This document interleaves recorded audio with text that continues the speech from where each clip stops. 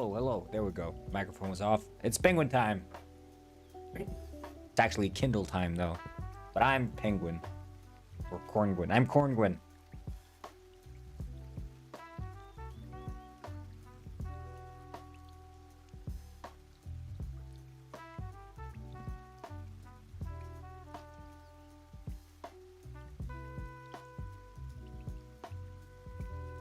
Anyway. We're here. Plan today. Kindle. We're supposed to be ready on the 4th. So, you know, we're crunching now. We're crunching. Here's what I'm thinking. Starting off, we will I think we have the damage object here. So instead of doing damage object, as long as we get the harmonica, I think harmonica today. Yeah, that's the hope and dream. But finishing combat first. So basically we need to have like some knockback and shit. So we'll start there. Anyway, skin mesh renderer. I guess not necessarily a skin mesh renderer. It's renderer.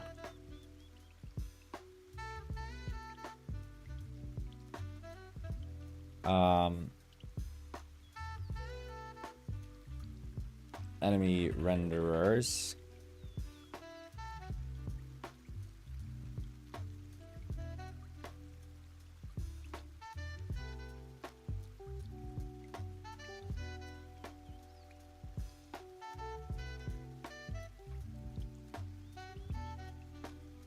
And then, right. Wait, what? Private read only. Right, because I was pressing R. Enemy renderers equals get component in children. Renderer.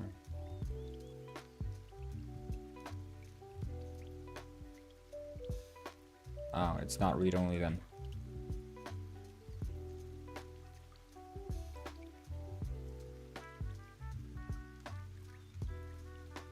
Yeah, I've been trying like this morning. The reason the stream was delayed because I'm still trying to figure out how this freaking Vim bullshit works. I'm losing will with every passing day to do this Vim stuff. I love Vim motions, but Neo Vim, I'm struggling, man. I'm struggling. They're not making it easy for me. They're not. If I start working Godot ever, maybe then, you know, I think that would be nice. But for Unity development, they're not making it easy. Anyway, so that's the renderers. And then we do private. I guess it's a dictionary.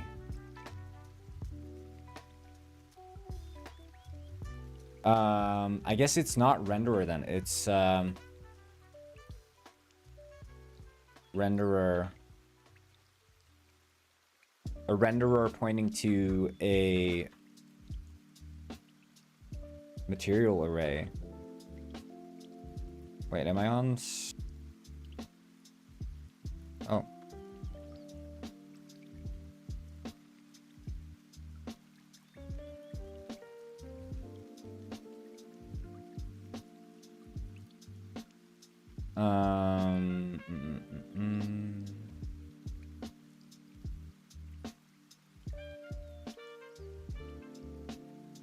Okay, so we'll do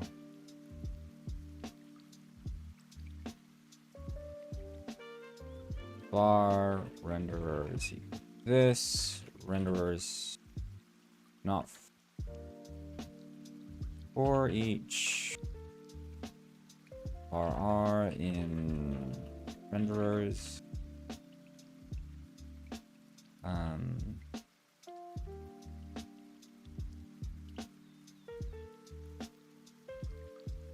and then it's enemy renderers dot add r dot shared materials. R dot shared materials. Oops.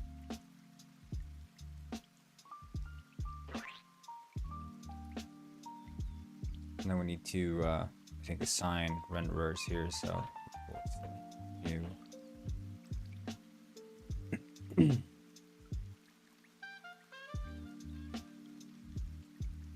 There. And then here. So instead of doing set active, we'll do like render damage. Private void render damage value. And then if it's true, enemy renderers for each renderer.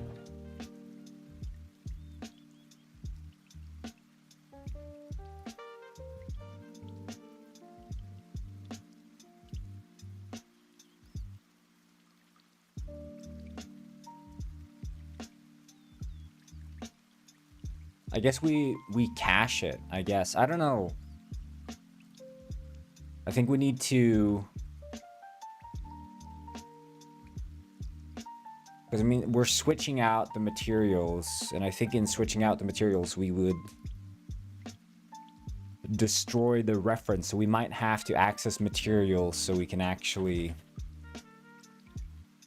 I don't think it's going to be that damaging. I mean, it is leaking materials in a way.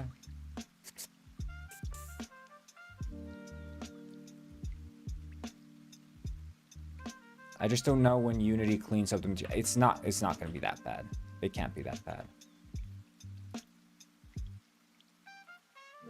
Don't optimize prematurely, guys.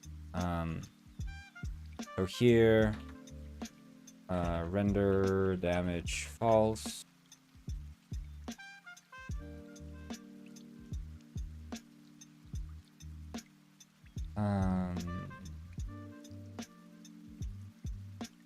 For the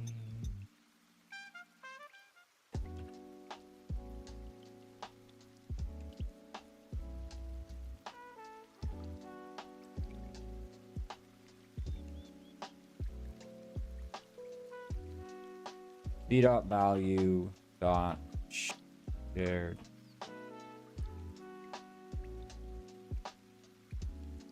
Wait, but it's a renderer, so it should be.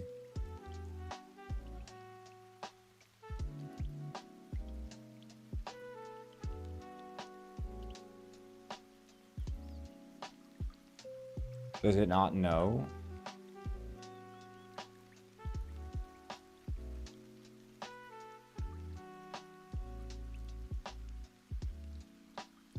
Oh, wait. Dot key. Aha.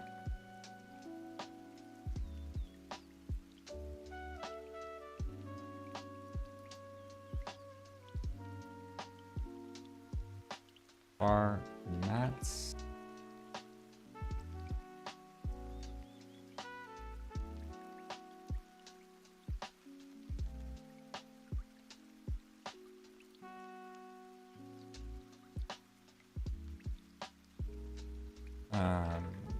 If value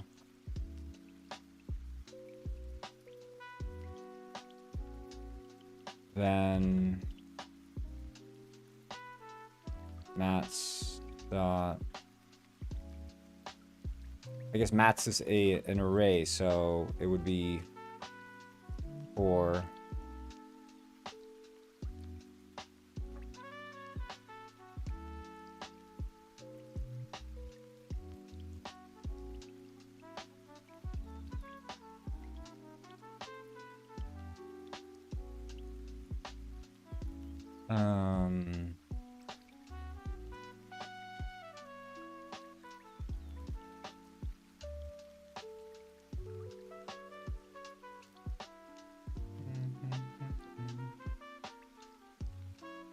public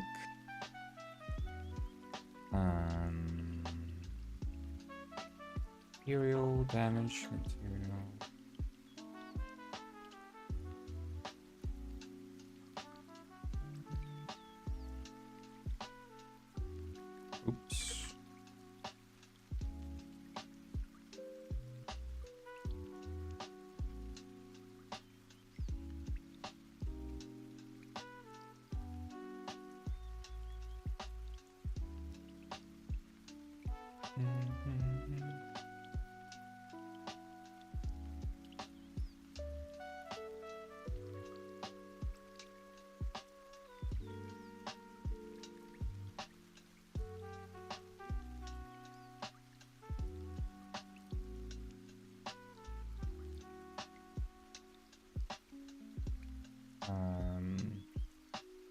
Otherwise,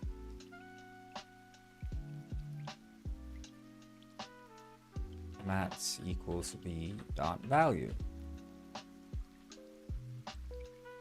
I think that should be it. Right, then we need to reassign back, so the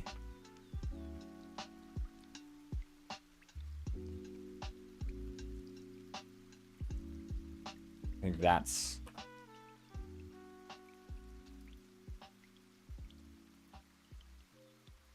okay, and then we assign the spider dude. Recompile. Assign the damage material. And now the spider should render as red as it takes a hit, and then go back to normal as it reverts.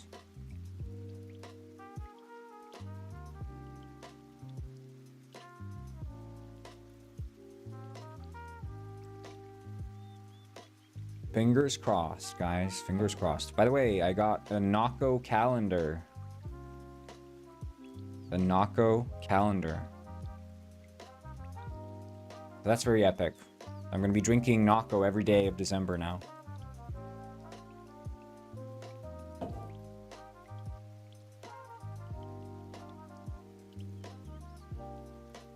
With that said, today's stream is sponsored by Nako. Yeah, also I fixed the lighting a bit, so you'll notice that there's these nicer fire particles. There's like glowing on the logs. The actual rendering of the light here on the ground is global, so it used to be like separate shaders for like the terrain and stuff, but now it's all one unified shader. Just looks way better. So quite happy with that. Okay, get over here. It works. I'm a genius. Okay, now let's add some knockback. I think I do it in the enemy manager. So, damage, on damage, take damage, right.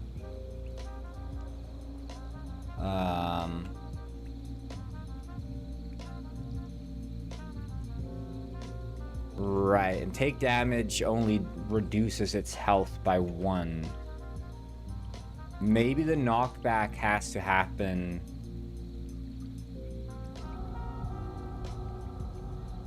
I'm thinking it should just happen on the enemy itself, because it's getting invoked no matter what.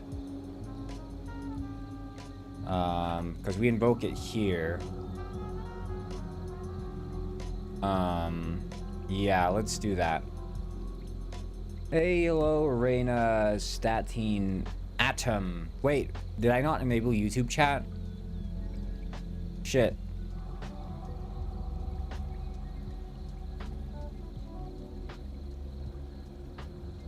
Karina, are you fake? I'm not. Hinley, hello. Bless you, unholy, hello. Hello, Bob. Hello, Cashier Gamer. And hello, Animation Gamer. And hello, Science Dude. Didn't mean to turn off the YouTube chat. My bad. So, forgive me for that. It happens sometimes. Anyway, so here...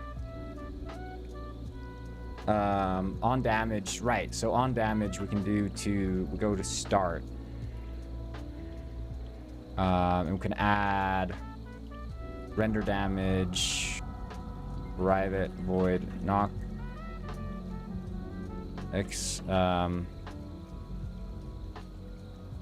add knockback. We don't know from a damage perspective. I guess it would fly backwards, maybe.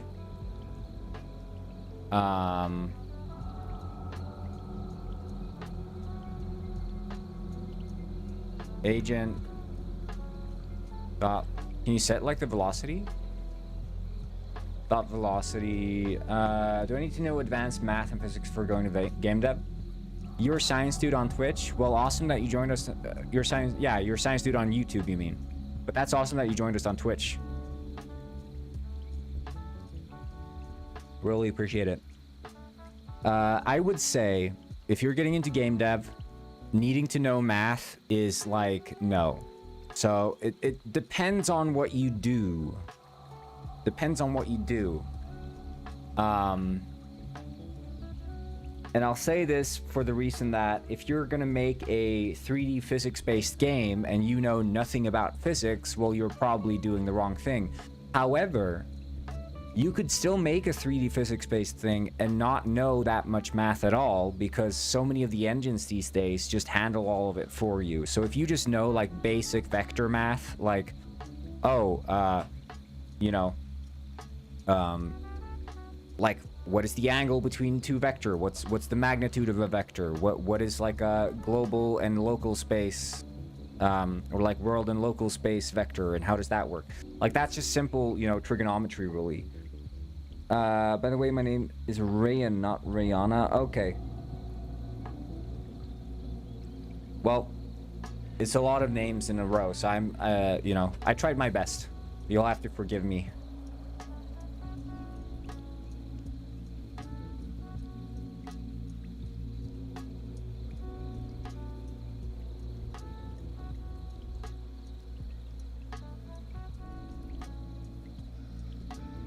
Okay, so that adds the knockback, and then we can just do that on start, add the callback.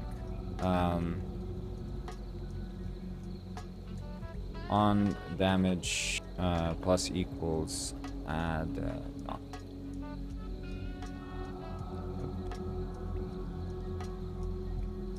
Thanks for the forgiveness. No, so the majority of what programming is, right, is just logical sequences. It's never. There are very few cases, right? It's very problem specific whether or not you'll need to use math. So it's mostly about how many concepts can you keep in your head at once and make sure that the order in which they're being executed on leads to the outcome that you desire. So in the context of like a game, right? You have the player, you have maybe the AI, maybe you have the weapons, you have like, I don't know, the rendering of stuff. All of that has to play nicely together. It has to interact. You have to be able to structure it in a way that makes sense. You know, if you, as a player, generally, if you provide input A, you expect output B.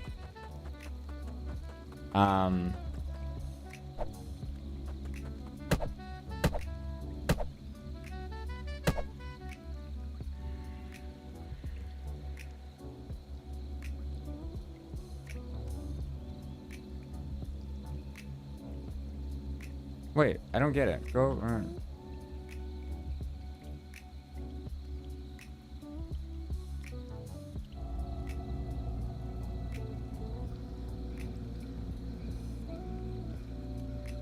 Okay, I need to add the definition thing. I don't have go to definition.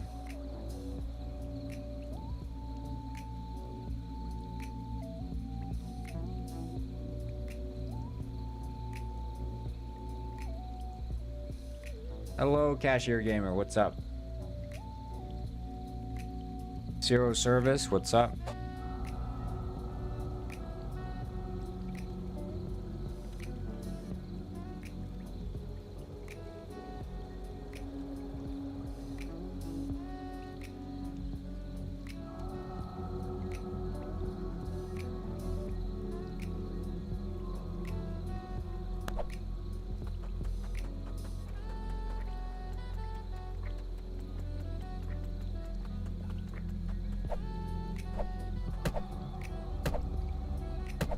Okay, it does seem to add.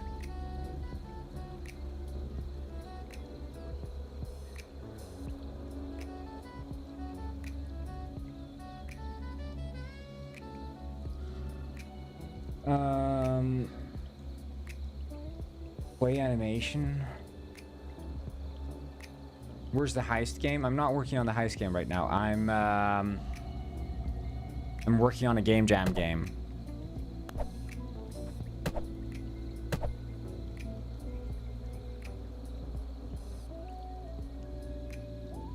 Yeah, I think I need to go back to my old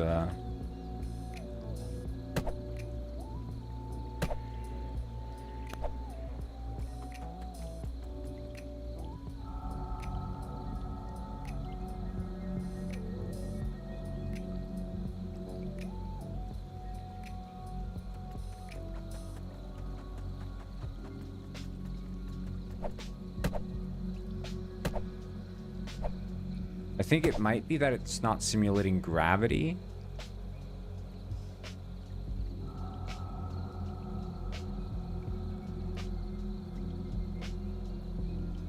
How do I know if it's using gravity? It doesn't seem to use gravity. Ah. It goes well, it goes well.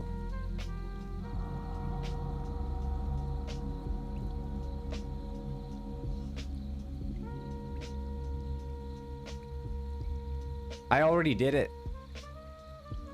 I spoke, I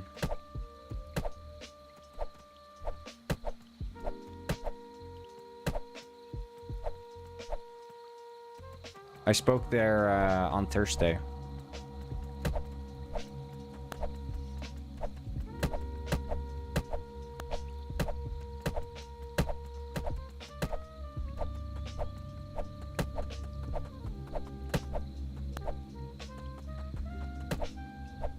Watchable? No, it was a closed event.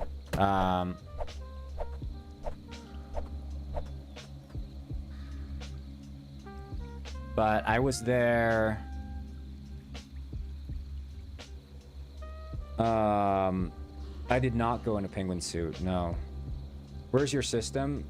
It's Windows, sadly.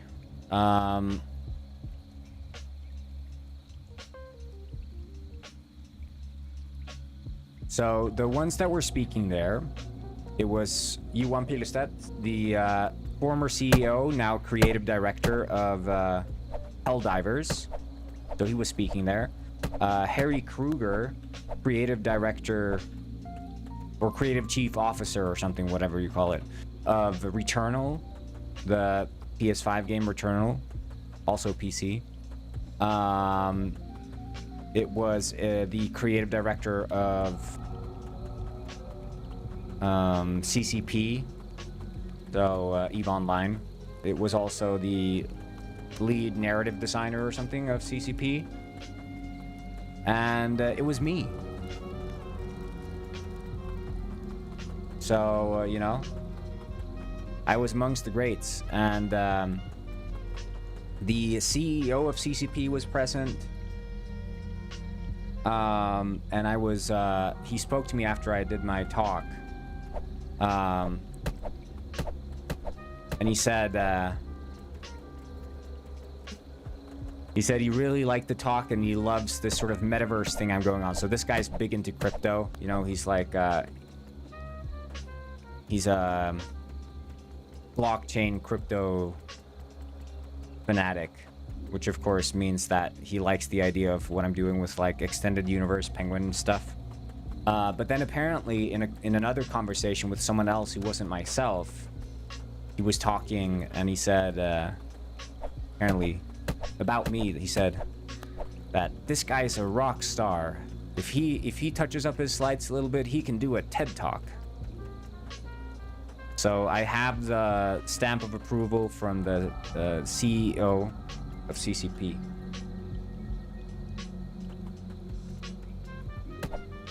He's a nice guy though. He's very, I mean, he stands out in the room, not just because he's really tall. He's really tall, but then he's always got this glass of red wine wherever he goes.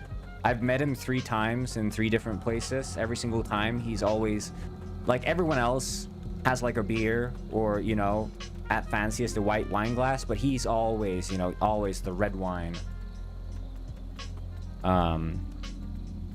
He's a interesting guy.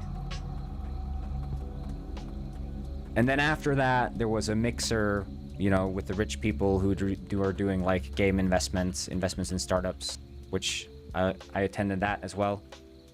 It was it's always a weird setting, you know.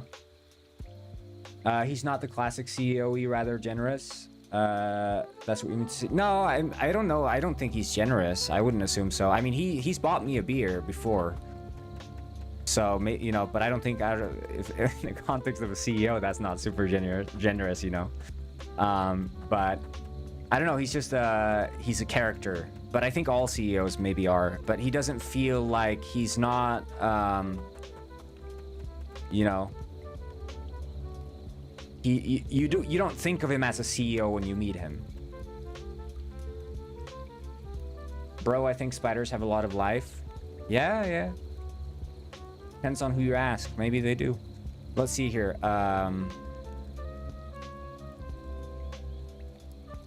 No, but he's definitely a character. But I mean, it is a huge company, right? In Iceland, they have 400 employees at CCP. 400 employees. I mean, that's like AAA size company. Of course, not all of them are working on Eve. So it's a huge company. But it was kind of interesting listening to the guy working on the former Helldiver CEO, Arrowhead, the company. He's also very much down to earth. Yeah, CCP Games, yeah. He's Swedish, but he was talking sort of about the growing pains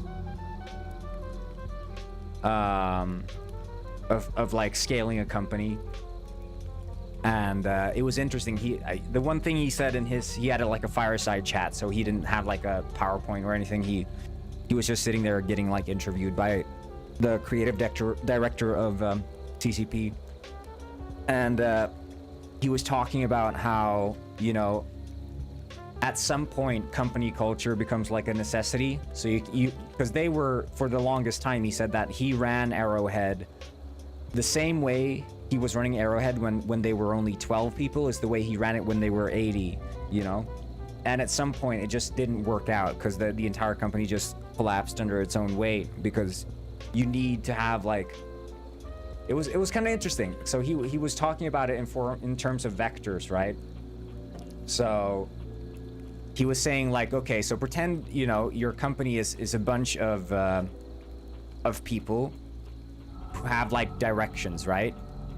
So like maybe this is one direction, this is another employee you have, his direction is like this, and then another employee is like this. And at some point your company has like a true north, you know. At some point this is the point they want to reach, and that would be here. And so as you add more and more people onto the team, you need to make sure that whoever's getting hired or whoever has been hired, that whatever direction they're pointing in is gonna, at some point, you know, if you get another guy, because you add all these vectors together, right? And you get someone who's pointing this way, well, then you're gonna need to offset that by having another guy that's pointing that way. And at some point, you know, you need to get back to the actual true north. Yeah, have a good one, Anonymous. It was kind of interesting, and he was talking about how sort of as you're scaling up a company and you're treating it as if you're just still an indie, you know, it doesn't work out in the end. And yeah, I mean, what ends up happening is you can't control the direction of the company anymore. So you need to start thinking about, okay, what is our mission? What is our company culture? You need to have like HR, you need to have managers at some point, because it just doesn't pan out. And that's, I mean, he said Helldivers 2 took 8 years to make when it should have taken only 4. And he was saying, like there are like different moments as a company.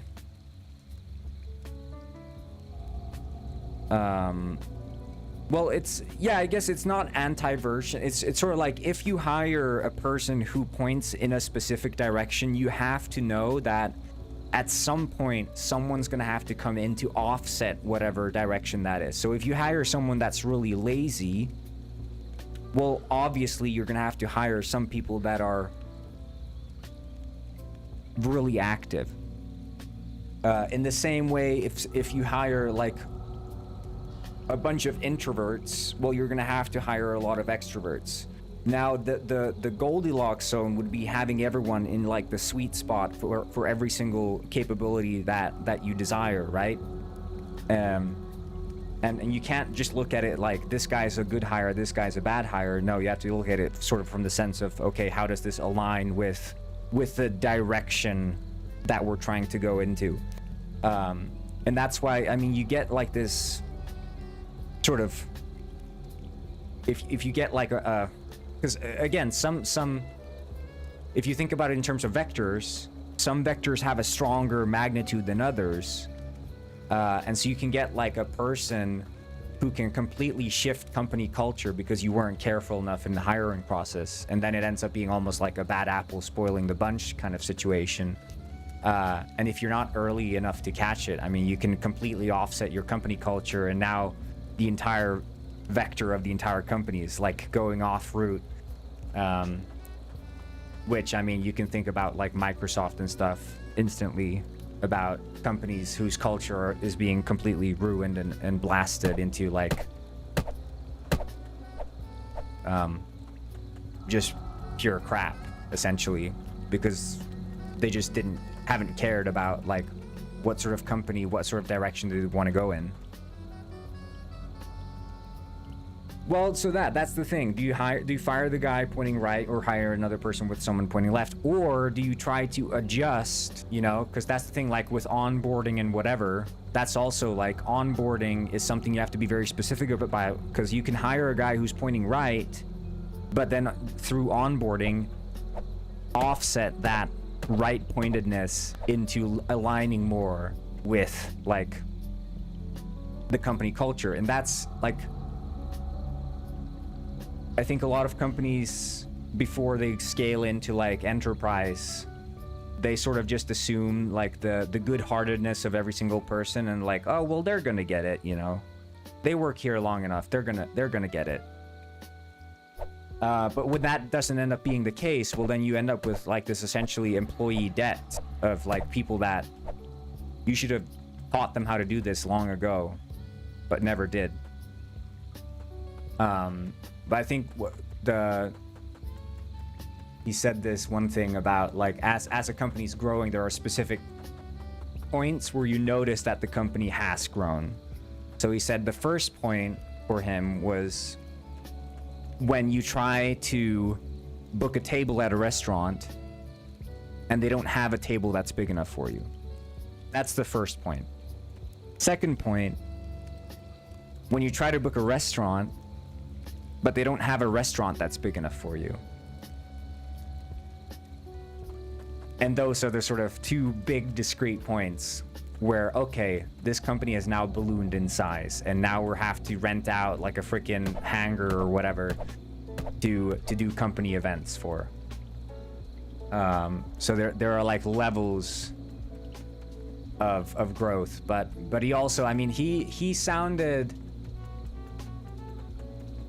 I don't think it was very much like be careful what you wish for kind of point of view from his talk. Like it felt like he misses the part of being like in the mud, you know?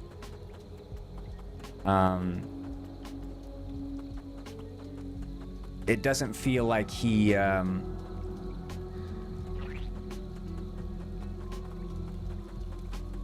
you know, at some point you are just running a company. You're no longer like a tight-knit group of people. And he said like it's very important, like he notices that often the people who do the best work are the ones who are the newest, because they don't have like the trauma of like getting product to release.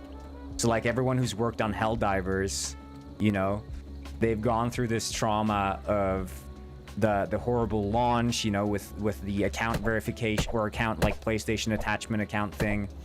They haven't gone through like the extension of development time, the crunch, whatever, you know. And then the new hires are like this, yeah, fresh blood that you need to like keep the culture afloat, because otherwise everyone just turns into these like bitter employees that don't want to do anything.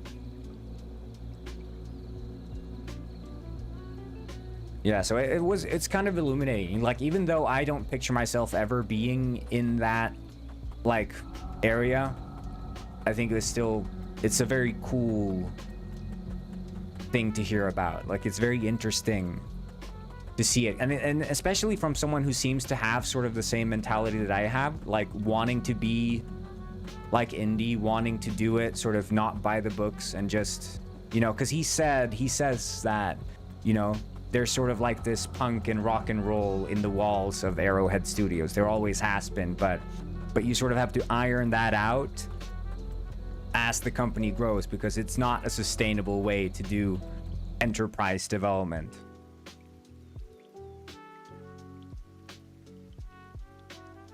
You use the new people to push an agenda. Yeah, that's essentially what you have to do. I mean, you have to bring in the new fresh blood and indoctrinate them with whatever agenda you need to, like, the new lifeblood into the company, because otherwise, I mean, you get all these jaded employees, and how do you change the mind of someone who's already jaded? Well, I mean, it's not super easy.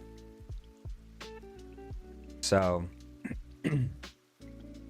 okay, let's look here.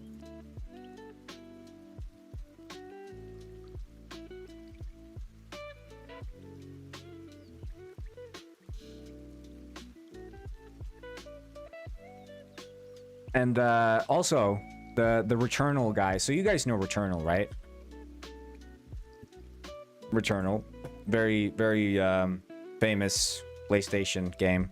Also on Steam now, 60% off. Supposedly extremely difficult. This guy, he said he really liked my fish.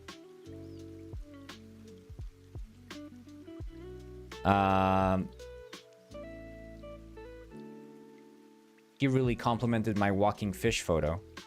But this guy, he also has an interesting story. So he was always like obsessed with bullet hell games.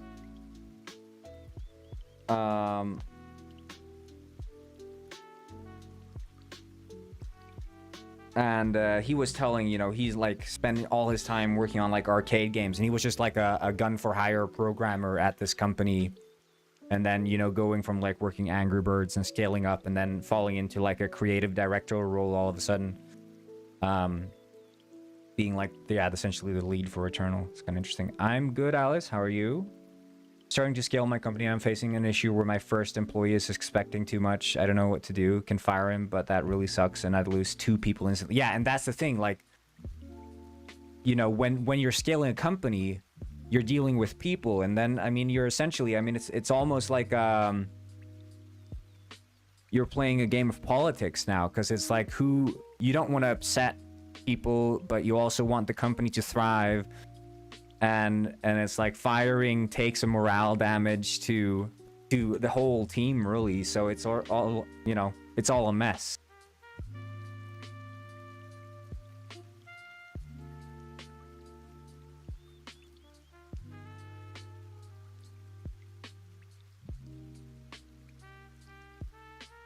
But I think that's because that's also what he said.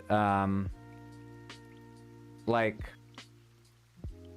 interesting thing with the Helldivers guy, he said that generally what he's noticed is that the more transparent they are about the decisions they make, the less people get upset. Which sounds kind of obvious, you know, if you want to think about it that way.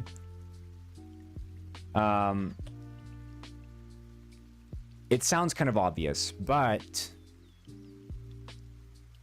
he was talking about the example of like any decision they've made ever with Helldivers where they have done like a public explanation of, this is the decision we're gonna make and this is why we're making it. People just, they've been like, okay, fine.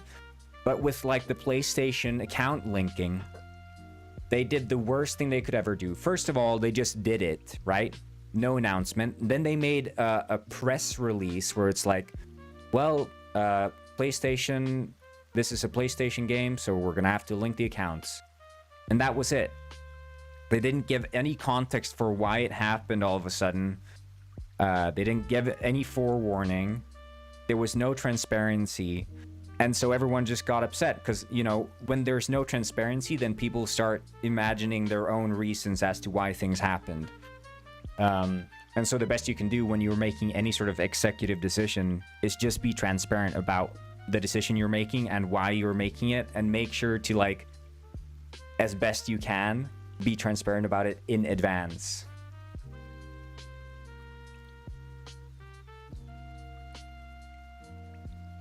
No, so there was no NDA. It was just like, so the thing is, the full situation was that on day one of launch of Helldivers, there was supposed to be account linking to begin with. But there was a bug in their code that made the account linking website initialization essentially run at 60 frames per second. So they essentially just, when people booted up and installed Helldivers, you know, however many millions installed it across the world, they just DDoSed Sony, right? Like day one. One of their engineers at Arrowhead, they're like, well, I mean, we could go into like our backend and just shut off the request and just allow people to play without the account linking. So they did that, contacted Sony, and Sony's like, you guys, you can't do this. We had a contract. You're supposed to have the account linking. And they're like, well, I mean, there's a bug in the game and we were DDoSing you. So we're going to have to fix this bug first before we add in the account linking.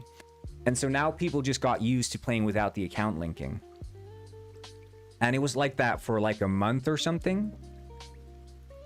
And Sony is on their asses, and now they're getting like emails that the Sony lawyers are going to come in because, you know,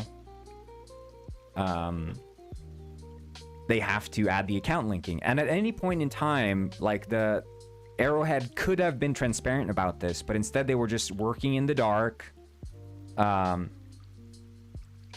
just trying to make sure that this account linking thing was going to launch okay. But it just never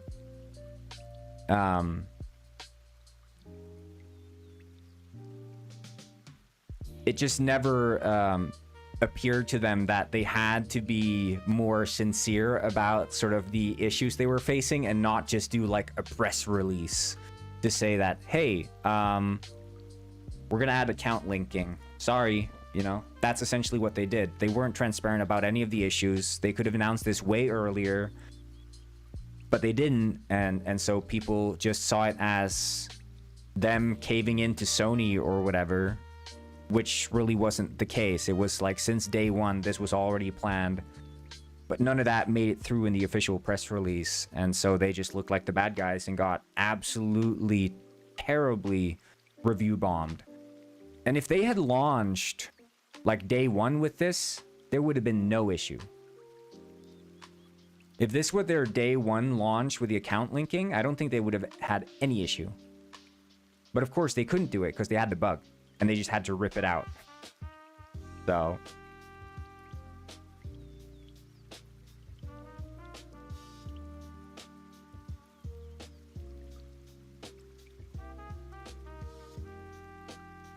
but that's why you have to be like transparent from day one. Like, explain why you're making decisions, and then preemptively say like, hey, you know, this may come to change for this and this reason.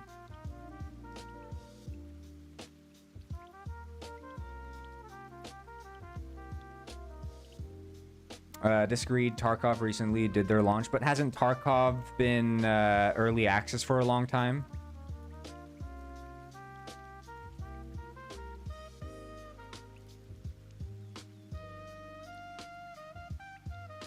So they didn't technically launch with it then, or?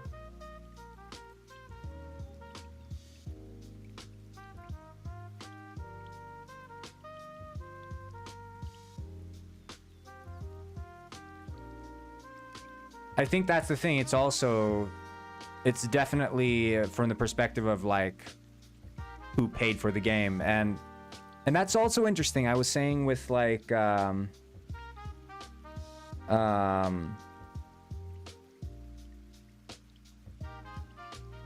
they were saying both Returnal and Helldivers, of course, being Sony sponsored titles. They were saying like how Sony was extremely instrumental to the production of their game. So they were very much like pushing them to go further and further and further. So, you know, they're like, you know, you can do more with this. We're ready to give you more money. Usually the publisher is the one to say like, hey, maybe scale back because we want this game to launch. But Sony was always looking at their games, both Returnal and Helldivers, and they're like, we want you to do more with this. Here's more money.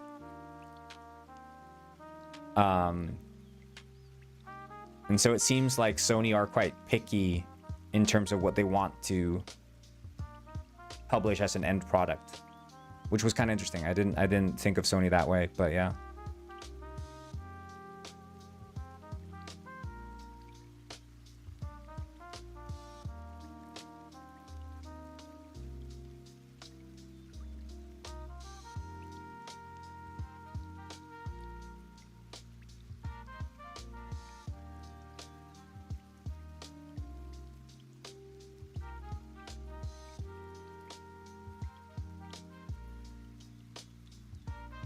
Yeah, I don't know. I think I would imagine that for a Sony launched game, people would probably be a bit more lenient, right? But again, it's like you're never gonna get zero backlash for anything like that. There's no way. But the way in which they handled it ensured that there was zero way to get any positive reaction, right?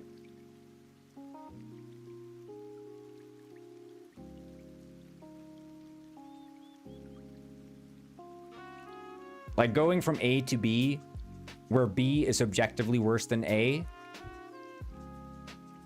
will always generate some sort of negative feedback. So, but it's about softening that blow and explaining like, hey, the movement from A to B was as a necessity. At least that's the case, yeah.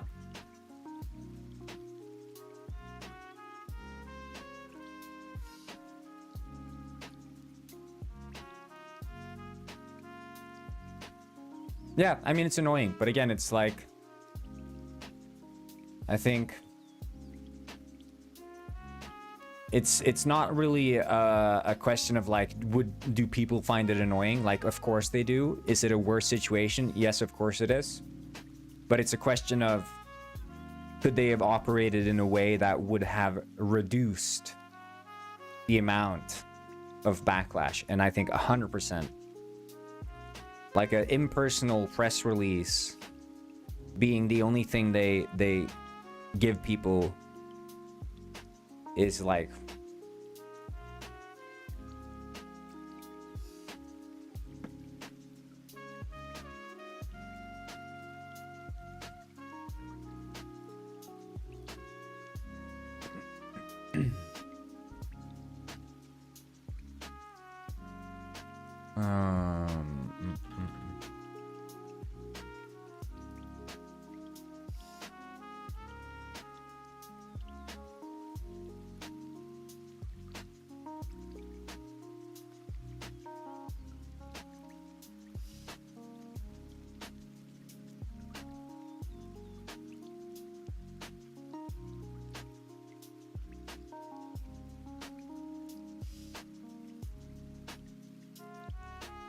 third-party launcher account creation should be banned on Steam. I would agree. The background, yeah, it's just like some lo-fi mix. So I think it's these are generally not copyrighted. I don't think they're free for commercial use, but I think for like streaming and stuff like that, probably fine. But I don't think you can sell them.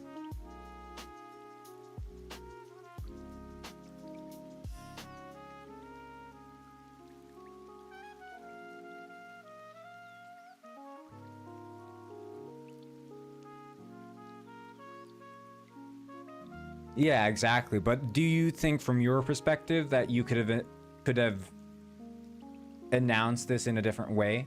Do you think that you screwed up yourself?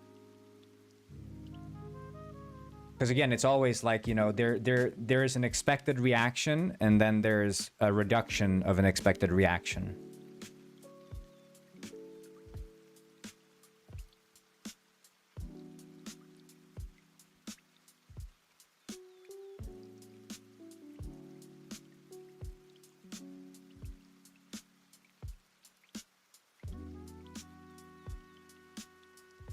Because it reminds me of like the World of Warcraft when the game first launched. They're like, when you start the game, you have times 1 XP, but then eventually when you run out of rested XP, you have half XP.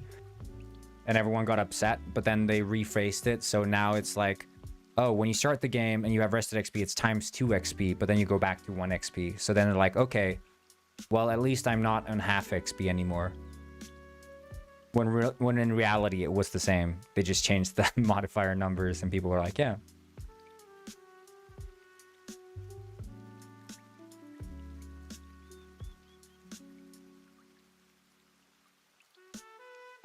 Probably should have prepped a bit better. But he was about to sell, so I had to tell him before. So it wouldn't be a surprise. Yeah.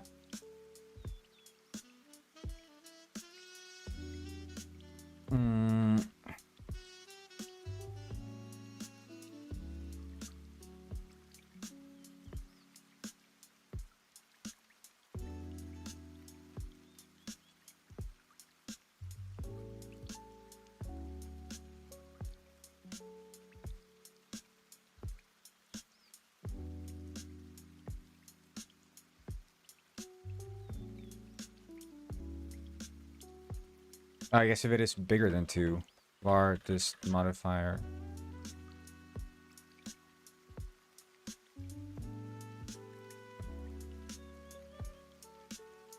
Haha, I'm scared on the thing called commercial use. Like, can you use an asset, credit them properly, and use it in your game, and then upload the game on Steam? That depends. If it's CC, like, so there you can generally, it's quite Creative Commons is generally quite descriptive in like what you can do. So like, I think sometimes there's attribution non-commercial, there's attribution let's see, licenses and tools.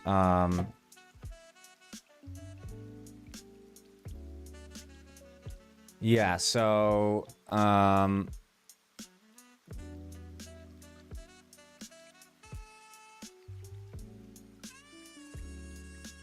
CC by 4. Oh.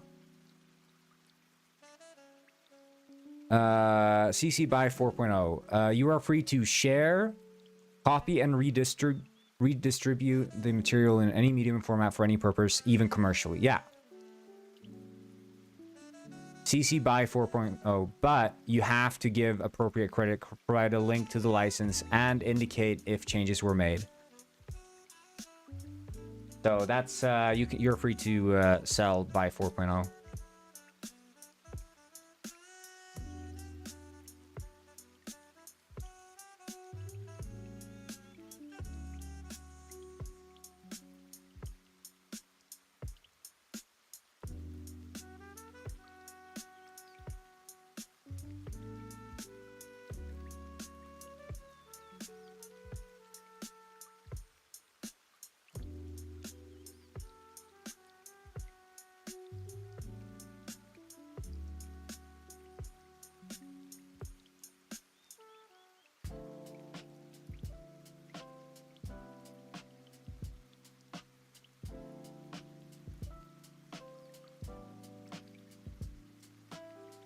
How do I get a link to the license? Well, generally you shouldn't have a link. I don't know if you need a link to, like, generally someone's not going to be like, just give the appropriate credit. I don't think anyone cares if like changes were made to your link to the actual license. I think it's just give appropriate credit.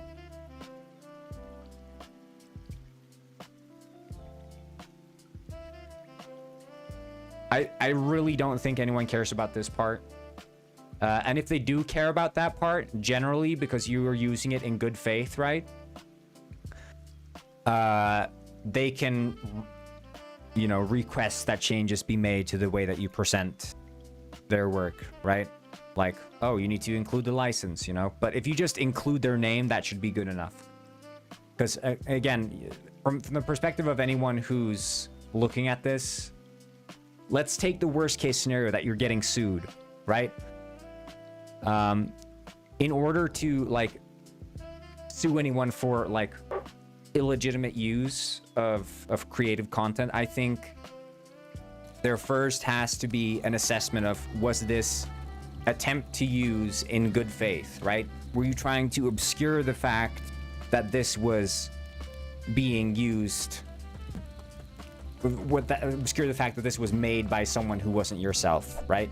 And if you have their name attached, whatever name they use to present, you know, they're not going to complain.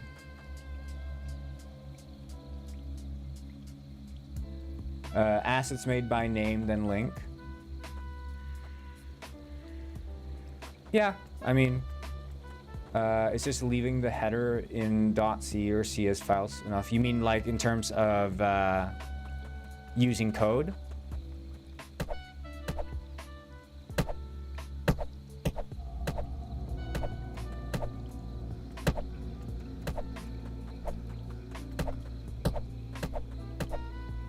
Yeah, this is the game jam.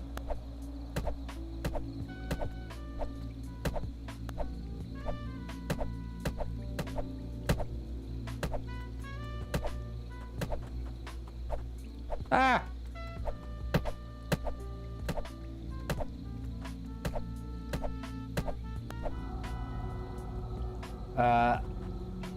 I don't know that, like, is anyone ever gonna complain about stolen code? Is that, like, ever a thing? Ever?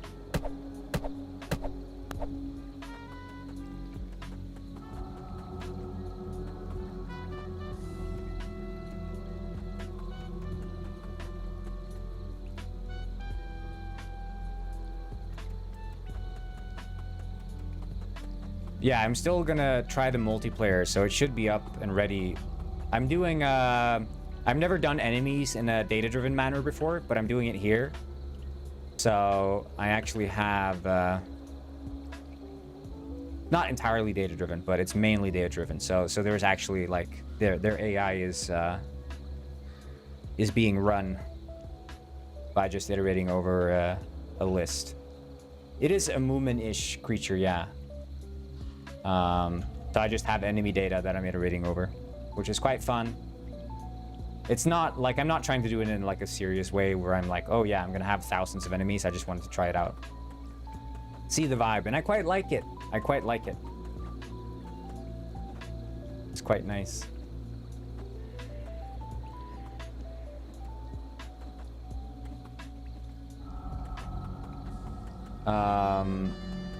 So I think maybe I should try to just try the multiplayer and connect to this server. But yeah, look at this. Like, do you see? This isn't this is, yeah, this is Game Jam game. So this is called Kindle. It's about like a, you know, as a player, you're sort of in this dark forest where there's a yearly tradition of playing music in front of all the bonfires in the forest. And so the goal of the game is to find all these bonfires, kindle them, make sure their flame stays aglow, and then play music at the designated places near the bonfire. So for example, in this game, you need to play it at the church. So you need to kindle the bonfire and then head to the church. And play music in here. So it's all these, you know. But yeah, I've got this super nice shader. I modified the light. So I'm using diffuse here, so not...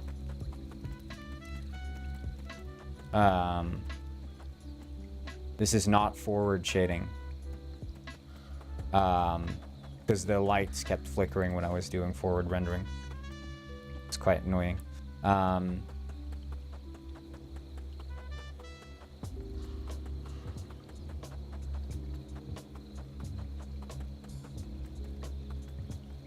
So I got this little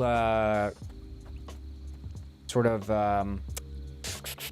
banding on the light anyway, which I think looks quite nice. Looks like posterized, old school. Deferred. How do you change the lighting style? So you can literally just do it in... let's see here if I can find it. I don't know if this has index.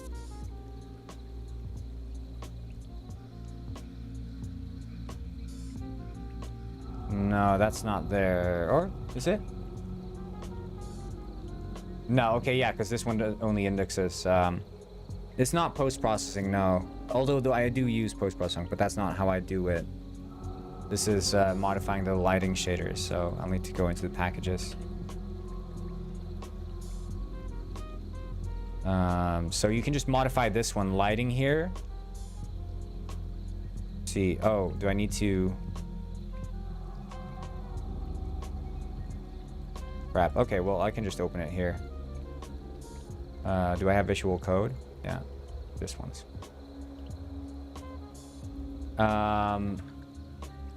So.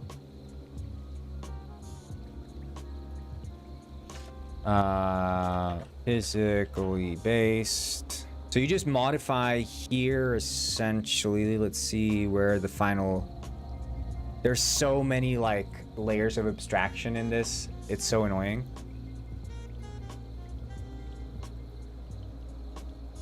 I forget, I did this 2 days ago or something. 3 days ago, maybe, I don't know. BRDF, right.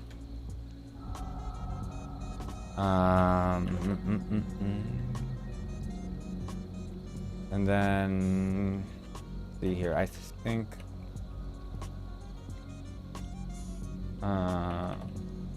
where did I do it? I'm pretty sure I did it here. Lighting bands here, right? Yeah, exactly. So I just take the color and then apply the actual lighting bands. How do you go to implementation or definition in Visual Studio Code?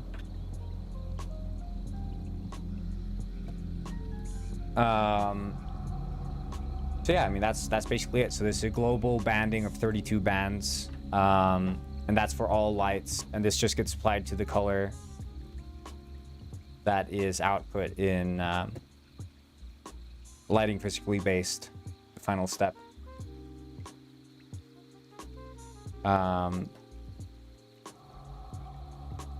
But yeah, so I have very little global lights. So where is it called? So this is just called globally for any lit shader in URP in the deferred rendering path. Any lit shader will call this lighting physically based. Now you have to do it in other places for forward rendered,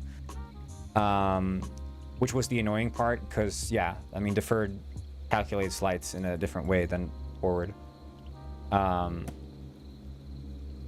literally you just add in this part here.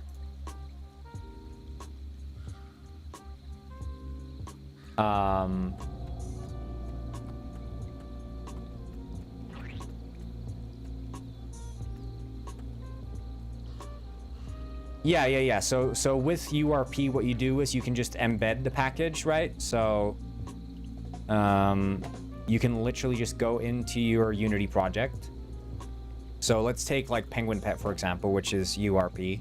If I wanted to change the way that URP is implemented, first I would download the package. And now when you download a package in Unity, by default, in general, it shows up in the package cache. And you can literally just take any of these packages from the cache, remove the ID, and just drop it into, oops, let's see. You can just drop it into the package folder here. And now it's embedded, which means you can change any file you want, and you're good to go. So you can modify the entire render pipeline however you want, whether that's shadows or lights or what have you. It's not the wrong way to do it. It's literally how Unity embed package. It's literally how they will tell you to do it. You'll see here, copying a Unity package from the cache. A package installed from a registry is immutable, which means you can't edit it. If you want to edit the package, you need to make a mutable copy by copying it to the packages subfolder in your projects. So that's literally the way that Unity says you should do it, and remove the fingerprint part of the folder name. So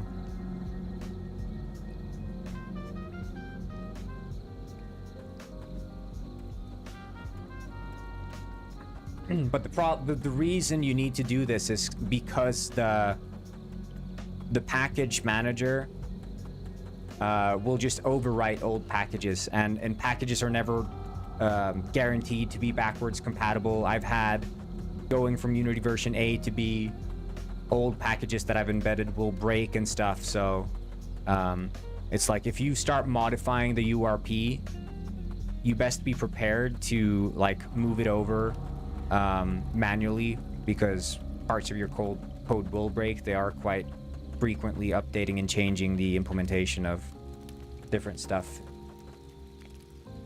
Yeah, you have to reapply the patch. But generally, these sorts of stuff, it's tweaks, right? It's very easy to do. It's not like sit down and write code for 4 hours. Once you know the step to inject the code, it's super easy. So you could just keep like a document listing whatever injections you're doing, and you're set. I mean, it's upgrading generally shouldn't take you more than like 15 minutes. If even that. You could probably have it done in like 5, honestly. I mean, it's not so bad. I wouldn't, it's not, because like, first of all, how often are you upgrading, right? That's the first question. Generally, URP only updates between Unity upgrades and not like in the same Unity version. I think URP generally stays the same. So unless you're updating your Unity version, it's whatever.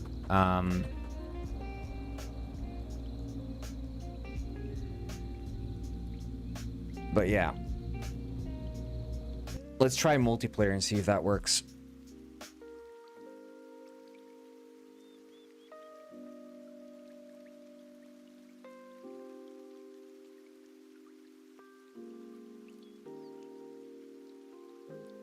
But Unity has said they're committing to updating C#, because I don't know if you watched Unite or any of the sort of summations. Can I join? No, you cannot.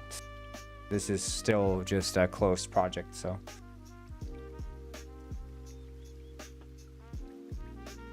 At some point, you will, but at the moment, no.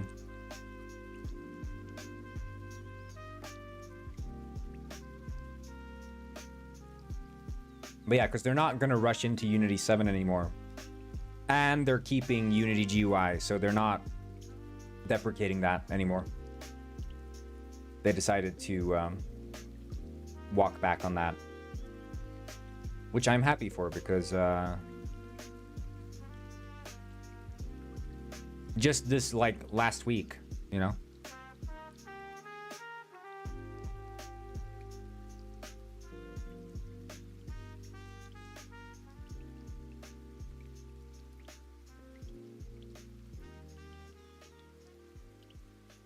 Open source. Yeah, I mean, but that seems to be, at least, you know, with the URP and stuff, and with the ability to, like, yeah, embed packages like they're showing, they want to expose more parts of the engine.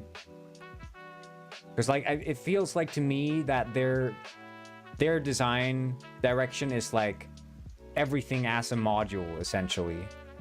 And then the user can override. I mean, you can see their intention. Unity 6. What's it called? Timeline? Roadmap. Yeah, this is the one they showed.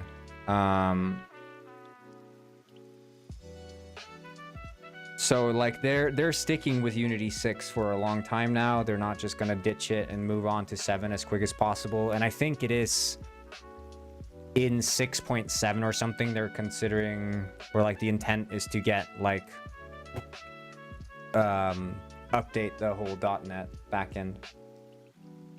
Hello, Britterball. Yeah, I decided Pingu is good content. Of course, I can't have the audio, otherwise we'd be hearing Pingu 24/7. But yeah, I don't know. It seems like they're saying a bit more what people want to hear.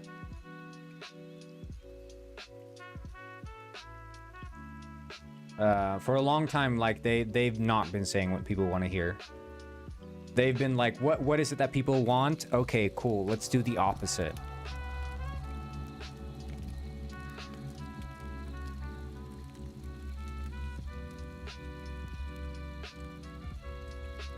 Hey, I'm in. There I am. Awesome.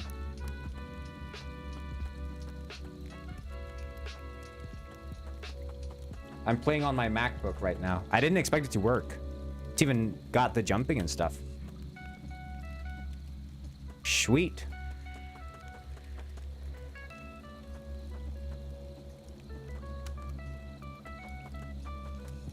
Yeah, they also, like, in terms of AI, they also seem to have walked back. They talked very little of AI in the Unite.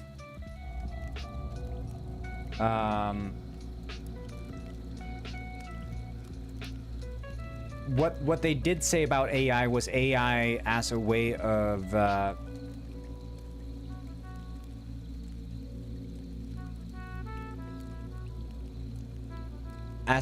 helping with architecture. So it's like very visual focused, and like in code it would suggest architectural changes as opposed to code auto completion, which I feel like from the point of view of like how I would use AI, that is very much in line with what I would expect from it. I don't want AI as... Wait, I'm gonna see if this actually follows. Okay, yeah, it does. Let's see. Okay, I'm holding a stick locally, but it's not rendering the stick on the...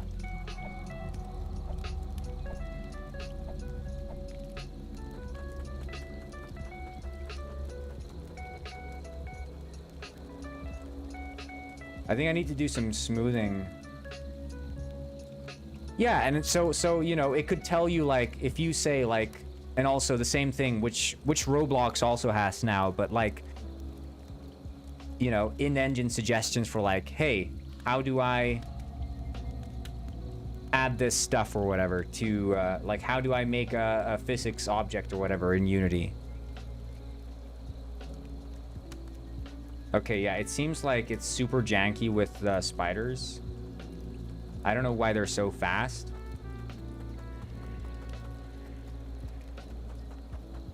Oh, wait, I know what the issue is.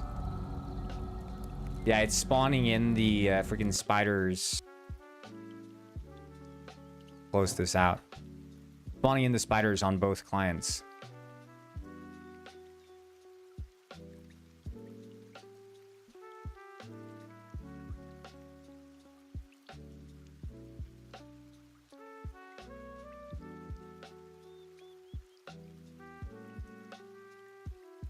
So we can do private enumerator.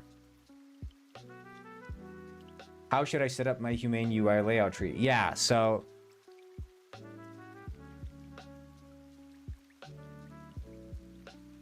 that sort of, I think it would have at least some sort of project oversight. So it could probably look at like what API points do you have available to you. So maybe it could iterate through documentation available to your project. Maybe. So, you know, it could be that it could aid you with that. But as far as I'm aware,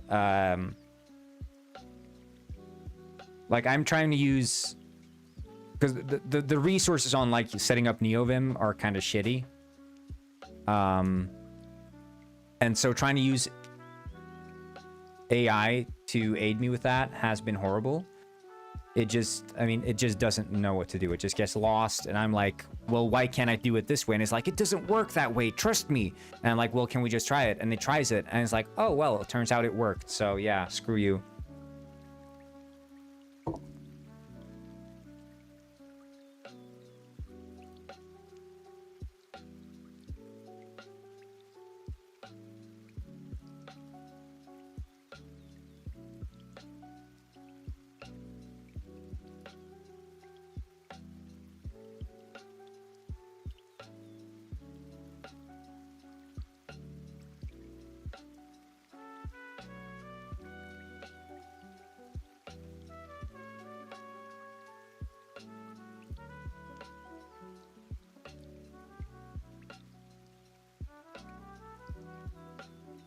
I definitely consider NeoVim an AI niche.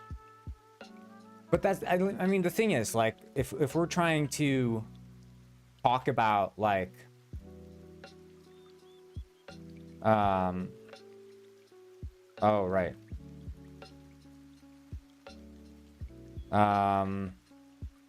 It's just Lua, right? It's just a Lua setup script. Like, you have a single config, which is Lua.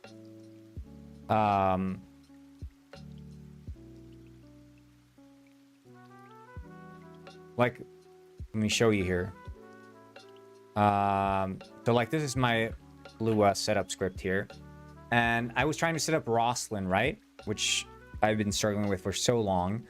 And I'm like copying and pasting a bunch of different setup configs from other people and trying to get them working. So like, what I want is full workspace diagnostic. And, you know, like this stuff it can do. Like this stuff, the settings for the, for Roslyn it can do. But the thing is, they weren't replicating because they were being like set up in the wrong entry points. And like, because, you know, Lua is almost like non-linear in a way, because you're like setting up like callbacks and like on inits and blah, blah, blah. And so it gets really messy and it just gets lost. And I like ended up hard coding even the selection of the solution for this. I'm going to change that later. And I mean, it's all kinds of hacks I have in here. It's quite horrible, to be honest with you. But at least I managed to make it not complain about unused. Oh yeah, it absolutely hardcore falls apart on specifics. But that's the problem also, like so much of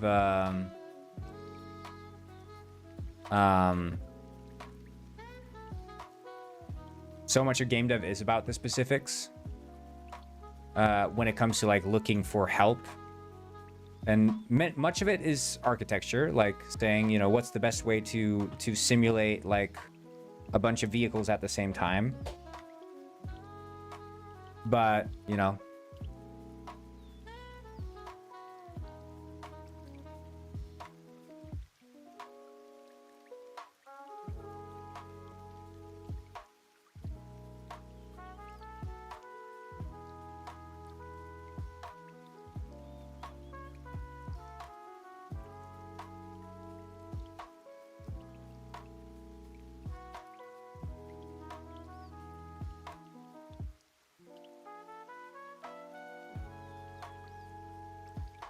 try this out. We'll see. When I add the stick, because it renders whether or not I'm holding. I guess that's rendered through input, isn't it?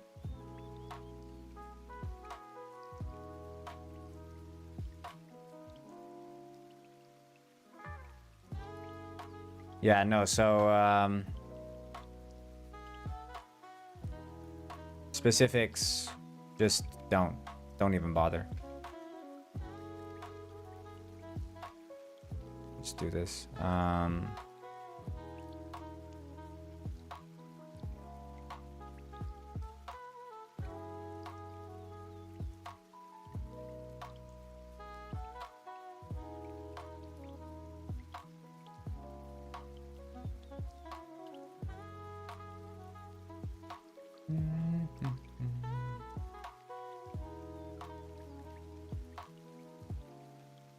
Wait, is it not starting or something?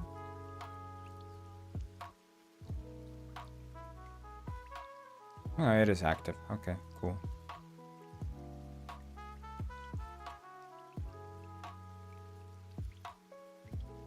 Yeah, I feel like that's definitely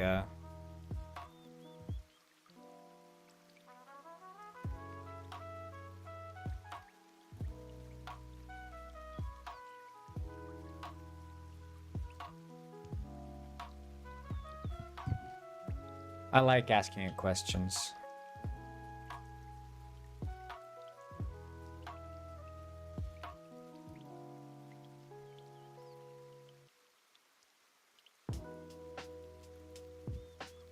Wait, state is grounded. Right, that's set on state as authority.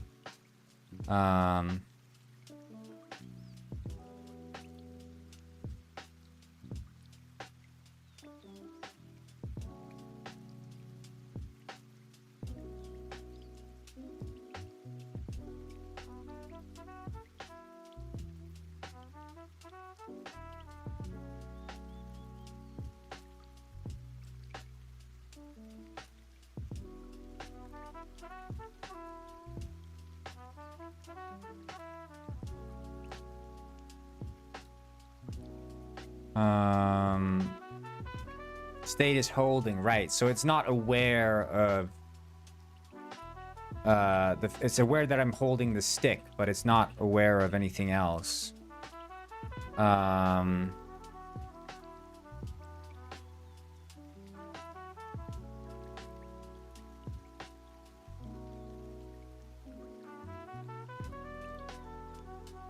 What game are we working on? I'm working on Goon Gwins, a game about being a penguin and gooning with your pals.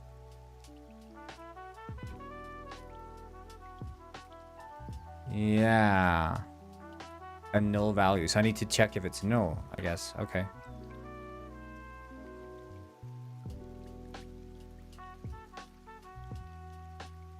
I have not read anything about rendering. I did a 3D rendering course in university. But we did like Phong shading, and that was, you know, it rendering tries and whatever in OpenGL.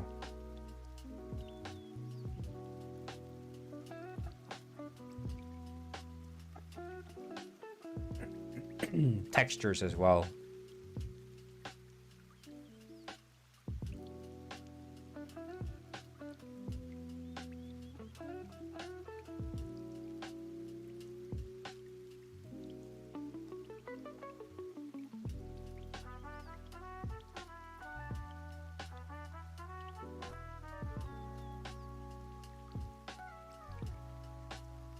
I guess here, if D equals nil, return true.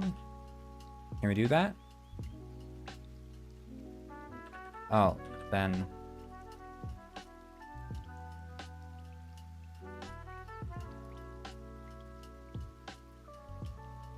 I don't know anything about.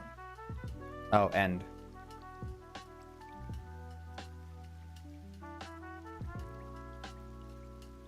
I think that's the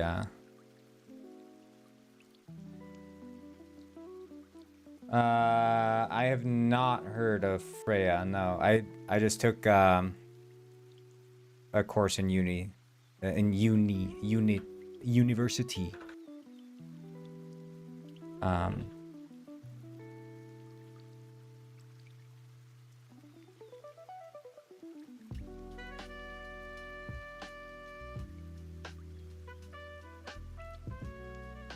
Love me some Goongwins. I also love Goongwins.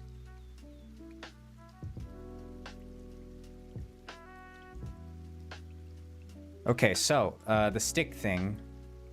I think set holding stick should be an RPC.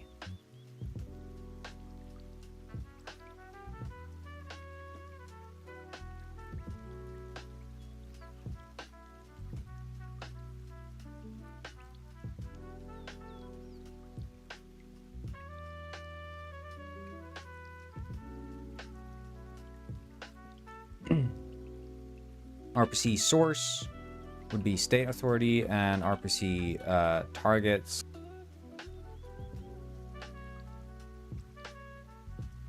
Wait, do I have like a holding stick? Right,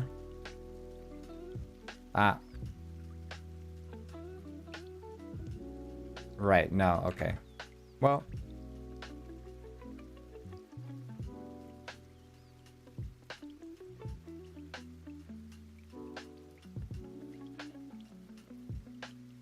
I think player self.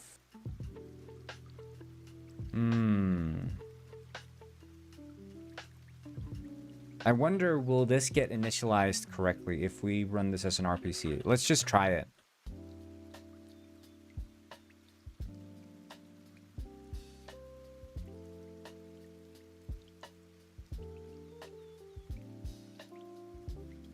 Yeah, my I don't know, I feel like,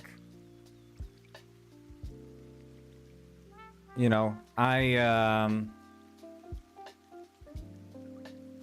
the teacher I had is not, he's not really a game developer. He's more an all-around computer scientist. But he was very competent, so I feel like he covered a lot of ground. And then I also did, yeah, like a game development course with Pat Kerr, but that was not really graphics related. It was mostly, he did a lot of physics overview in that one.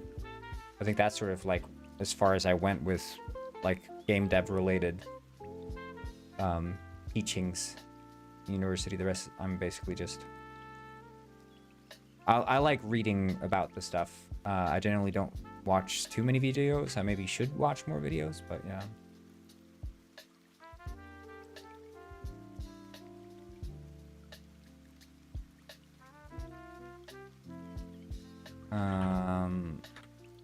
All right, I need to have RPC.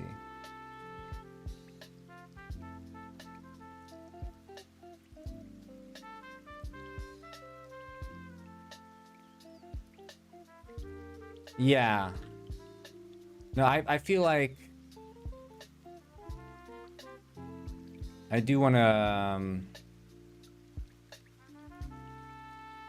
become a bit more competent in at least,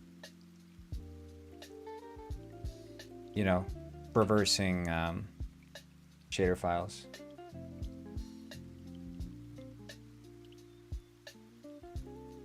Fortunately, you can just watch a 10-minute YouTube tutorial these days to get a good grasp. Well, it's not the grasp that I need. I think I have a grasp. It's more about the details. That's where I get lost. That the actual maths of it all. I feel like I can hold my own generally in like shader graph, for example. I can generally achieve what I want to.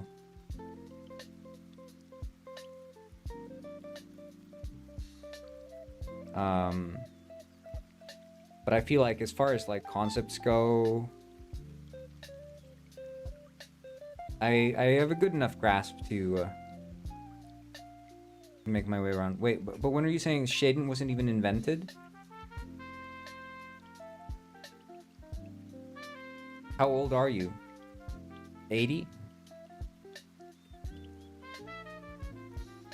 When were computer shaders invented?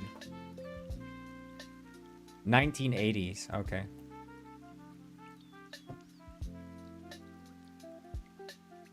So then you'd have to be quick math, over almost 50. Right? 45 or something.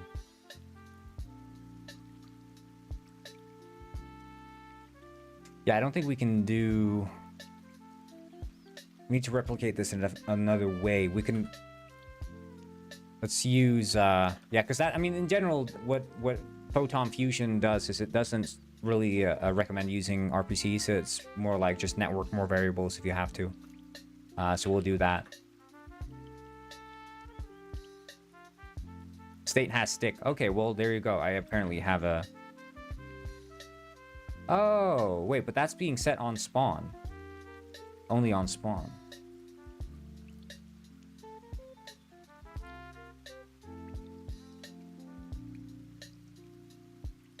But then we can do this. On... But on-changed render would be... Yeah, name of... On-change stick. And then we'll just add a method. Right.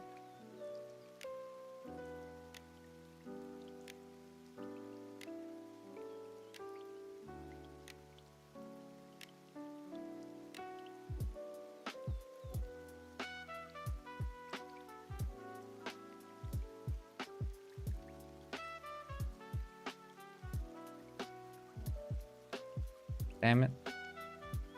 Set holding stick.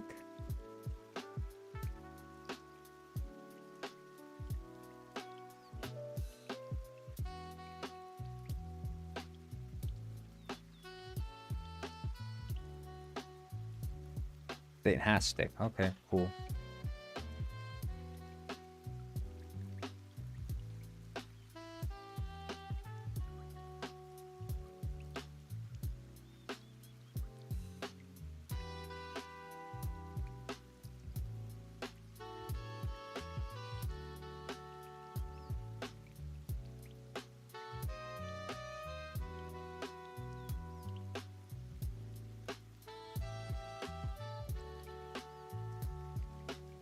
Yeah, I'll probably do it at some point.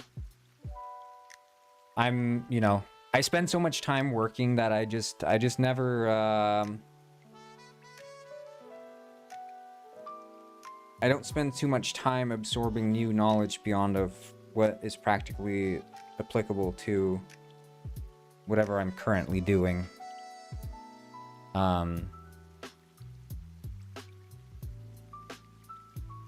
Yeah, I think Iceland, yeah, we did just recently discover paper. That is true.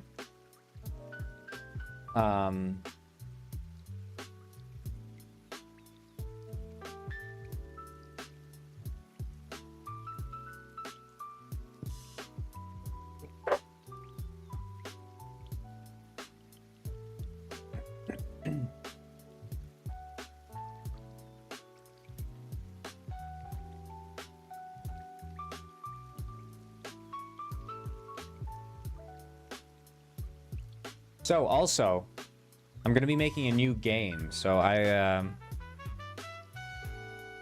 we're gonna see. So Slurp Gleeble Gumble, I made that game, right? You all know, as you all know, very famous game. And trying to play test it, I just couldn't. I couldn't make it fun.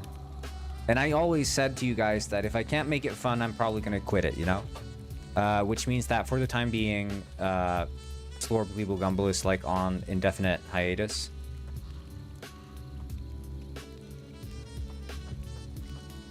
Okay, he's not folding. Interactor update.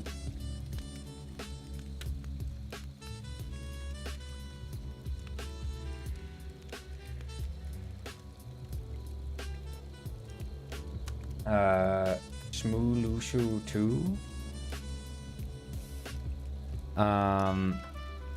But yeah, this game I'm working on here will act as not necessarily direct one-to-one foundation. Rather, the Puffin game will act as a foundation for my next game.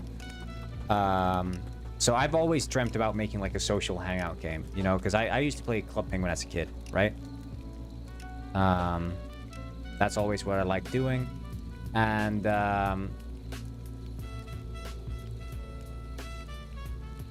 see, it's at line 35. And so I thought, well, you know, I want to make a social hangout game using these assets that I have in this graphical style. Maybe not the banded lighting, maybe we'll see. You know, this, I feel like I'm going for a more specific, I want the dramatic lighting for this game because it's like so dark. But the other game I want to make is a mushroom picking game. So it's all about picking mushrooms. So it's loosely based on the idea of web fishing, which is like essentially a social hangout game where you're fishing, right? So you go around an island and you're catching fish and you're collecting them and selling them for like upgrades to your fishing gear. In the shroom game, you'd be walking around the island, picking mushrooms, eating the mushrooms. Some give you different effects. Maybe some will make you grow big, small, jump higher. Maybe some will make you see things. You know, every single player turns into a mushroom, whatever. So there's like a benefit, like a functional benefit from collecting them, but you can also sell them to get like new mushroom finding gear, like a shovel so you can dig up the underground mushrooms. Maybe you get like a pig to discover like truffles, what have you, right? And then my sort of like big concept is that this is the low fidelity view of the game, right? Because I was thinking, okay, so in web fishing, when you're fishing, there's a distinction between the action of walking around and fishing. Because as you start to fish, you enter the fishing minigame. Well, when you're picking mushrooms, naively you would say, well, you just see the mushroom on the screen. There's a red mushroom there. I walk up to it. I press E to pick up. But that's kind of boring, right? That's kind of boring. Because that's not the challenge that mushroom picking in real life provides. Mushroom picking, what is the challenge? Well, the challenge is sorting through the visual noise of nature. So like all the grass, the twigs, the leaves, the moss, what have you. That's what mushroom picking is. That's what makes it hard in real life. So I was like, well, how can I simulate that in like a stylized, low fidelity game? Well, I was like, okay, well, I'll just add a mushroom picking mode. Camera zooms into the head of the character, right? Zooms in, and now you're really up close to the ground, and then I can use like super dense foliage rendering, the entire screen just covered in like moss, foliage, grass, whatever. And so you need to really parse through this super noisy mess of information to see like where are the mushrooms growing. And you walk around in like first person with tank controls, and then you exit mushroom picking mode, and now your character has like this basket with mushrooms in it. And I think that's like a fun challenge. And then you and your friend are walking around and you're just picking mushrooms in the forest and then going back to the village, sell the mushrooms, rinse, repeat. And I think that could be quite a fun game. You can do quite a lot with that. But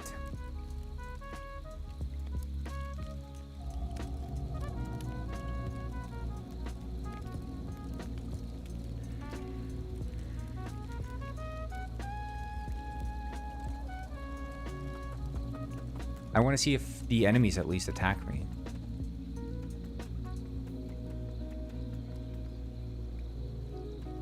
I don't know if I even synchronized the position of the enemies.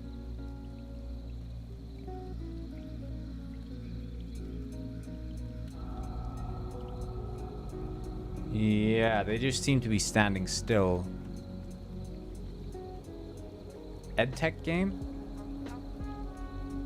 EdTech. Educational technology, is that EdTech? I used to work for Unity3D, which was a EdTech game. Made a Norwegian math game.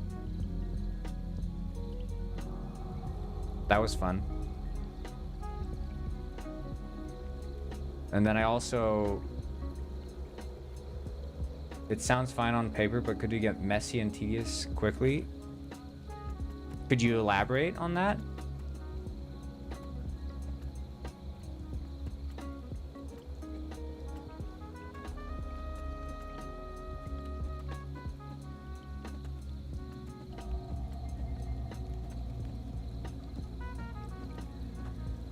Because my philosophy has always been, if it sounds fine on paper, well then, I mean, give it a play test and see how it feels, you know?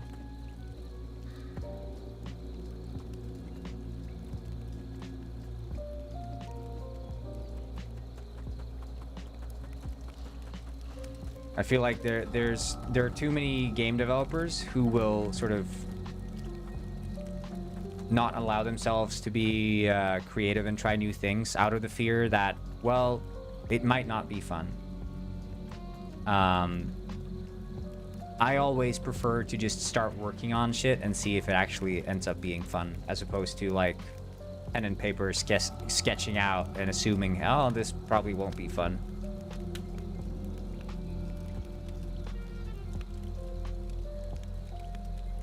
So I'm just gonna make one workable area. How do you get your ideas?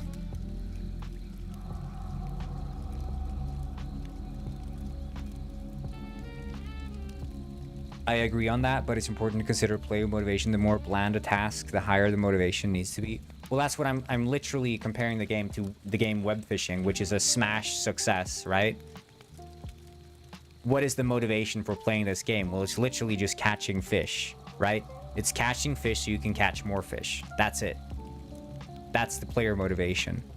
Beyond that, it's all about just hanging out with your friends and chatting or playing the freaking guitar. So like within the rules of the genre, if you want to call it a genre game, social hangout hub, I don't think this game is doing anything daringly less interesting than any other social hub hangout game does. I would argue overall it is more content rich, because web fishing, I mean, you just catch the fish, but in this game it adds the added flavor of actually being able to consume the mushrooms.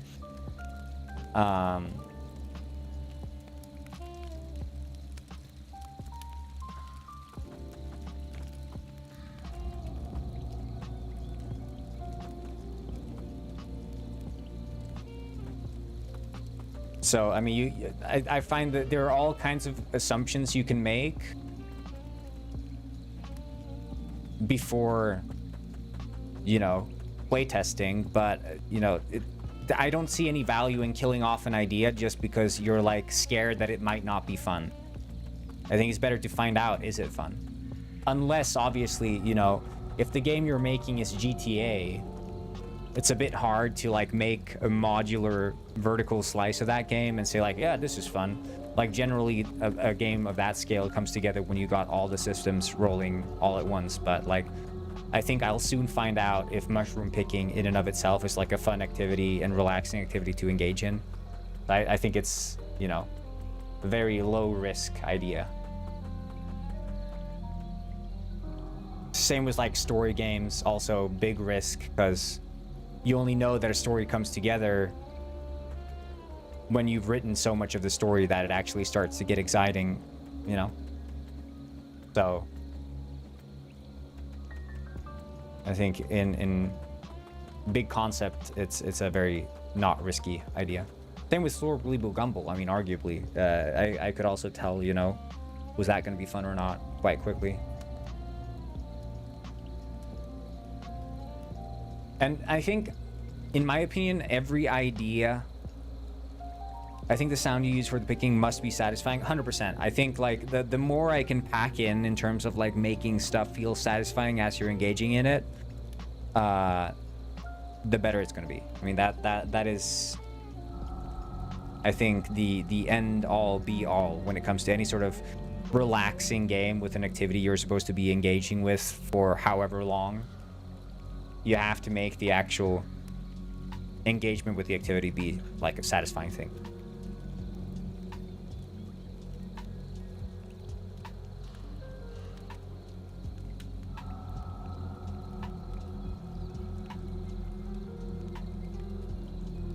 I haven't played Grounded, But yeah, I know it's the same in Minecraft. I mean, just campfire chat. I mean, that's sort of...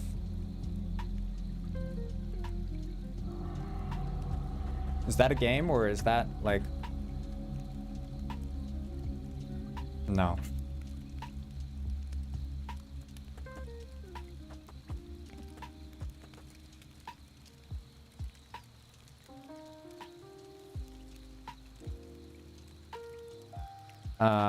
I don't know.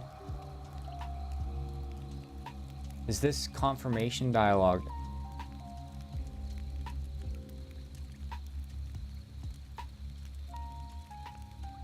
I mean, it has the stick, but it's not rendering the stick. But I think it's not rendering the stick. Legacy Rust. I don't know if Legacy Rust would fly today, though. Because it very much looks like stock Unity game. I generally work in debugging and QA, so it's almost my nature to second guess a developer's intention.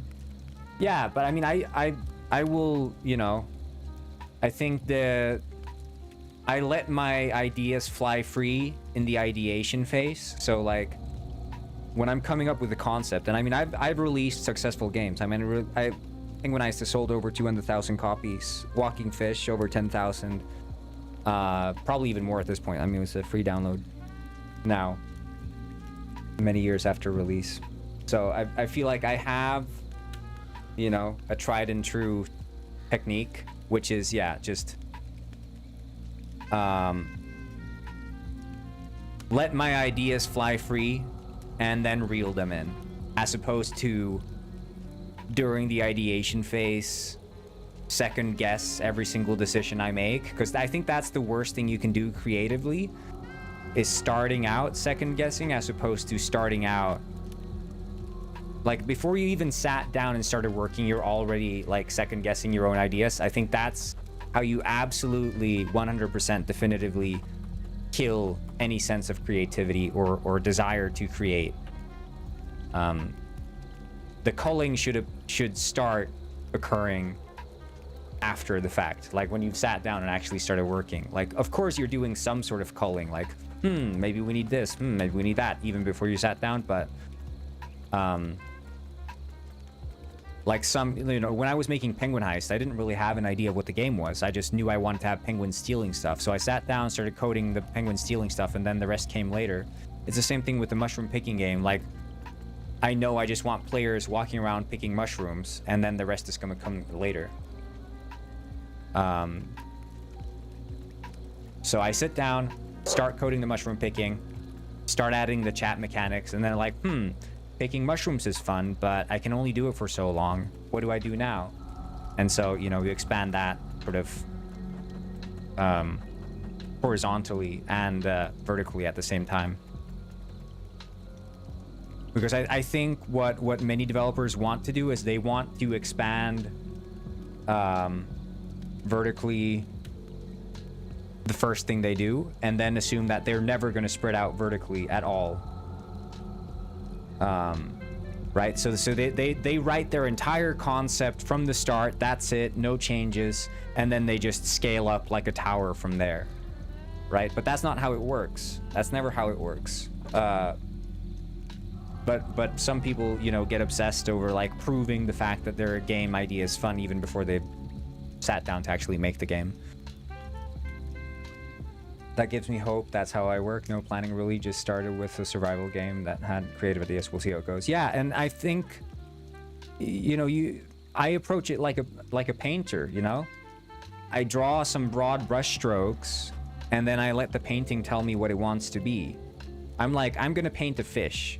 I start drawing some strokes, splat, splat. I'm like, this needs more blue. I add a big splash of blue, and it's like, oh, actually, I think this is not happening underwater. This is happening on land. And I start drawing ground, and you know, everything just changes in front of you. And it's really, it's the game that tells you what it wants to be. It's not you telling the game what you want it to be. But you have a general idea from the start, but everything just becomes apparent to you as you're working on it.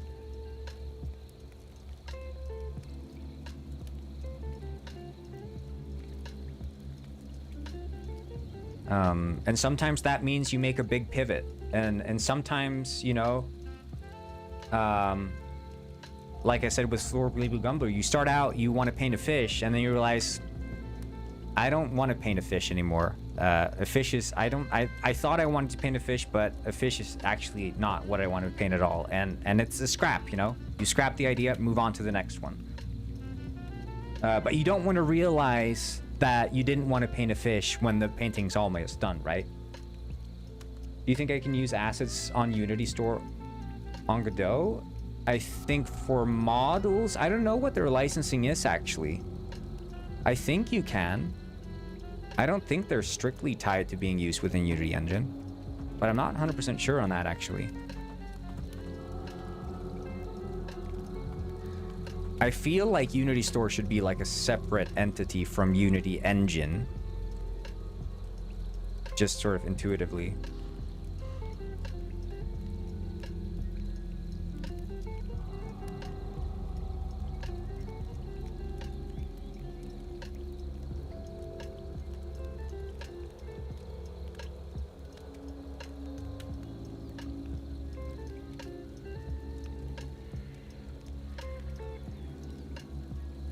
Yeah, I don't know. Can I use Unity assets in Godot? Anything marked as an extension asset is a hard no-go. Their license is only to Unity Engine, even if you could port, but that's the code. Many Unity assets can be used in Godot, but there are important considerations regarding asset types and licensing.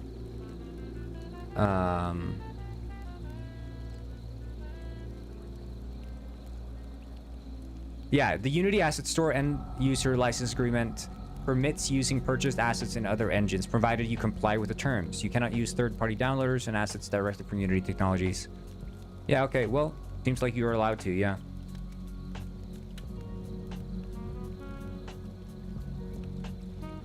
Though that approach in the big industry is no-go. Yeah, and that's the thing, like, you know, you have to adapt the technique to the context. Because then you're working with budgets, you're working with employees, you're working with deadlines, none of which is a concern for me, so. But that's, you're not making the same product at that point, right? You're making a product, you're not making just a random game. Oh shit, I need to find my computer charger.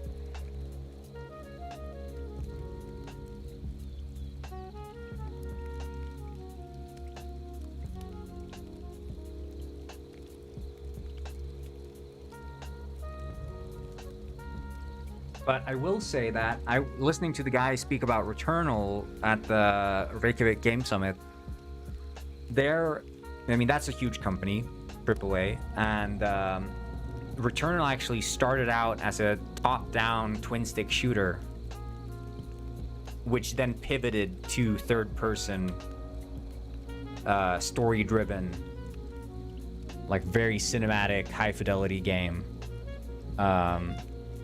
So, I mean, there you could say, I mean, that is a absolute pivot where they realized, hey, this is not right for this game. It needs to become something completely different. But that was also driven by, like, a creative visionary, right? And I think that is definitely the case of, like, the painting revealing itself in front of the painter, you know? So while, you know, you can't use the same exact rock and roll approach to game development in a corporate setting, you still have a lot of leeway even in a huge company. Silicon Valley,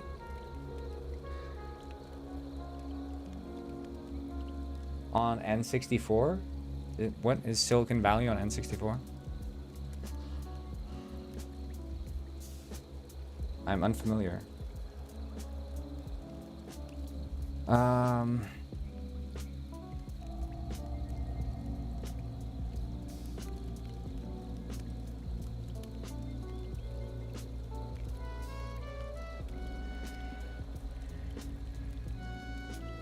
It's a game.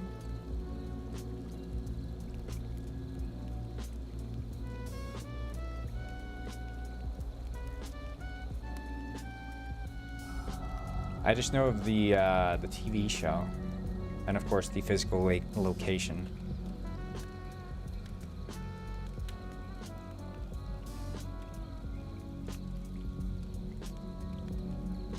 Right. Okay.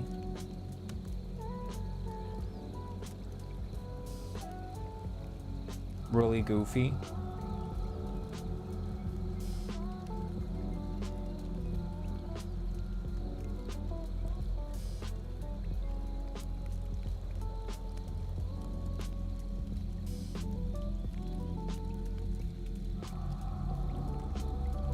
I don't know why it's not,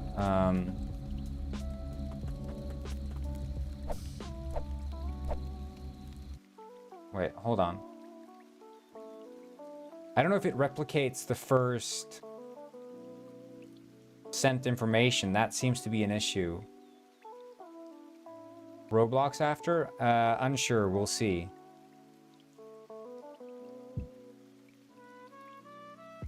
Because I'm on a very tight deadline with this game. It's supposed to be done on the 4th. So there's not really any time to waste here.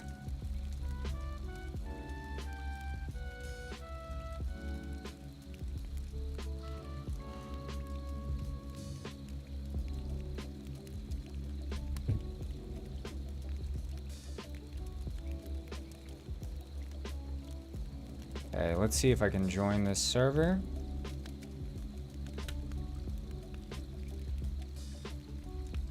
Okay, so it doesn't, there we get the position, but we only get that. We don't see the stick. Even though I think it should be assigned.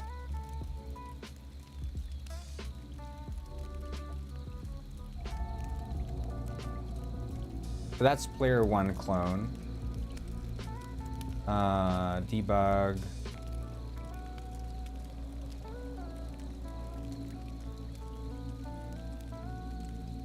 Interior manager, interactor.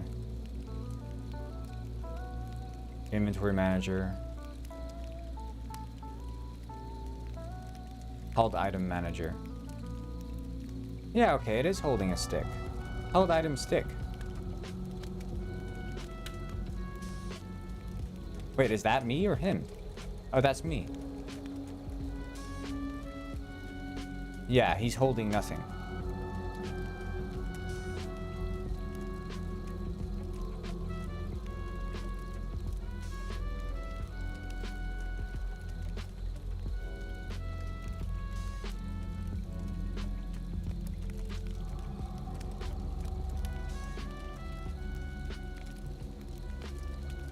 Like, if I were to call set holding stick, I don't know that it would. Wait. Oh, wait. Okay. Set holding stick.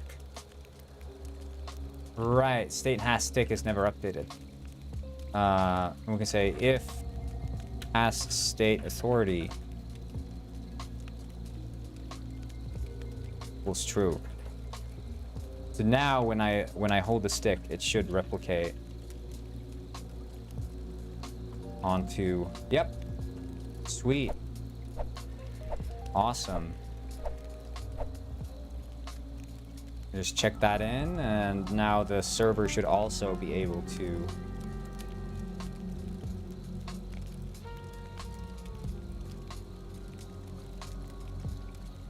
it's also spamming something here. I think it's right, okay, and that's running on the interactor update.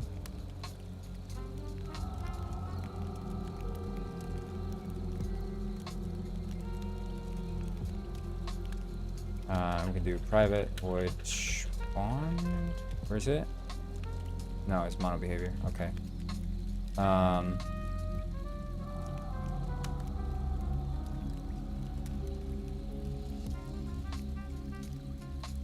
If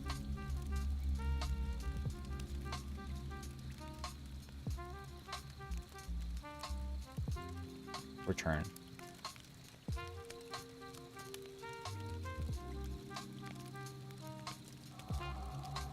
Sweet.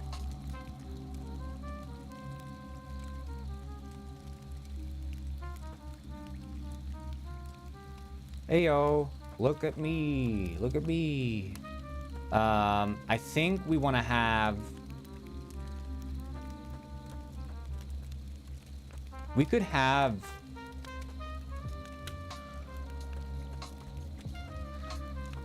a network transform, I think, and set the visual target to be the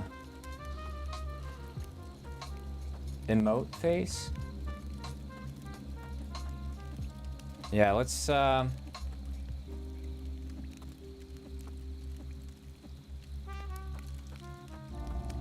set it to be a network transform and set the target to be. I'm just gonna have a little bit of lunch, so I'll be right back, guys. See you soon, and we'll just fix that, and then we'll start working on the harmonica, I think, or we could do a little bit more combat because the spiders weren't moving there. So just be right back.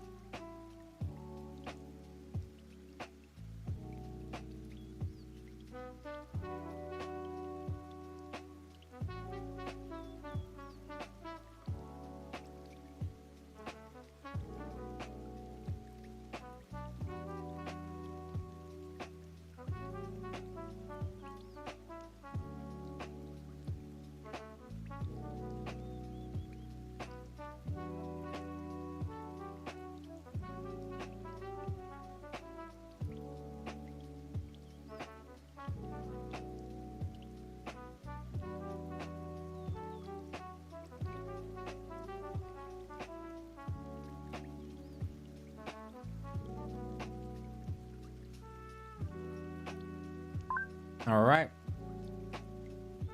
Let's see.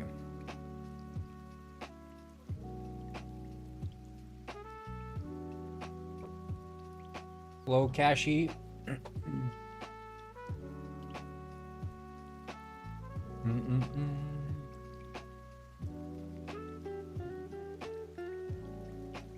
So, right.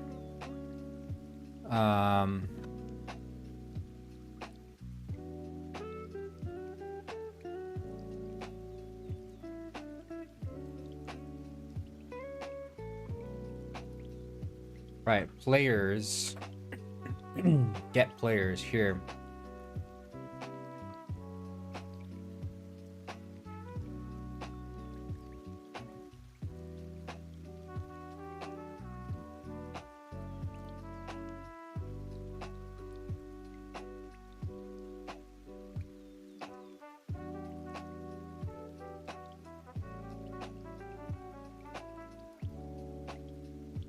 Yeah, okay, we do add it there.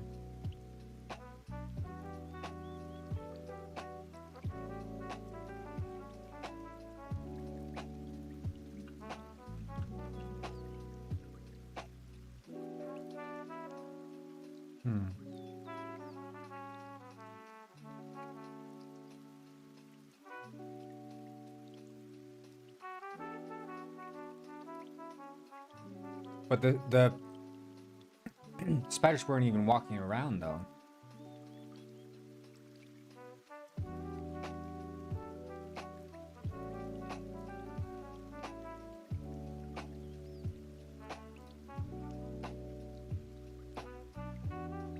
And get paid.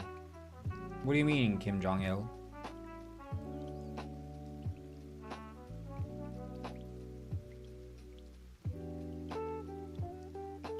Oh, yeah, it was reversed. Okay. That was the problem.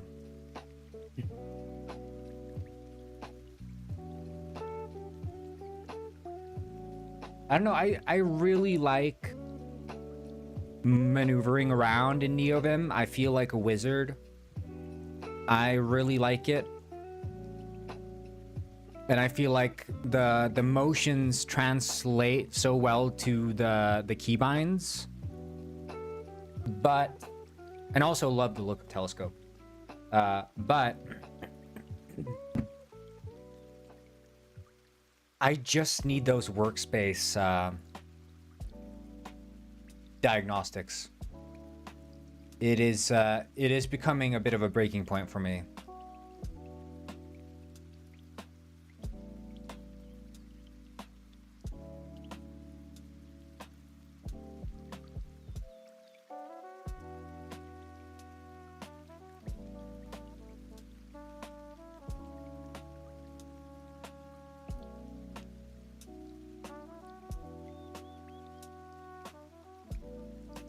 Why you look like an American?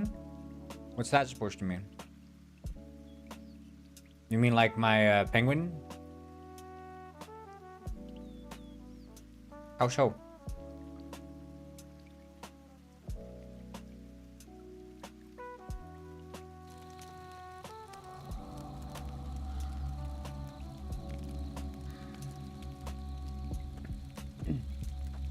Okay. Spiders are moving. But they're transforms, right? I think they're network transforms. Yeah, they should be.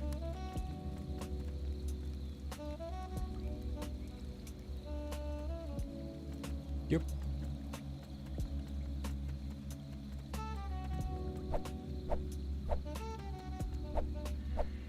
Yeah, I can't attack them. I'm guessing they're attacking me, but...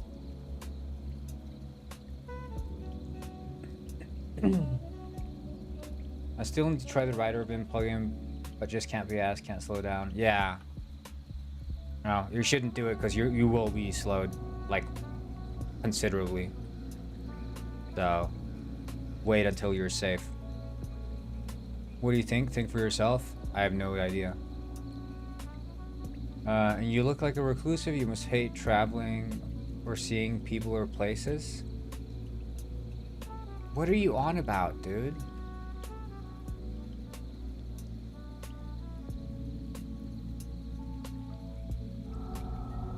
guy hit his head growing up, and then multiple times as an adult.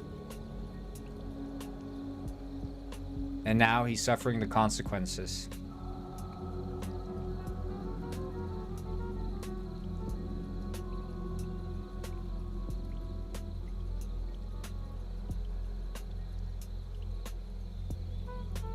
From what I've seen from Primogen doing stuff with it, the dividends are crazy.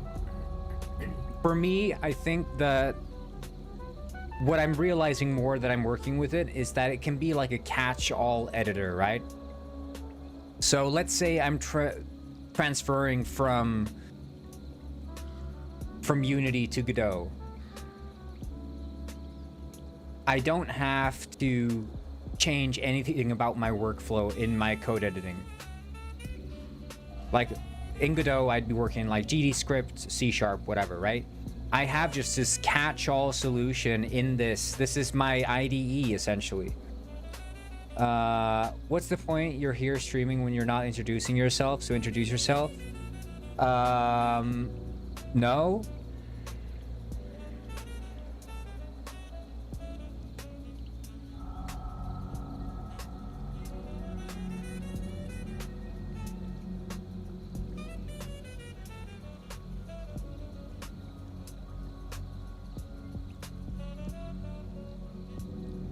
Maybe lay off some of the idiot juice, Kim Jong-il.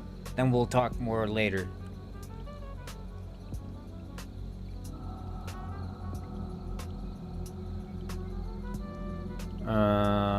Attack.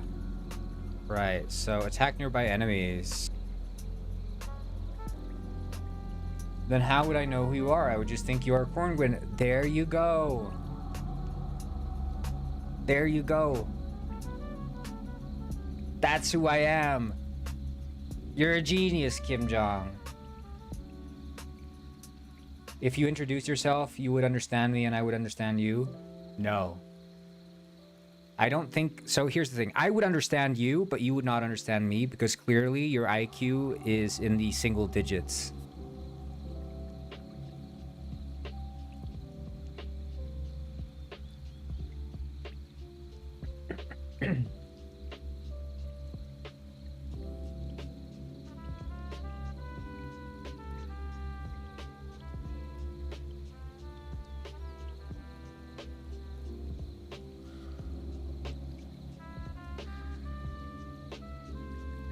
Then show a face reveal. Once I can start counting your IQ without using just my two hands, then I'll do the face reveal. Okay, Kim Jong?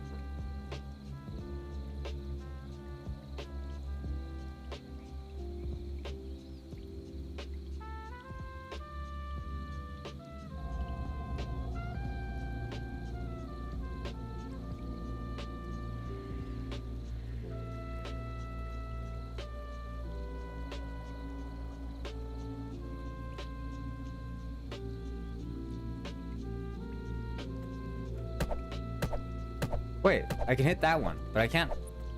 Interesting. I wonder if their rotation is like not.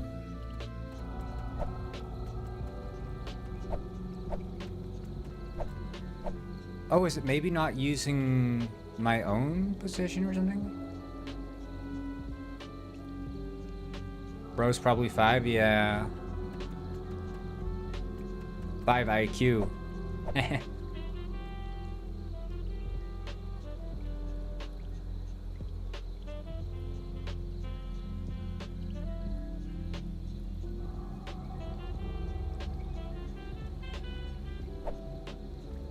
Why could I hit some of them?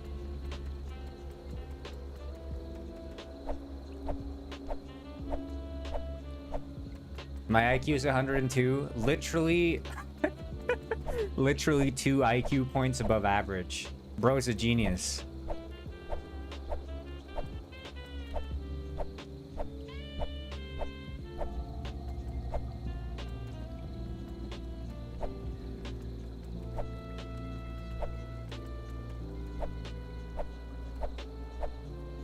Why can't I hit them?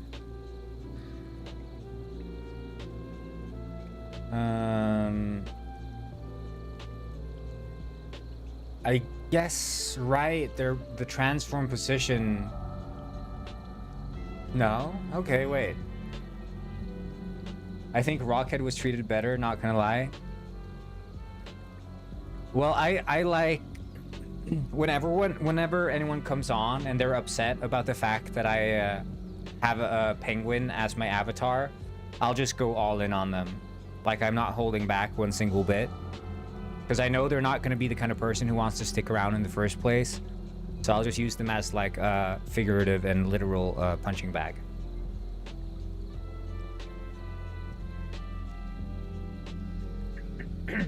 But if someone comes on and they're like, you know, Rockhead, I'll be nice.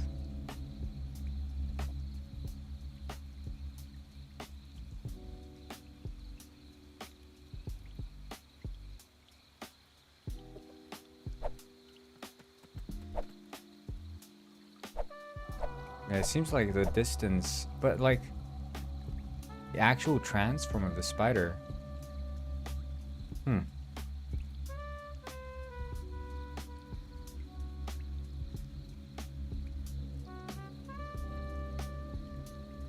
The de-stress method. You know, when you're streaming for long enough and there are only so many people you can have like a conversation with. Like most people you have, like, you think you're gonna have like a cool, interesting conversation, but then it turns out they just sent the message and you read it like 5 minutes late and they're already gone. So, you know, I pounce on the opportunity of, you know,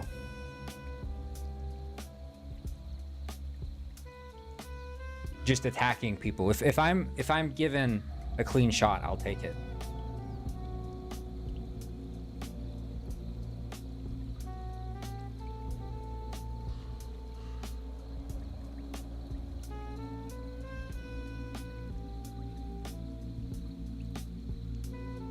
Is it a sustainable career choice? Probably not. Do I have fun doing it? Yeah. I'm from Iran, leaves chat. And that's the thing, like, people join in, they say I'm from Iran or something. And I'm like, oh, cool, how is it over there? Radio silence. And I took 5 seconds too long or something to respond, and it's like game over for me. And it's like, man, sucks to be me, I guess. Yeah, it seems like the distances are computed strangely. Why are you changing topics each time? Disgraceful. Kim Jong-il struggling to keep up with the topic changes on account of low IQ.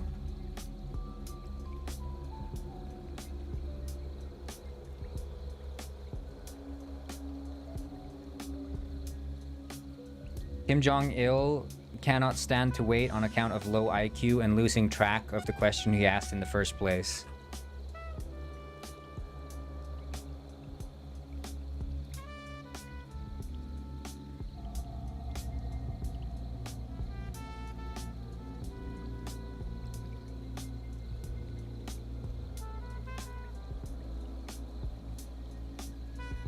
Kim Jong-il walks into a wall and then he says, "Ouch, why'd you hit me?"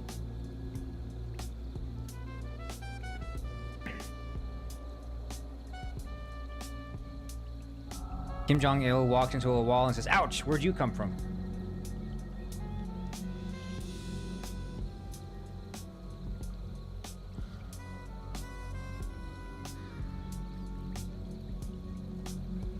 Literal CTE brain. And it gets only worse because of the amount of walls he keeps walking into.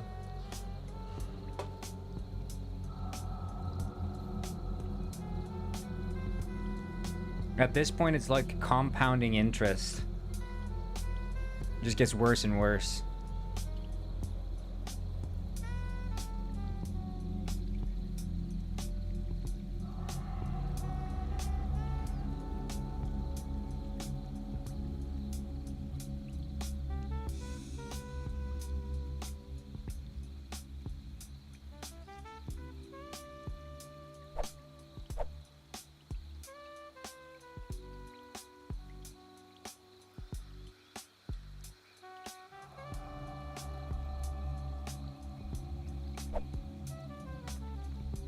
Wait, what is it drawing? Oh yeah, that's the...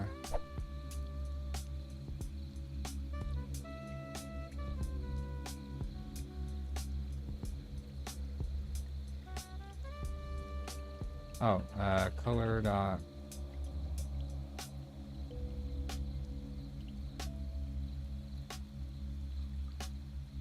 Is it duration? Does it affect duration? I think it does.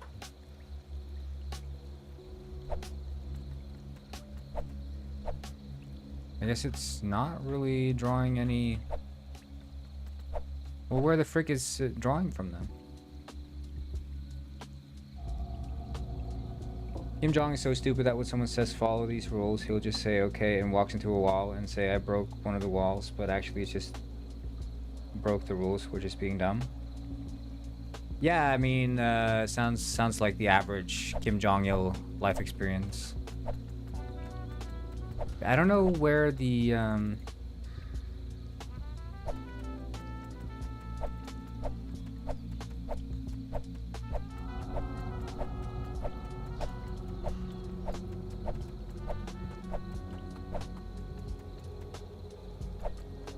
I'll just do this.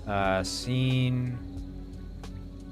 Is it scene view dot current pivot?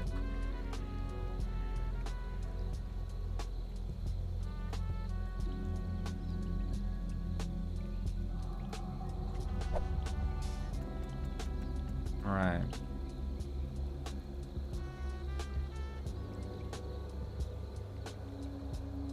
Why does dude sound so corny?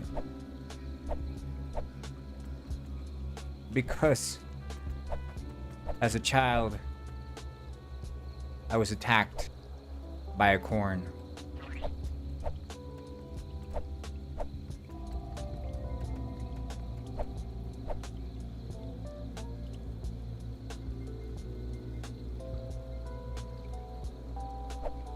Yeah. Its transform position is completely off.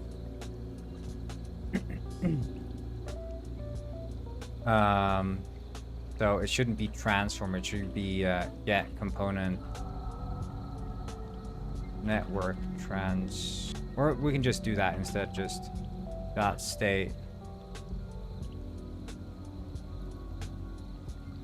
But why? So it still has the I think we just don't need the nav mesh agent. Like then it should probably...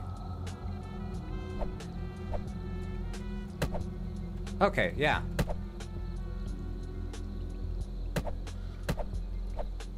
Yeah, so we just need to disable the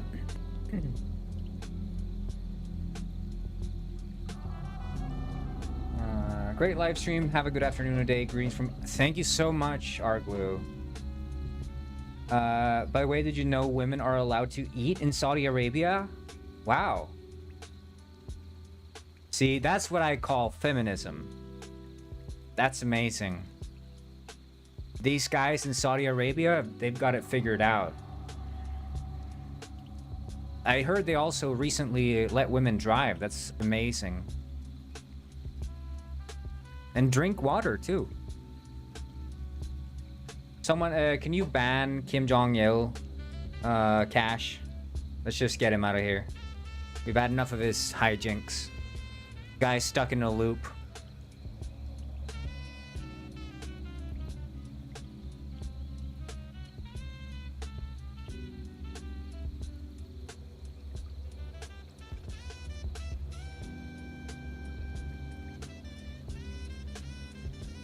I could take care of it.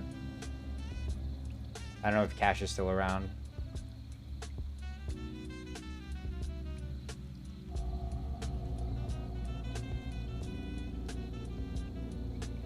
Probably not. We got 17 viewers on YouTube Shorts. Oh. Akash Singh, the humiliated comedian. I'm not familiar with him, but that's interesting. I said Kashi. Could you ban Kim Jong-il? Just perma ban him.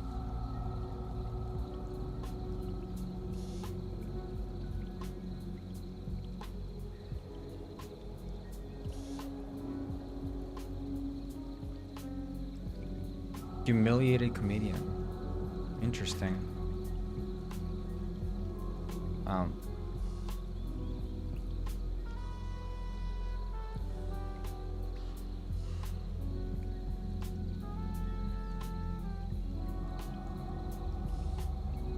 My message getting censored like it's North Korean here. Yeah. Appreciate it, Kashi.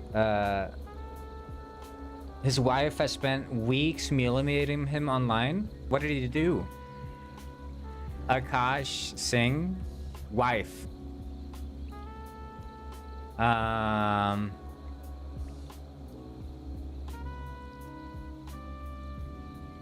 But wife is sticking with him. Happy wife, happy life. He's not, she's doing the opposite of humiliating.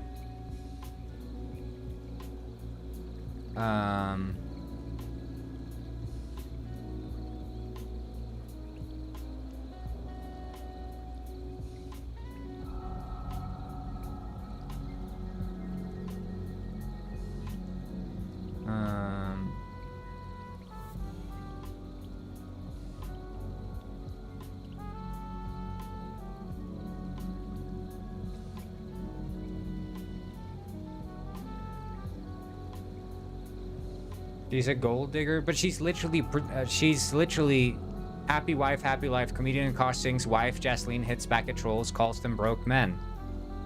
Flagrant host Akash Singh praised his wife for sticking with him during broke times amid backlash. It seems like they're not...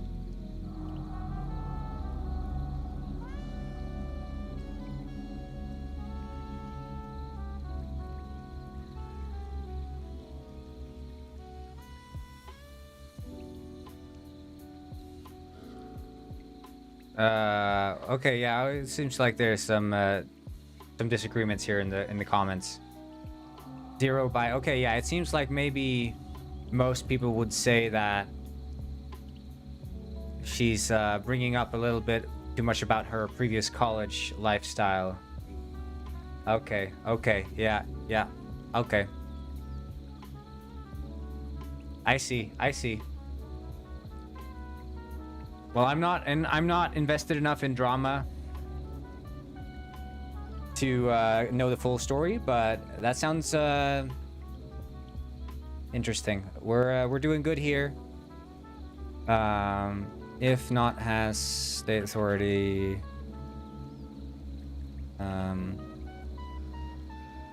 get component agent. Trash news aside, back to coding. Yeah, I mean, I don't mind my fair share of drama. I'm not gonna lie, guys. I like drama specifically because, I mean, these days it's so much. You know, there's like war, there's like the political drama, and I'm like, hey, if I can just have some easy to digest celeb gossip, I'll take it. I want the low stakes stuff that I don't even have to, you know, if I stop reading about it, it won't affect me anymore, you know? I like a little bit of drama.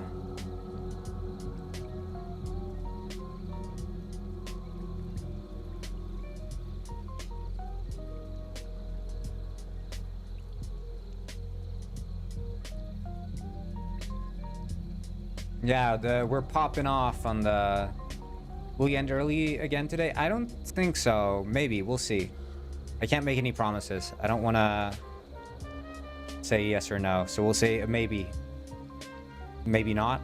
So we're leaning towards a maybe not.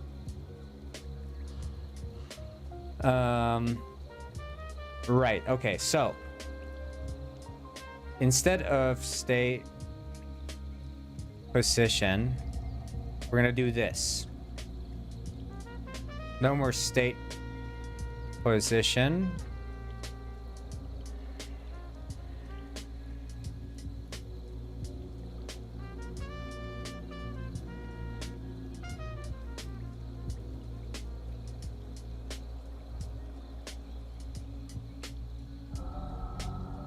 And then we can just add the network transform to our little movement.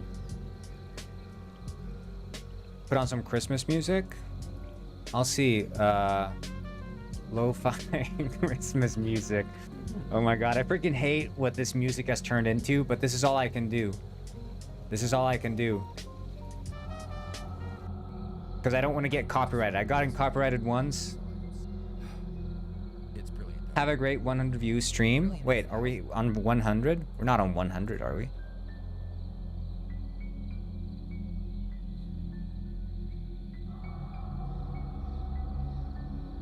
$14. I got clickbaited into my own video.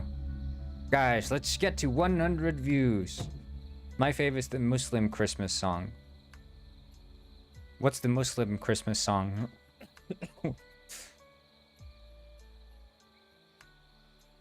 I miss TikTok area. Me too. Me too, dude. Those were the days. I popped off on TikTok. I had 300 views one time on TikTok. That was crazy.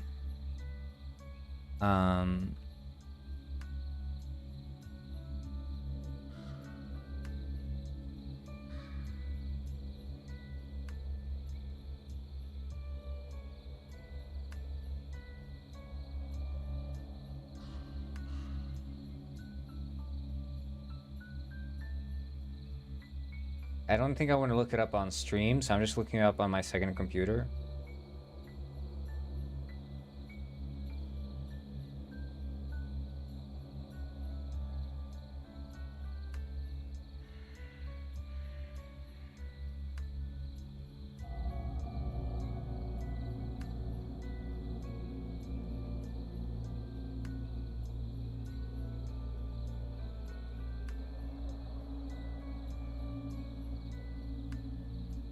It felt like a risky click.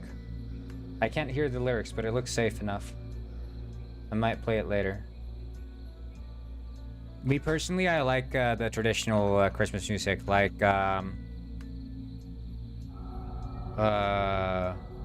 was it God Rest Ye Merry Gentlemen? I think that's and like Green Sleeves and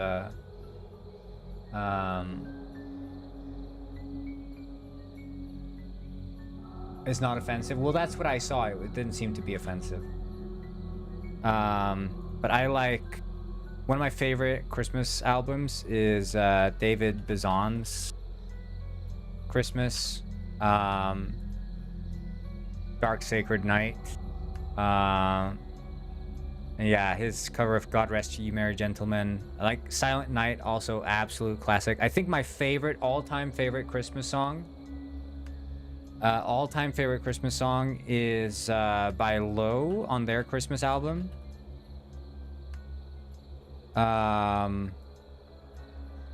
If You Were Born Today. Absolute favorite top peak Christmas song.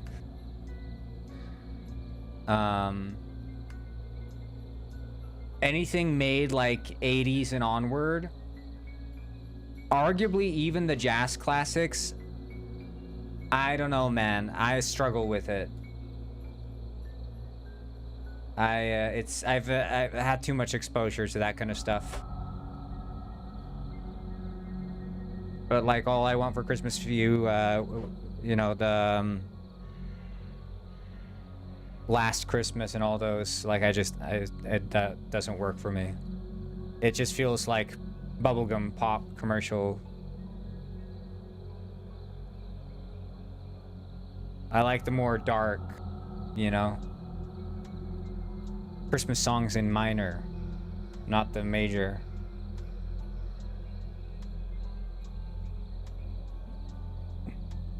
Any plans for this Christmas? Yeah, I'm gonna be in Sweden.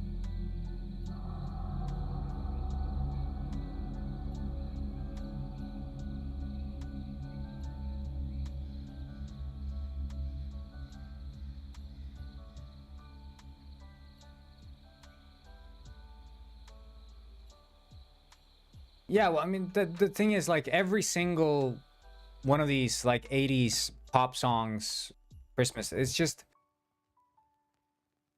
It's always all about the gift, right? It's always the gifts, the gifts, the gifts. You go back to the old ones, and it's far more, you know, based on the religious text and the religiousness of Christmas celebration. And I think that angle just speaks to me more. Not saying because I'm like some religious person. I think it's just like with the darkness of the winter, like a starry sky, snow on the ground, like there is just a vibe to it. And listening to this like dark, almost depressing music is it is a vibe. And the dark, depressing like Christmas music especially is very hits hard.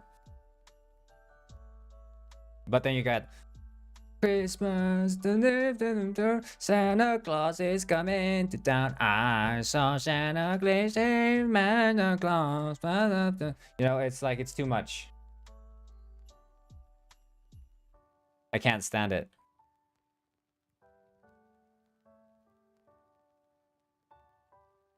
It's cute when kids sing those songs, you know, but I'm not gonna put it on like a freaking radio. But if I see like, you know, a group of Christmas carolers singing like Rudolph the Red-Nosed Reindeer, it's like, okay, yeah, that's cute. You know, they're excited for their gifts and they like the Santa Claus. It's all Santa, Santa, Santa, you know?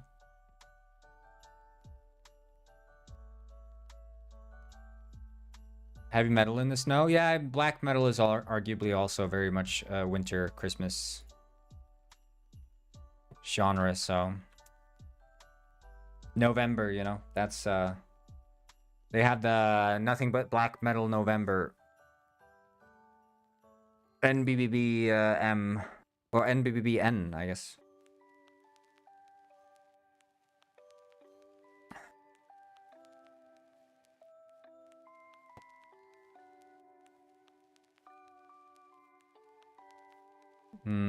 Network transform.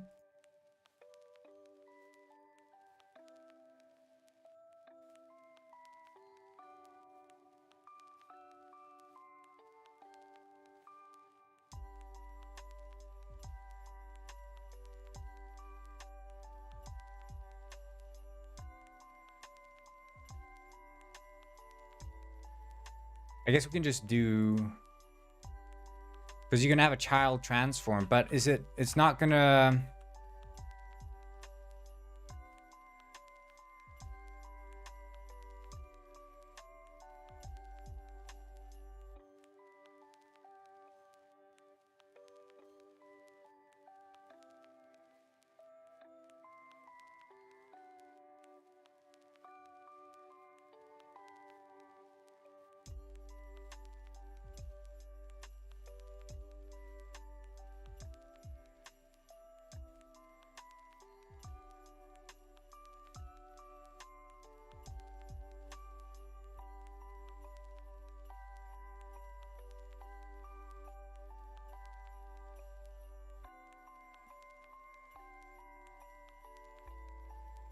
I think we have to like set to, like, what does sync parent actually do?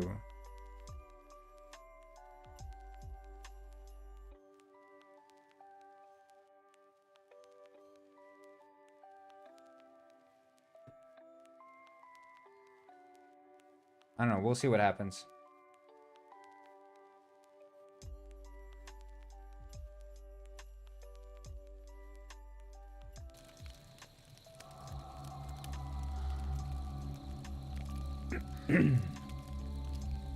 I wonder, like,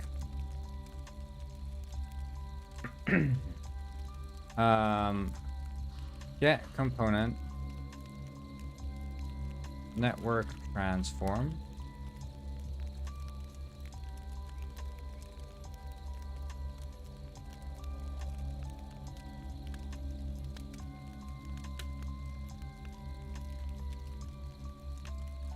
Is there like a set?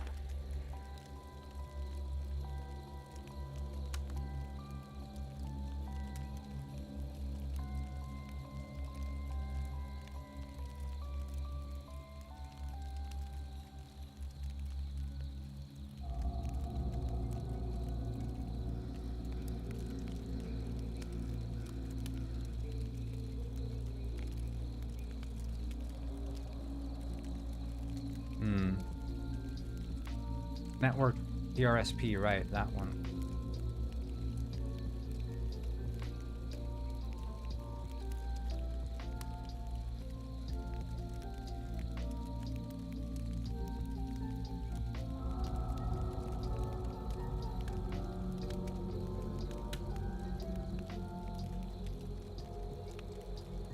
See, that's what I remembered here.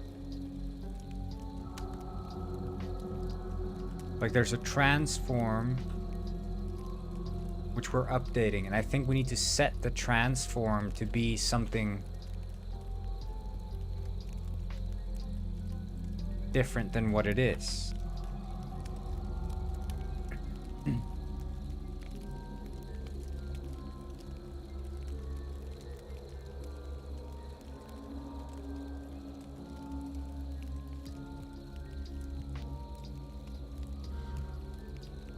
I don't know. We'll just try this out and see if it works. I don't know that it allows the... Yeah, you see, you can't reparent the transform.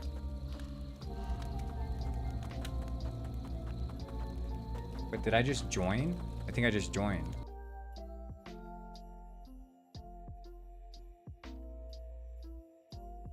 Is that cryo chamber you used it? No, I made this song. I recorded it ages ago. It was meant to be like cave music.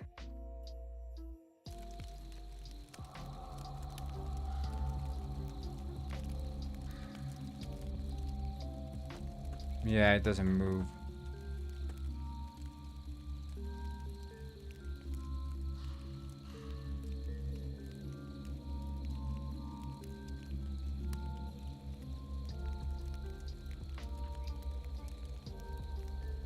Because I don't want to just network the freaking... I have to detach it.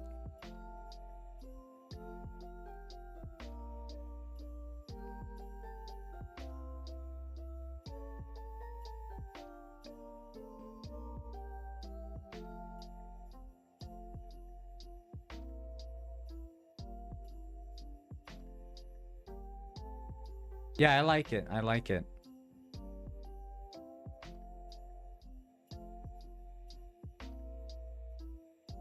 Logic Pro, so on my MacBook. I use it for recording.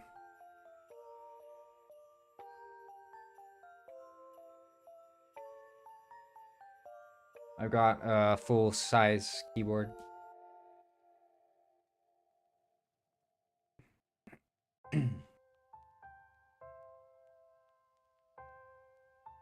Weighted keys and all. Not that you need that for like ambient music, but still. I got a little music station. I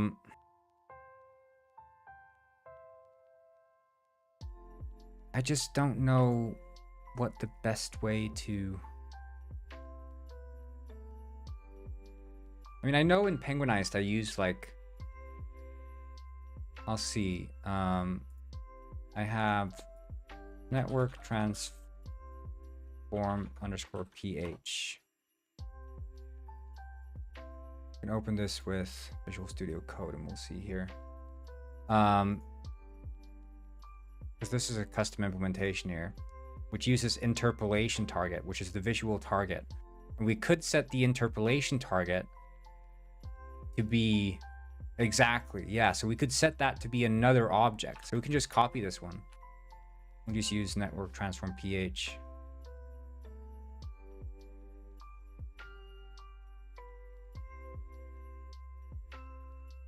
And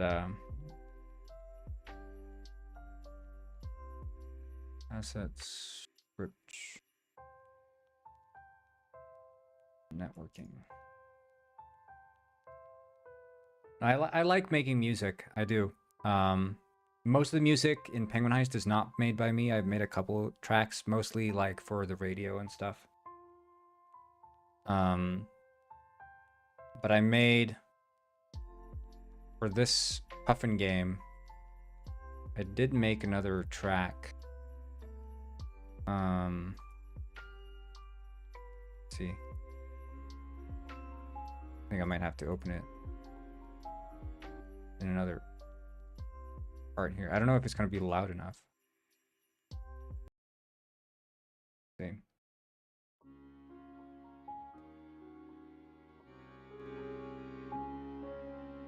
I don't know if you can hear that. I guess you can, maybe.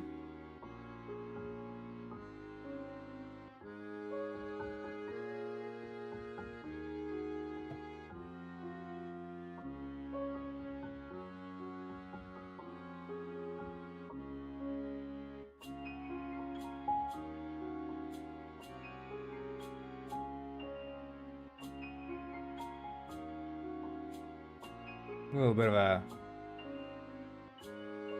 piano-based, sort of harmonica, old Swedish folk music inspired track.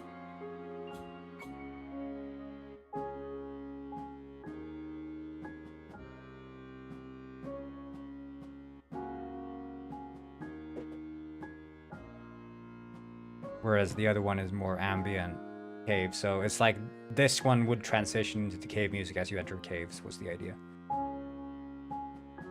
But this one, of course, is quite layered. So I wanted to do like custom layering of the music as you're like walking across different places. But like the majority of the music I listen to is like ambient stuff. So like the cave music, this one's going to be volume boosted now. So. But like this one is more up to speed in terms of what I listen to.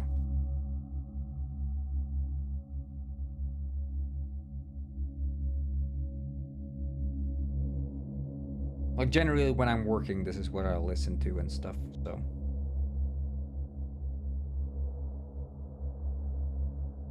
I like ambient. But I mean, I like ambient that has like a sense of melody. So I mean, it's essentially, I mean, it is a melody, but it's like super hyper stretched out. And what I love the most about that kind of ambient music is because it creates this huge, like you create these, like that moment right there. It's like boom, the note hits, you know, hits like a wave, and it creates just this huge anticipation for when the next change is gonna happen. I'm just dragging it out, and you're just sitting there waiting, like when it's gonna happen, when it's gonna happen. And it's very soon. And boom, next one. So you see it's like super spaced out when the actual beats are happening.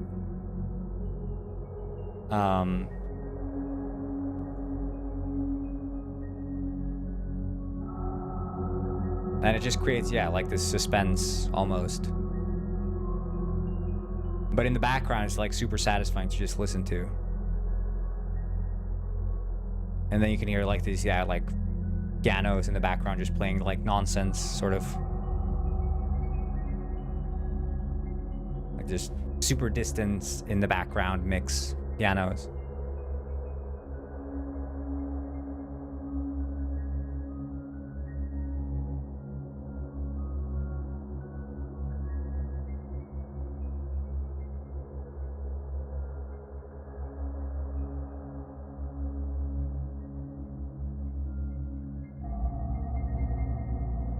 But yeah, my inspiration was sort of like, I was thinking like, okay, the sound of like a rock sort of being dropped in a cave.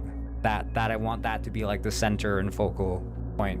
So that's what like the heavy drops coming in the middle. And then you have like this, yeah, looping, sort of entrancing synth line just.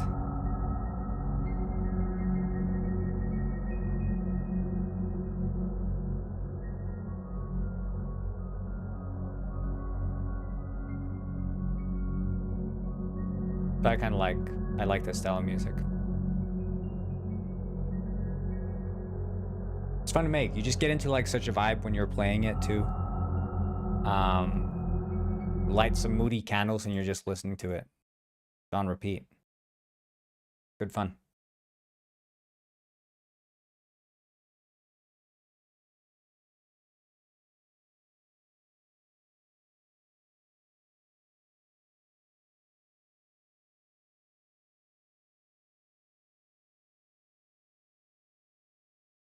Oh, I need to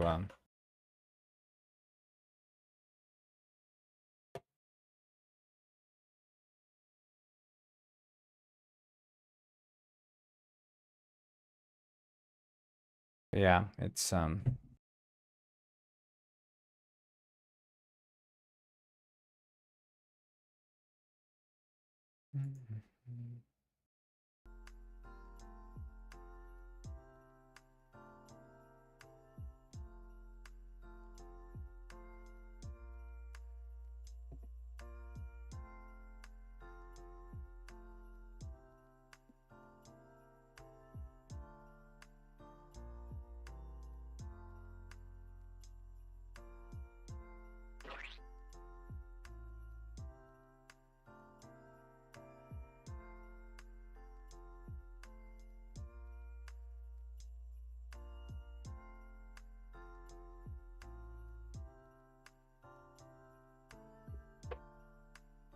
okay.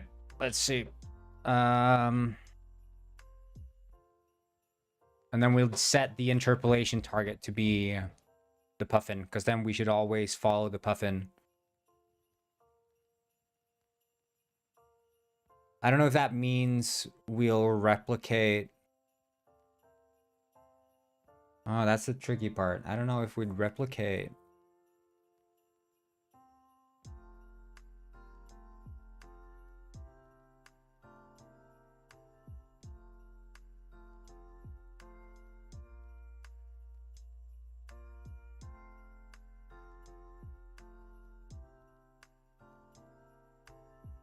Oh, right. Okay, yeah.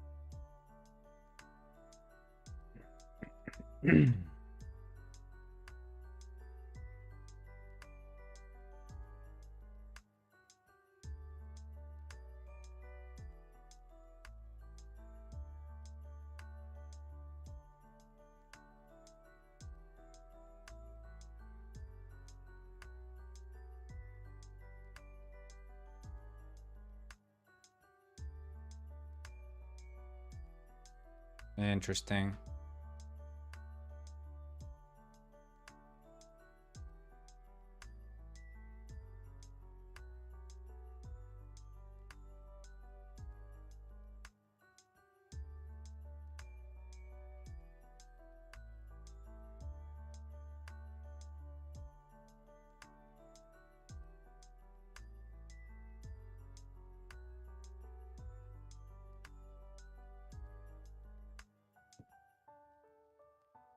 Mm,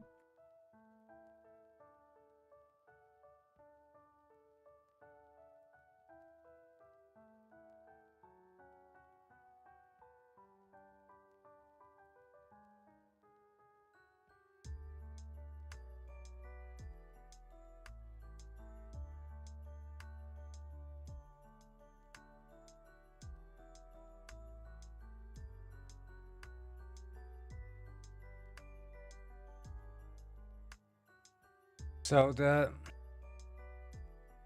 problem is we might have to say that if that's the trend, right, if we don't have state authority, if we have state authority, but if you sync with transform,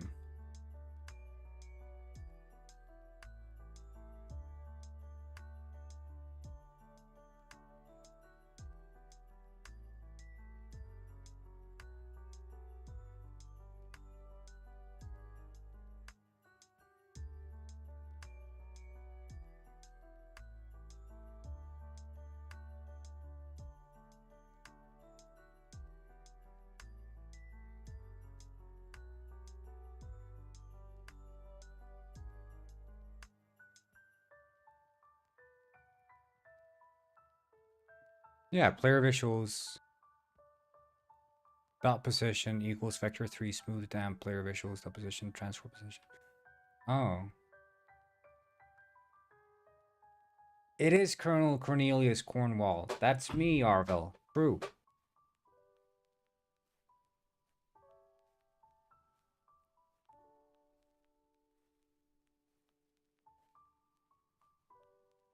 Wait, but then I can just do a... I don't need that. I just need this then.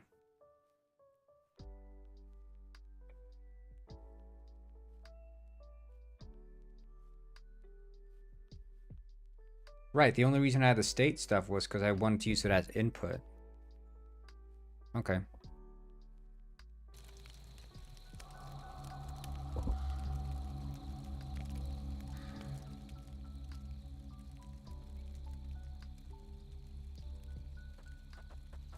Okay, cool. So let's synchronize this. And then we'll try this out.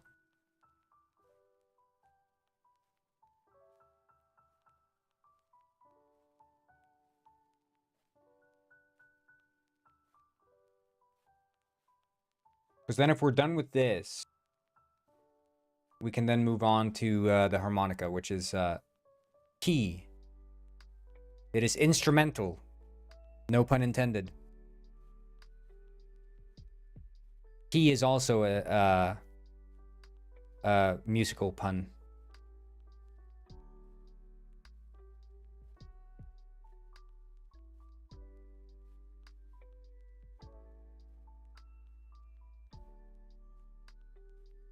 Okay, see if this works. Fingers crossed. Uh-oh, is my cat gonna walk on my keyboard? No. Don't. You're not allowed to. Bad boy. Oh yeah, that's much better.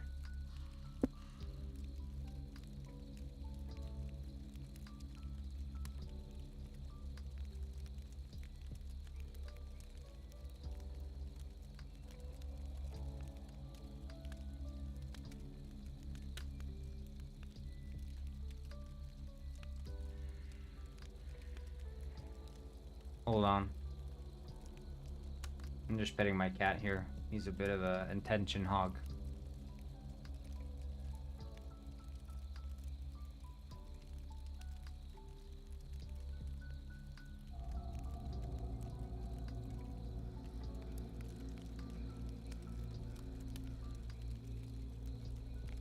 You may go, little one. Okay, cool. So, let me show you. See? Now being transformed smoothly. Look at that. Look at how it looks. It's beautiful.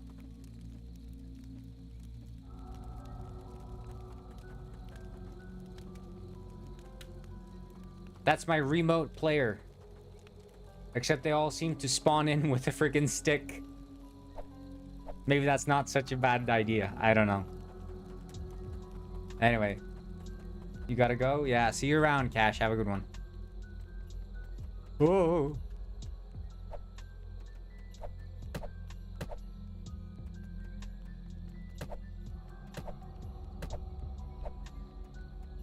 Okay, it seems like those,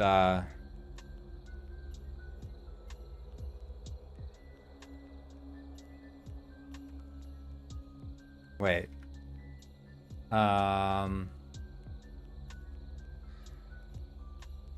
Enemy controller. Do I do it in transform?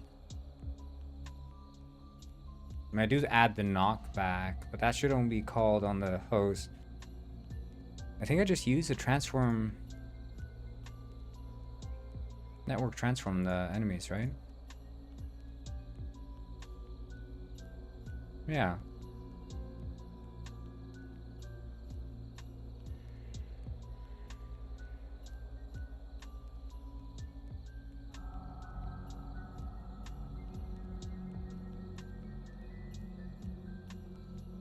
What does the network transform? It's shared mode interpolation or something.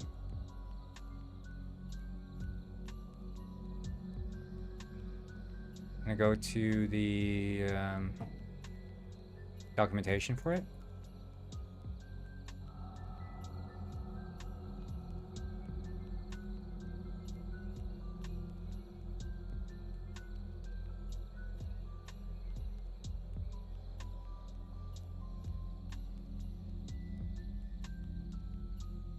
Disabled interpolation on state authority in shared mode. You should disable the interpolation if your controller or code moves an object inside of update. Okay.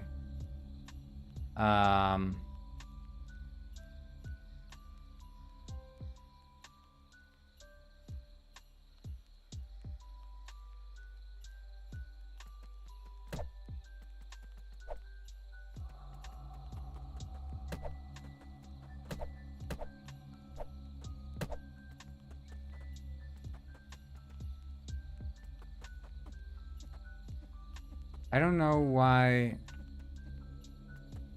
It seems like it is a bit laggy with the rate at which the spiders update their position.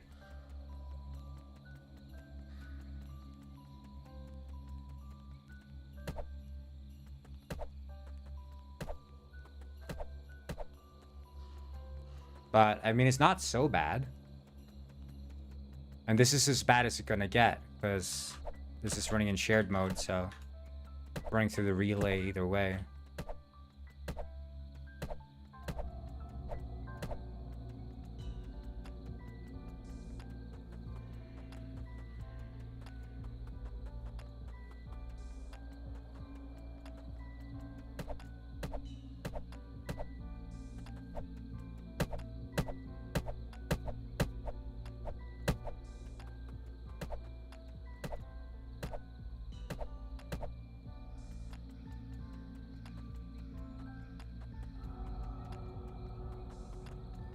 Pretty nice.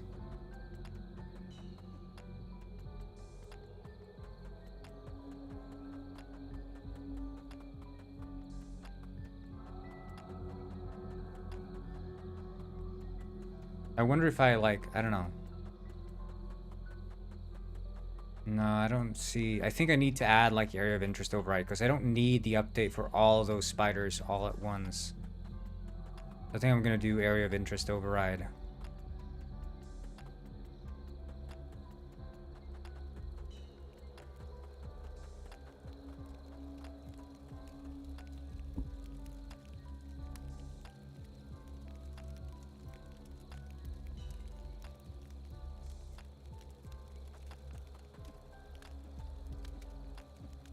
But yeah, I mean, this is awesome, dude. This is awesome. Okay, cool. Let's go back to look at why we spawn in with the freaking enemy. No, player controller. Stick.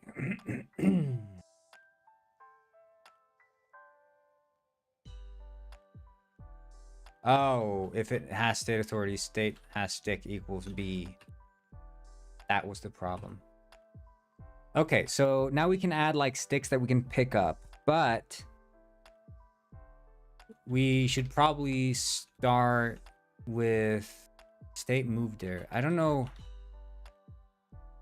I think I want to keep state move direction. I feel like that seems to be quite relevant. This is bool, which can be network bool, because then it's going to blit the value.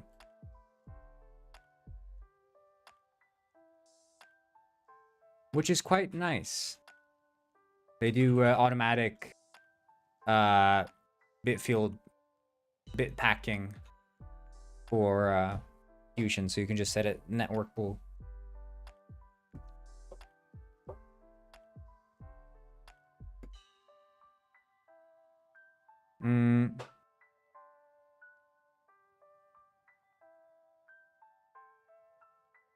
But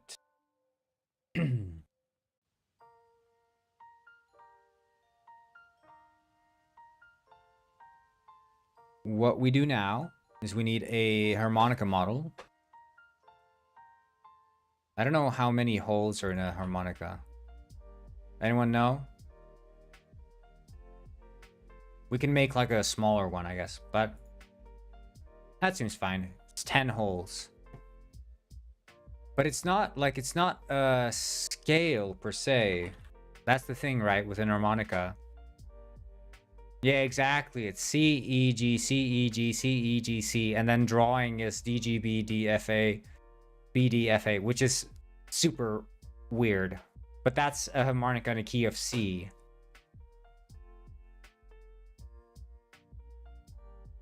And then, yeah, you can bend some. You can bend the lower ones are easier to bend, and the higher ones are also easier to bend. But in the middle, it can't really get that much bend out of them.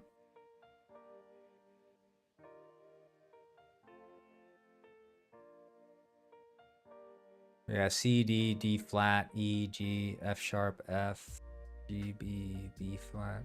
Yeah, I mean, I guess... I don't know if I would want to have the bending. It would be fun to have the bending. Like, I could do the bending.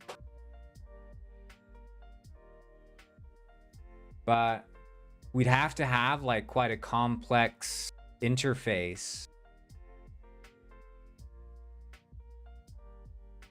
So it bends generally in half notes, right? We don't want to have like the super bends. So we'll just do the half note bends. And yeah, that's the interesting thing, because you can do the blow bends and the draw bends, which is quite interesting. So what if we could make it accurate in the sense that you can only bend up here and only bend down here? So we could limit the interface.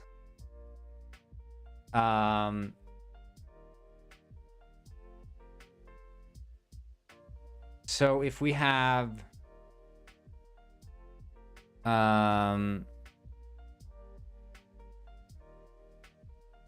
let's think about this.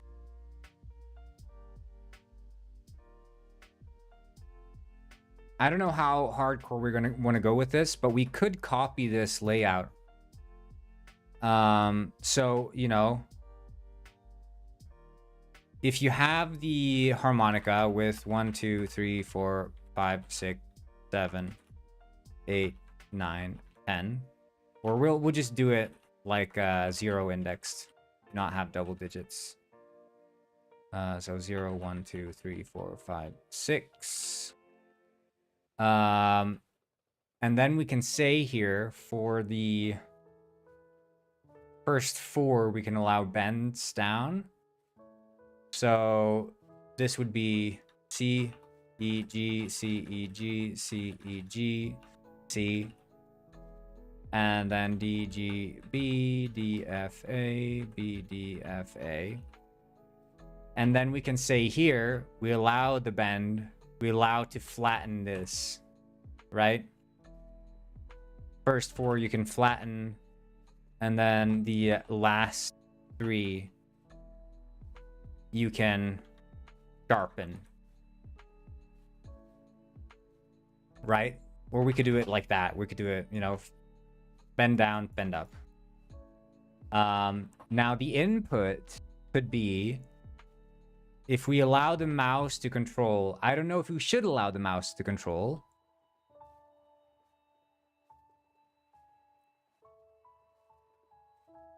That's the thing. Like, the mouse is an easy thing. Like, click and drag to place, click to blow. You know, that's the naive approach, right? But you could also do A plus D to place, and then space to blow.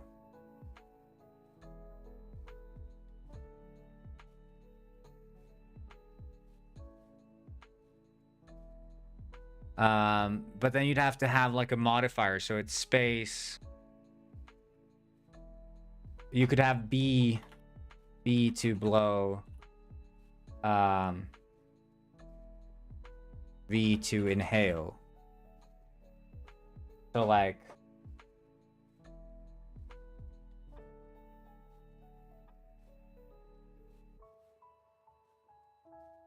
F to bend.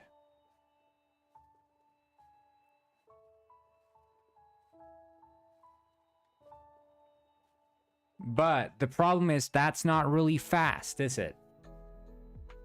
The mouse is far faster, which makes me think that the mouse might be the optimal way to do this. Even though no other place in the game is the mouse, I think it's fine for it to be a thing of its own.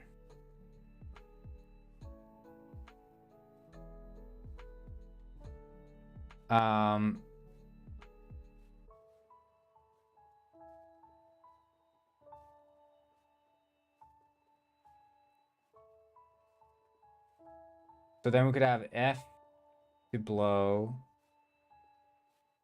G, F to blow, G to inhale.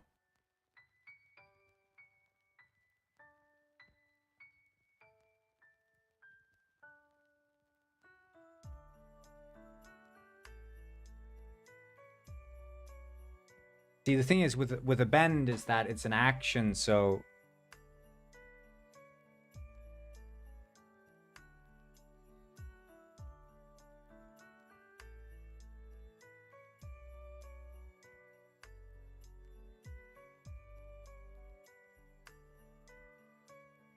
we could allow bends fully.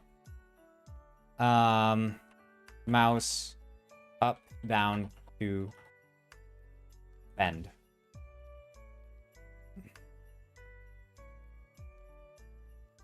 I think that's the one. Click and drag, not click and drag, just move mouse to place. So left, right.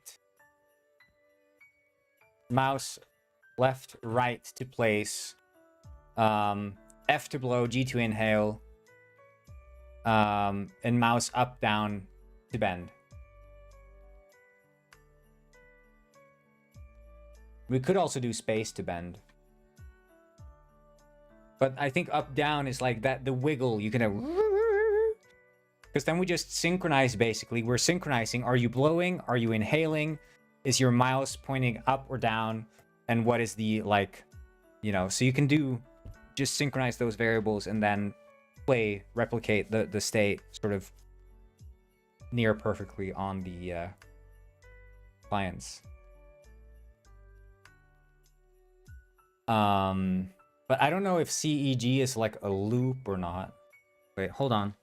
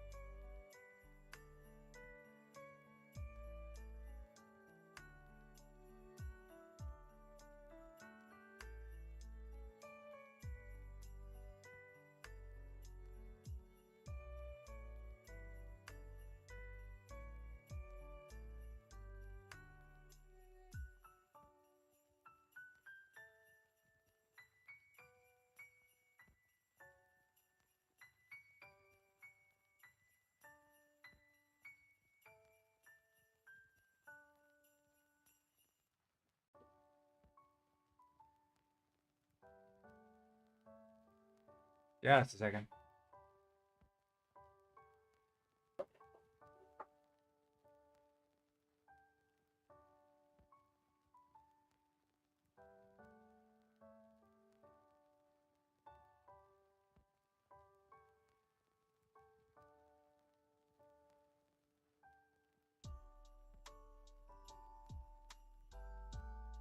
Here we go. Found it.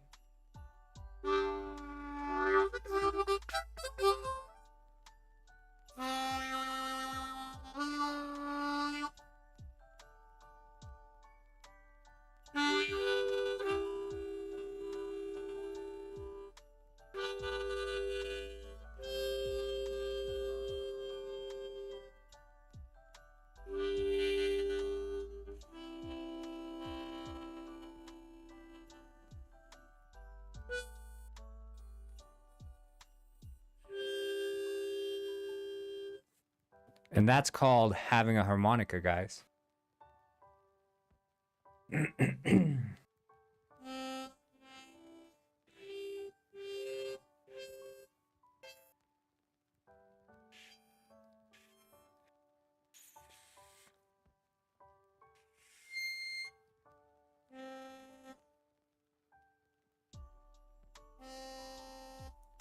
Yeah, seems like it's going up.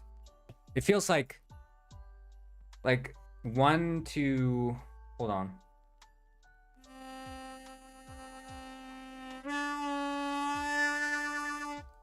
That's 1 or 0 in this case. And then to 4.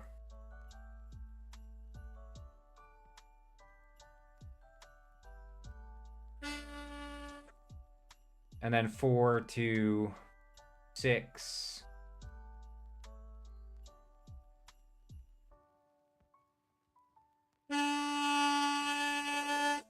Yeah, so it seems like it's an octave for each one. C, E, G, this is an octave.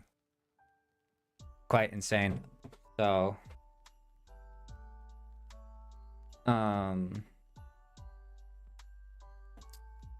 let's do this. Let's start by making I want to use my own. This is the harp I have, the mouth harp. We'll use this one, just slap on the texture.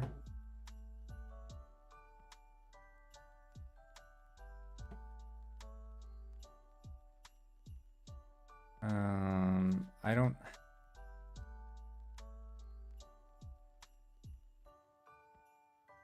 Is there one that's just like top down?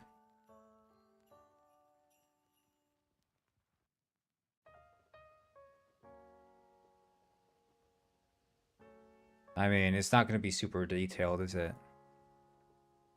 We'll just use this one. Mine's a C also, yeah.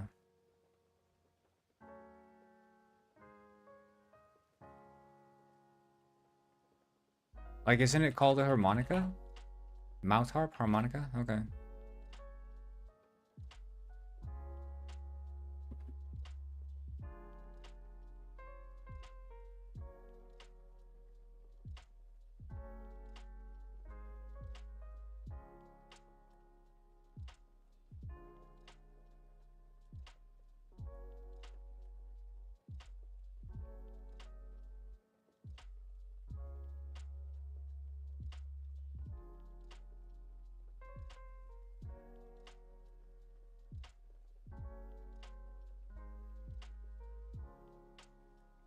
Is it not like that?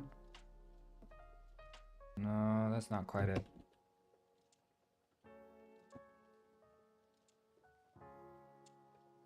More like this.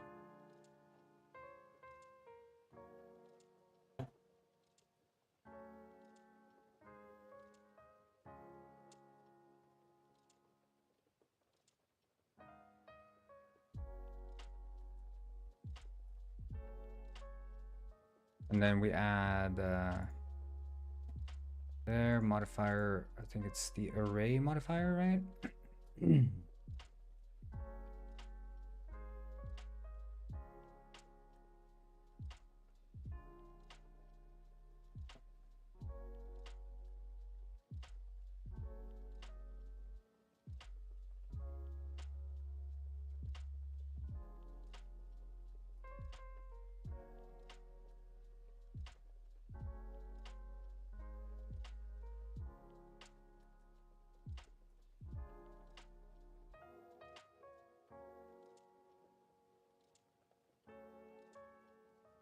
And it would be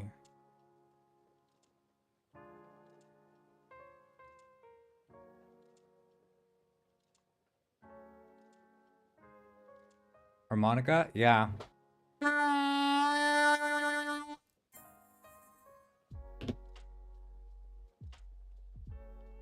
You know what I mean.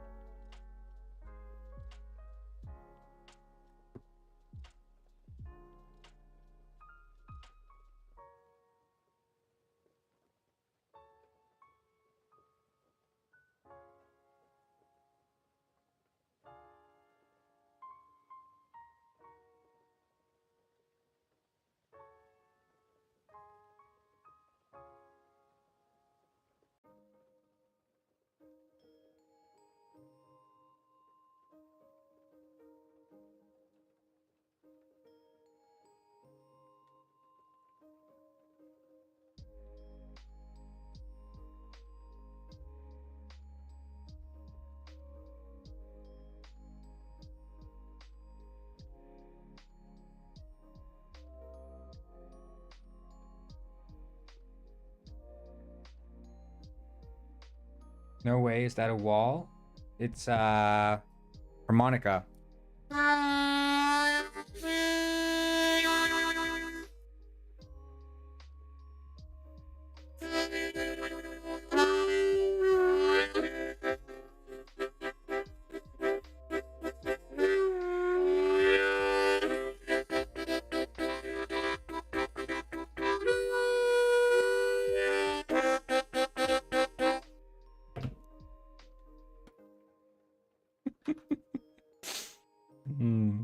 I love harmonica, dude.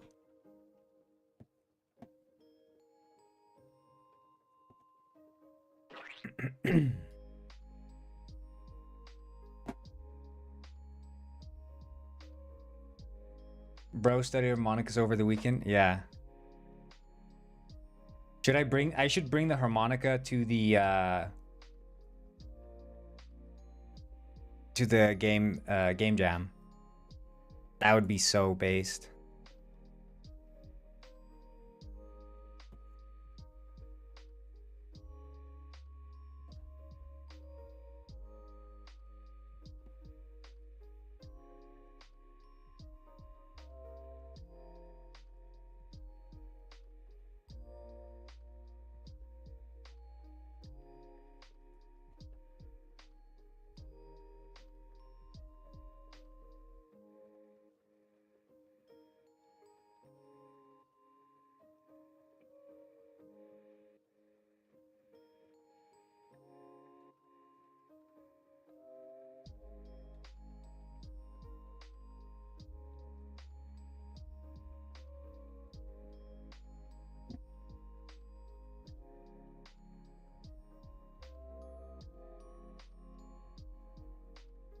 Is there harmonica? Yeah, it's the same exact one.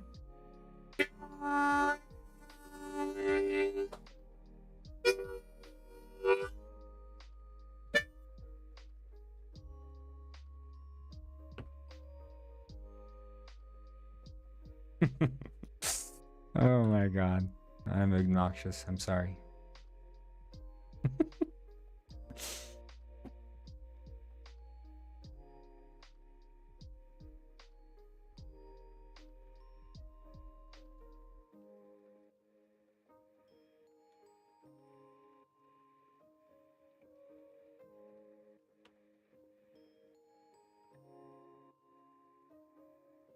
And this is supposed to be another material, which is wood grain.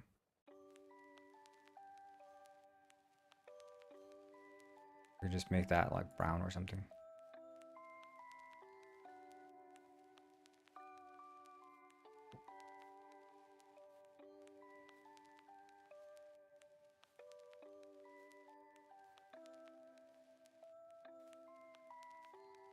I think there it's just like brass around the edges here.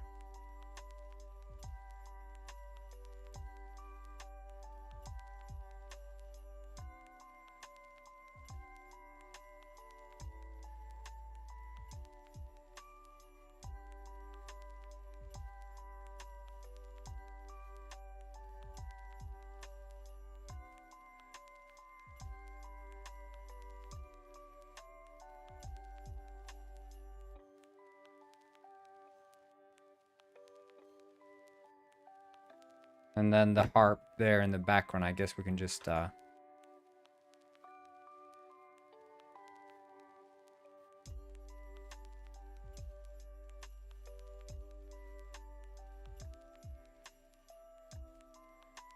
we go. That's really nice. And then we can just bevel this shit.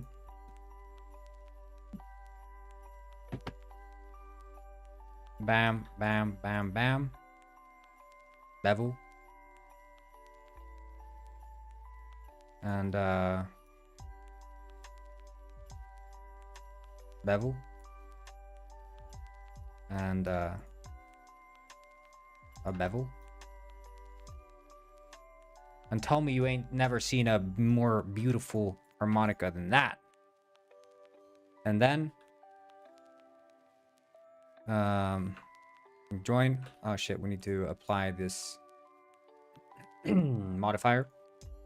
There. Apply. Now there, join. And then what we do is we select all these cubes. Control J and Boolean intersect. And now we can just fill in these holes with black, or I guess wood texture there, and then black for the hole proper. See, I think we can just use this harp, like pop up on the screen or something. I don't know.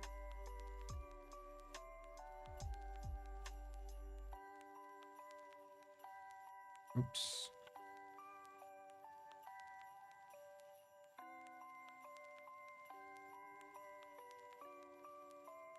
We can honestly just assign that, and then we can just use the black in that texture because that's guaranteed black anyway. And there we go. And that's how you do it.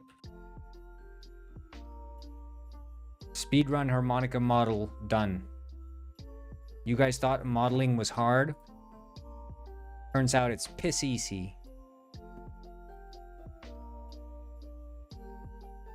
Turns out all you need is a harmonica and a lot of skill.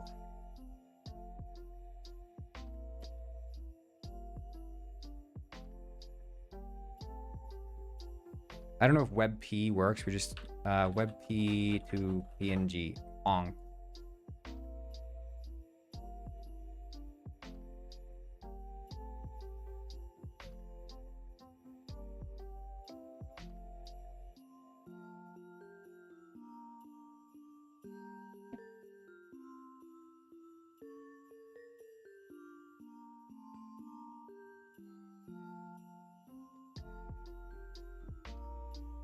Harmonica.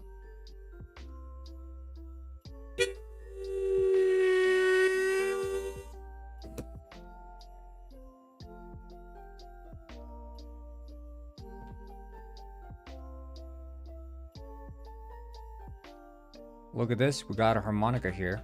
Okay. Looks cool. Looks nice. I've seen a harmonica like that before. Well, you think you have, but have you really? There you go.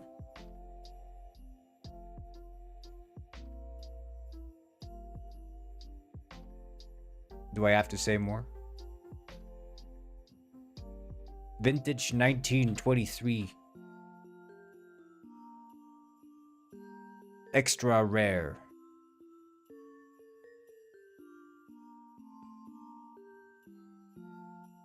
Hey, see you later, Daddy Frosty. And play it cool.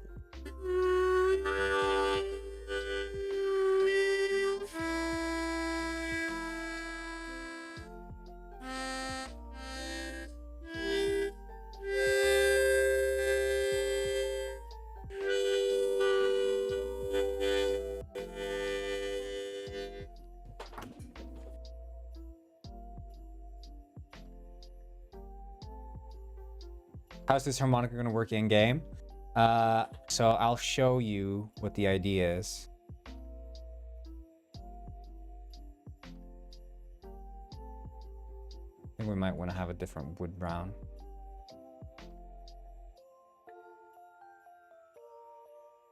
There we go. That's more distinct. So the idea is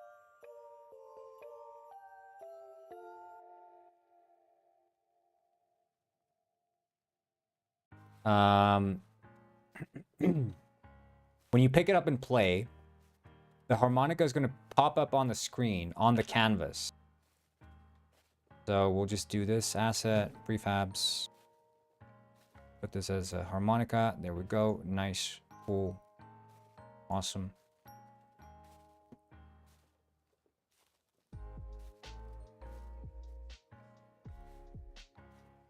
So we'll have the prefab here.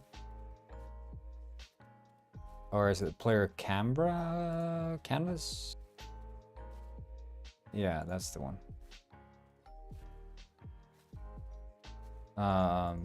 Wait, overlay. Oh, player camera. Okay, this is where we need to have it.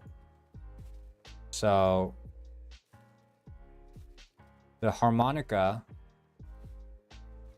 is going to exist in the camera.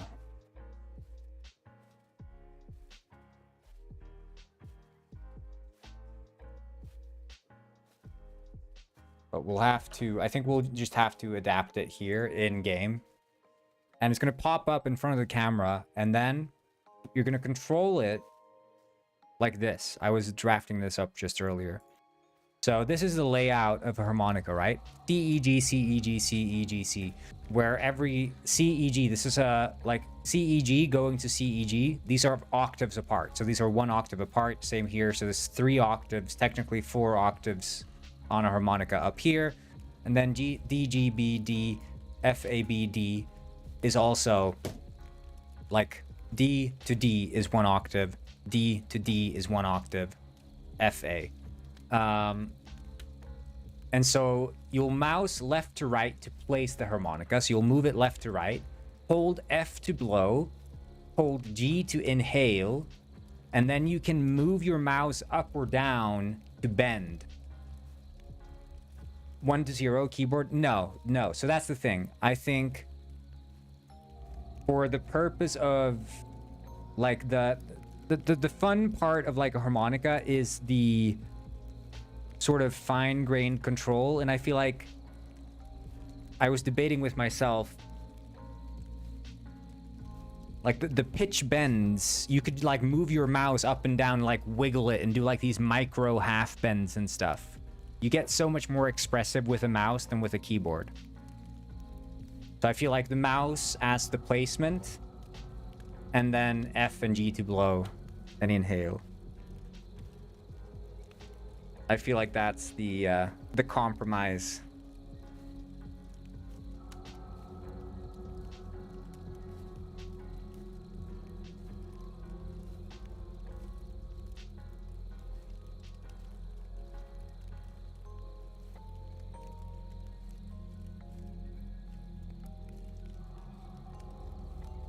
Okay.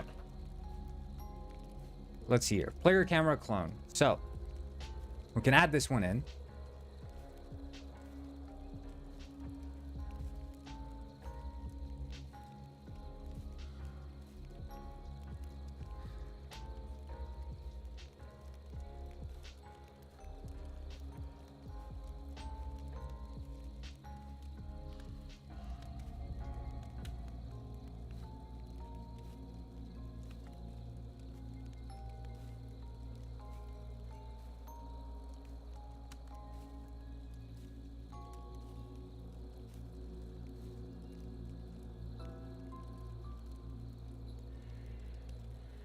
And then it can just, like, room pops up, you know?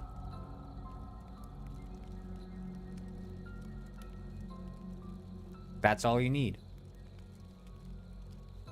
So if we have this as the final location, we can just copy. I think it allows you to paste. Yeah, good. Okay, so we can do, do we want that to be in the player? I think we can just add it to the player.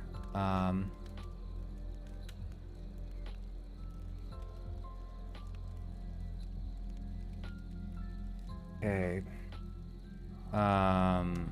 Networked private net is state holding state playing harmonica.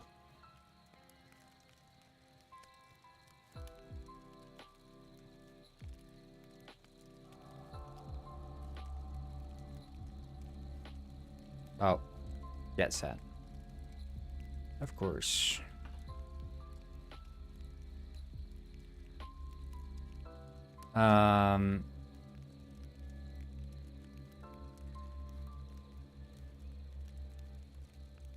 I think H for harmonica, right? I always like having, like, these literal names.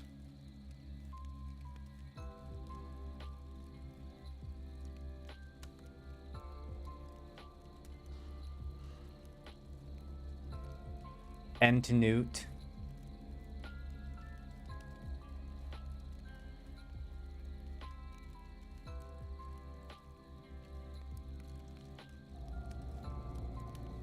And then private bool Monica.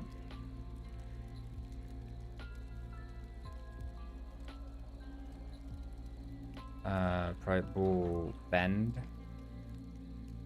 We can do that. It doesn't have to be through the input, but we'll do harmonica here. Attack.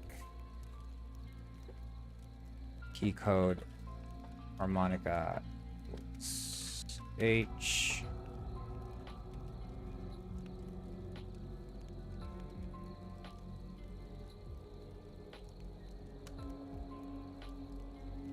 All right, that's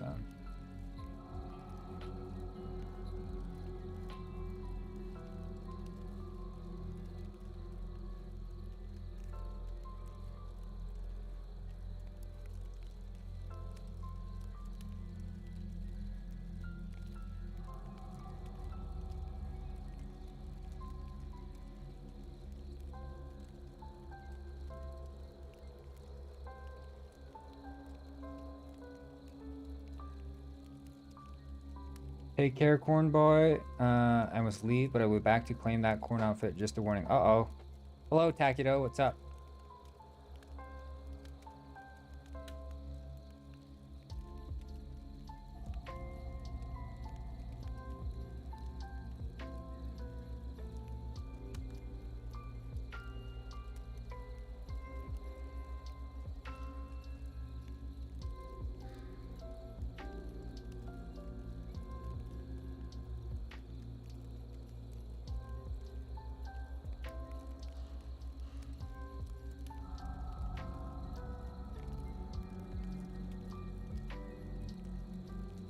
Okay. So,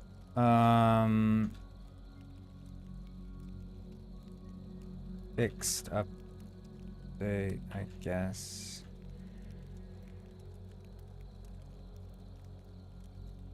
State harmonica equals. Well, we don't have to do that there. Doesn't matter. Animator dot set bool playing harmonica.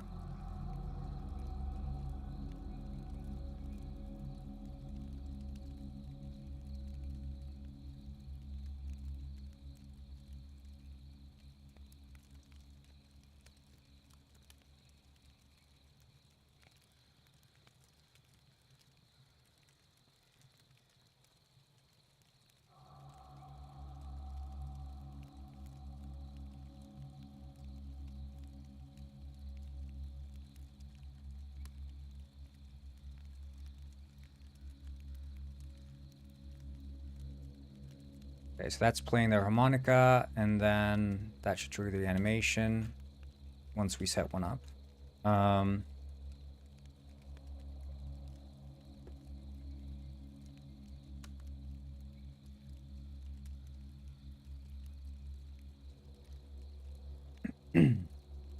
And player camera.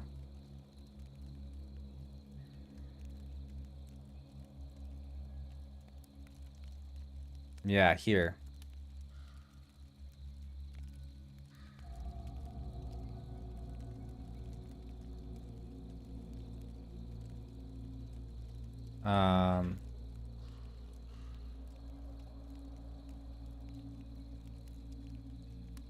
Update.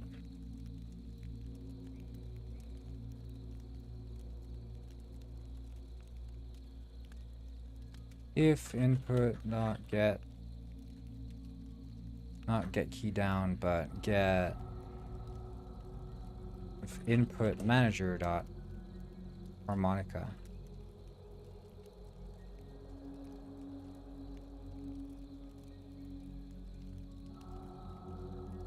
Play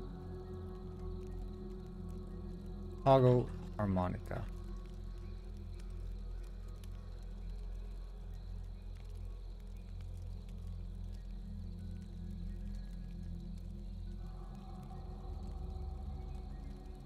Okay, sweet. Toggle harmonica, and then that needs a public transform harmonica transform. And then we need a public, I guess we can use the let's do vector 3. Local harmonic active position, and then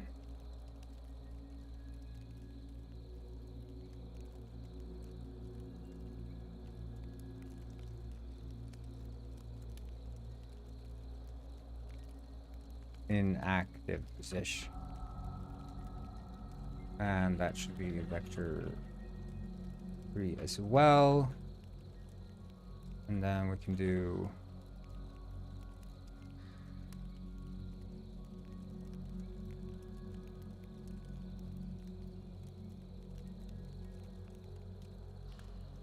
private bool-ish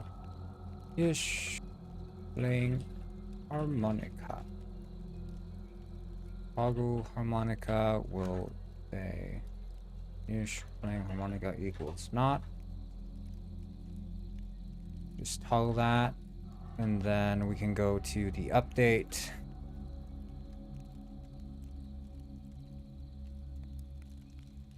Private void update.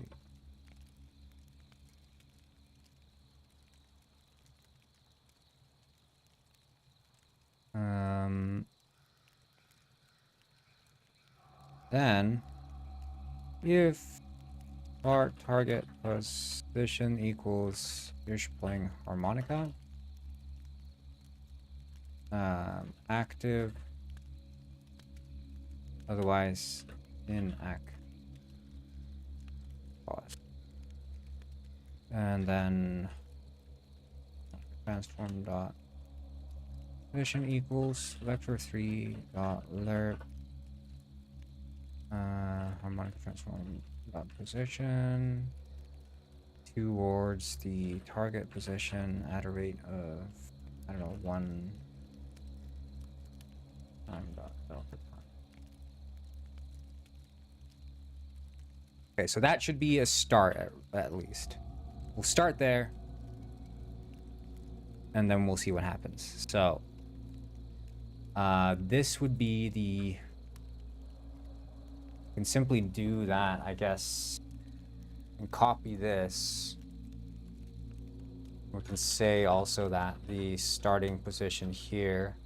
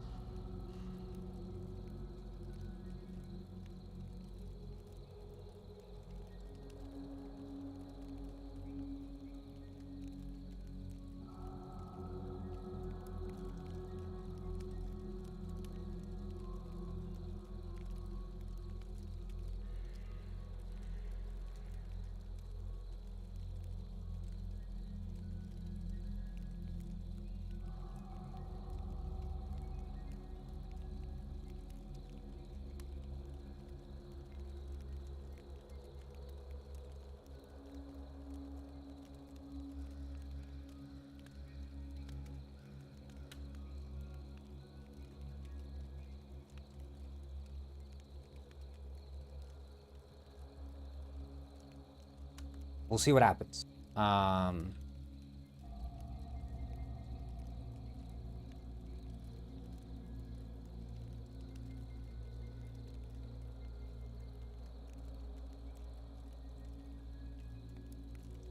Still some error somewhere, apparently, or maybe it just didn't recompile yet.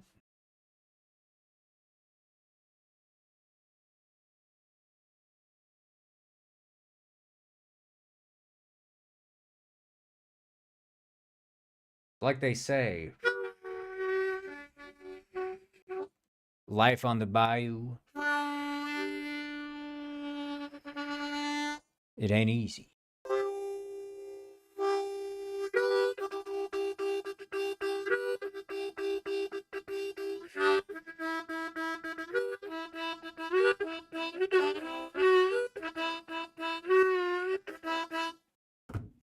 Thank you, thank you, thank you.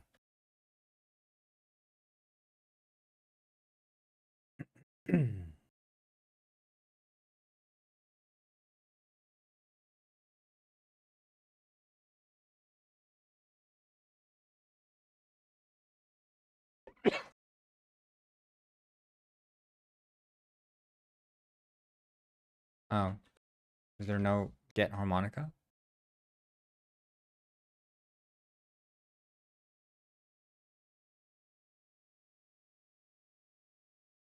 Yay, you're still alive. Yep.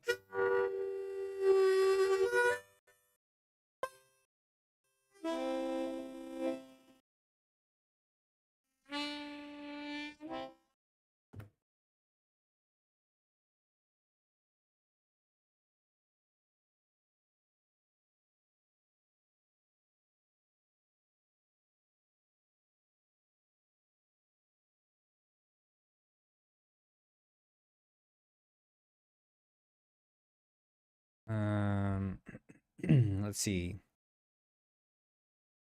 Um, player camera, right?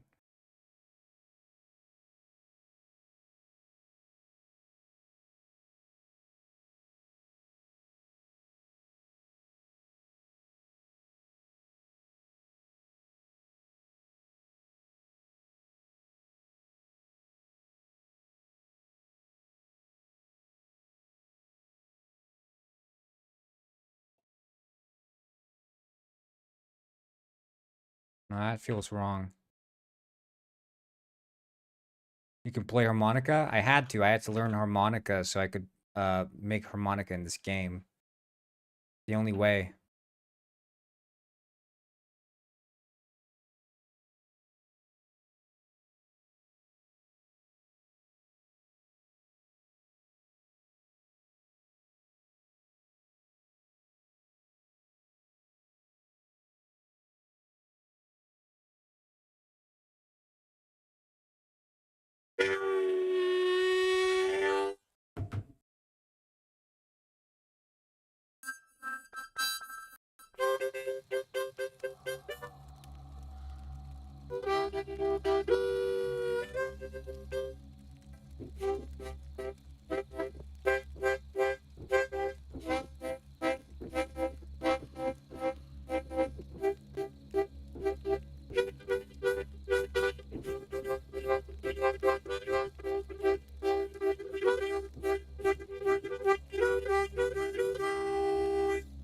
Let's go.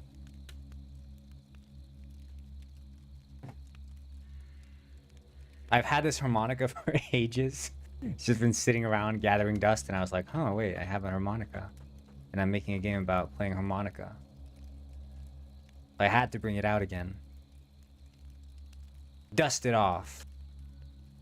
And now here we are. Okay, let's see.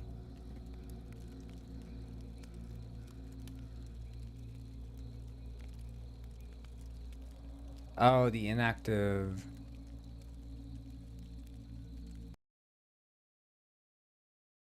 I guess I didn't assign the transform either, so.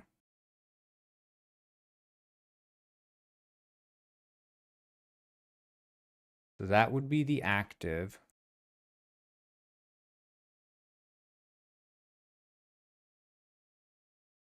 And then inactive would be whatever else. Let's see. Layer, camera.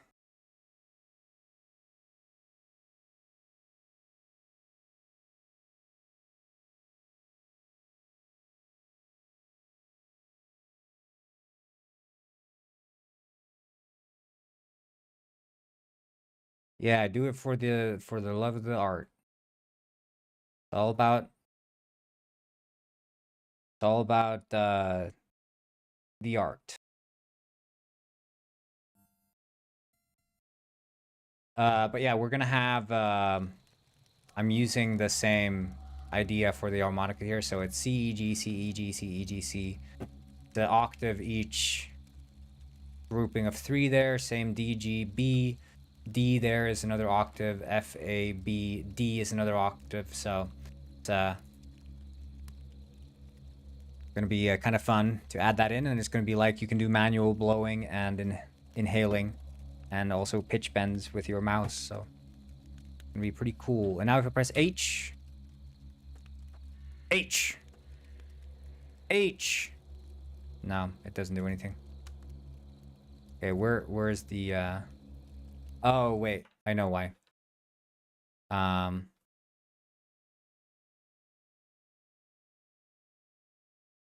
Player camera.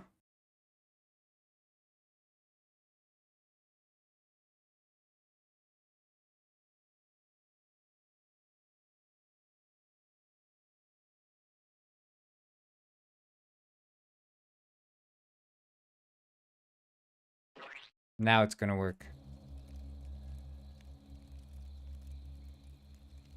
Come on. Come on. Oh shit, it broke. Sad. But yeah, multiplayer works. Multiplayer works. You can kill spiders and stuff in multiplayer. So, you know, if all else fails, if the game never actually ends up being playable from start to finish, you can still run around with a stick and hit spiders and possibly play the harmonica. Okay, it's still not quite working. Where's the harmonica? It's struggling. I don't know why it's...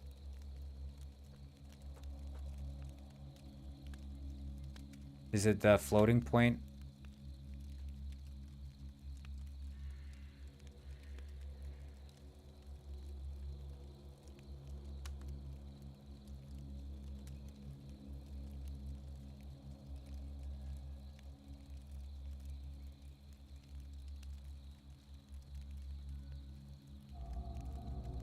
Yeah, well, that's the thing. So I don't have to restart it now because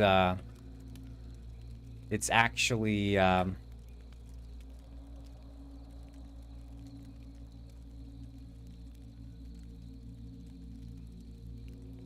running in a stable.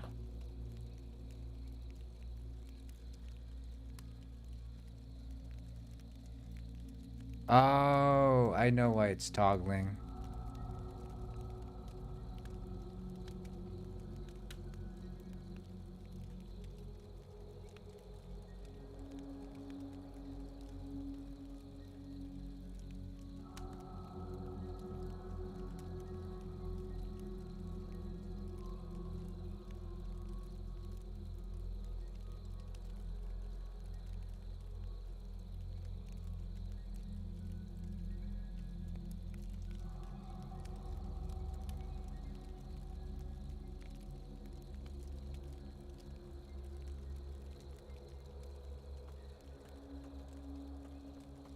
Okay, we need to recompile and it should work.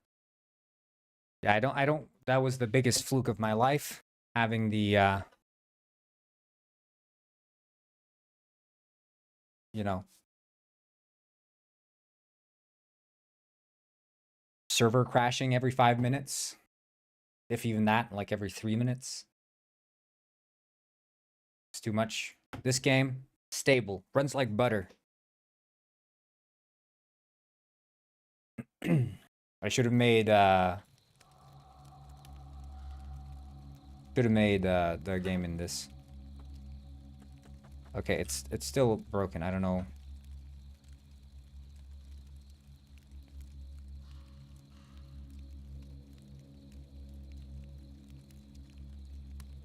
Okay, it should be there. Ah, there it is. It's just too slow. Okay.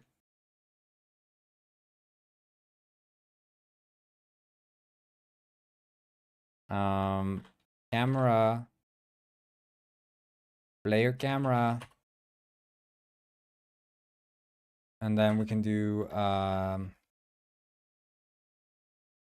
oops.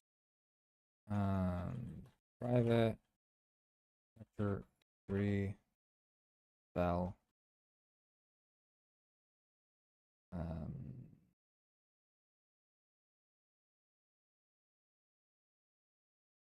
And then vector 3 dot smooth damp, harmonica transform, dot local position, do a target position, ref val, and then smooth time 0.5 seconds.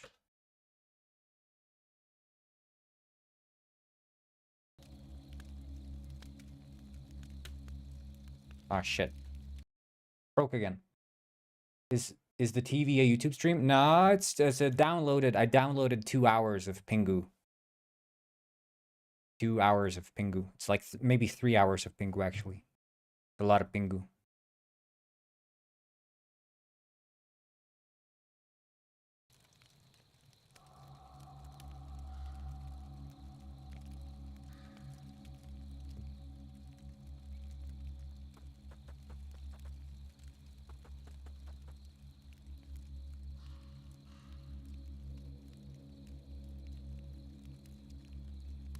I don't know if the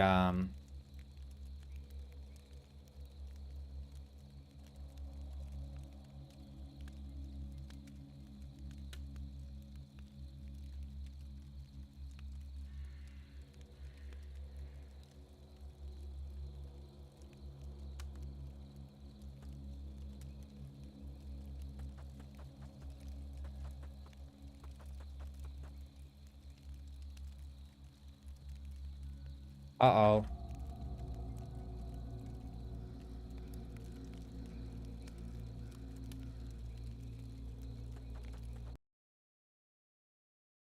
Pingu is a good show. Pingu we like. Good show.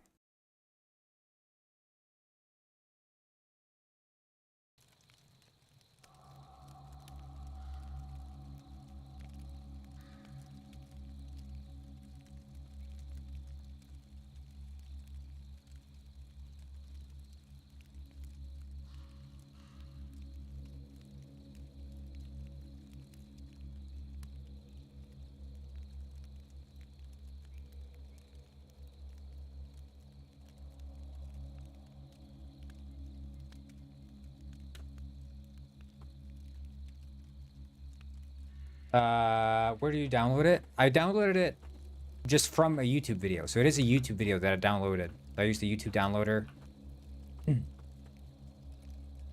Which is nice.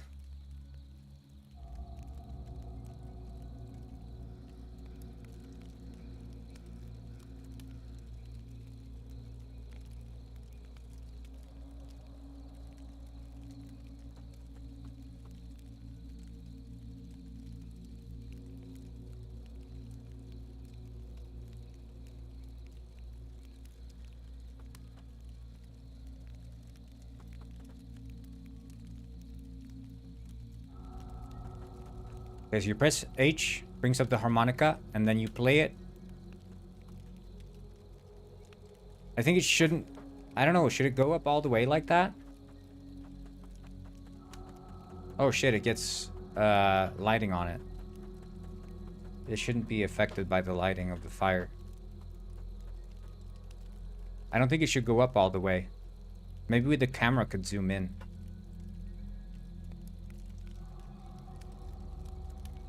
I think I have like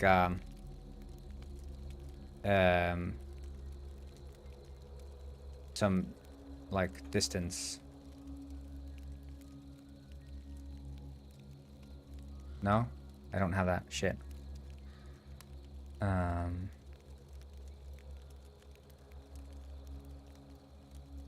Okay.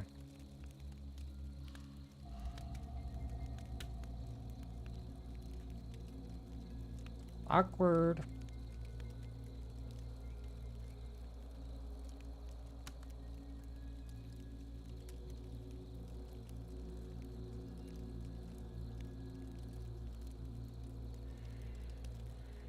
Like the player camera.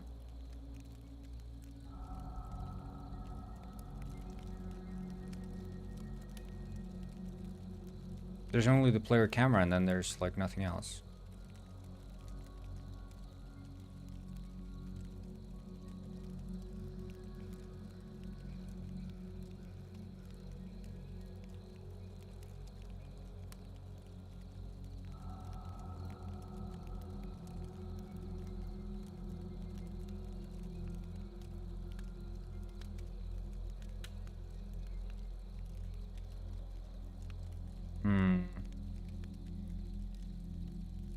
I think it's the interior manager that does it.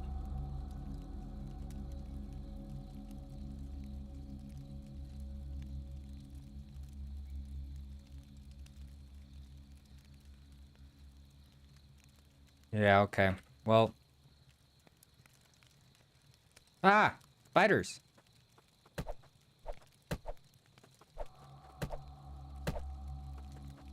Why are they so fast? God damn.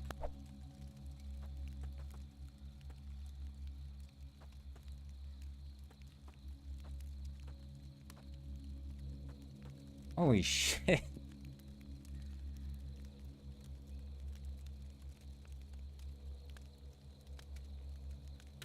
I don't know, maybe the harmonica should be smaller. You can still see the player.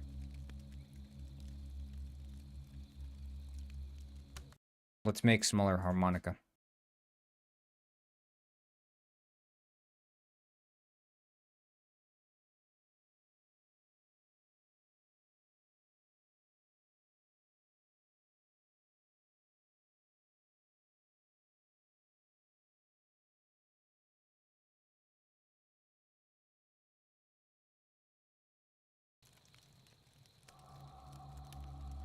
Come on.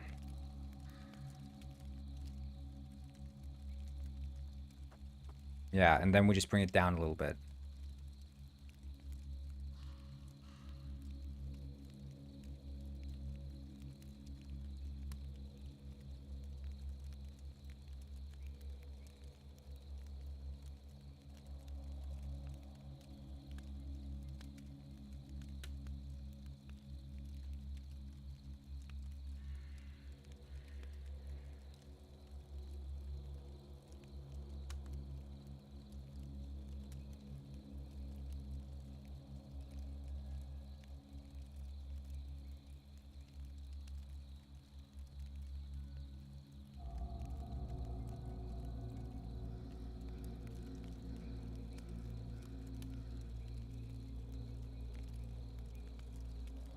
Where is it?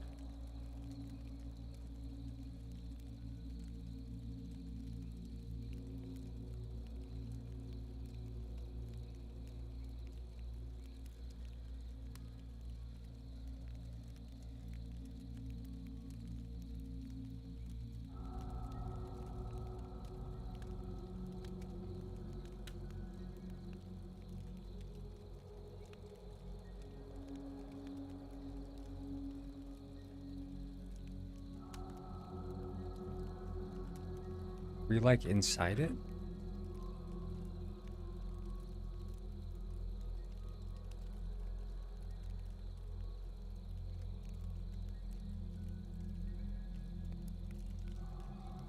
Yeah.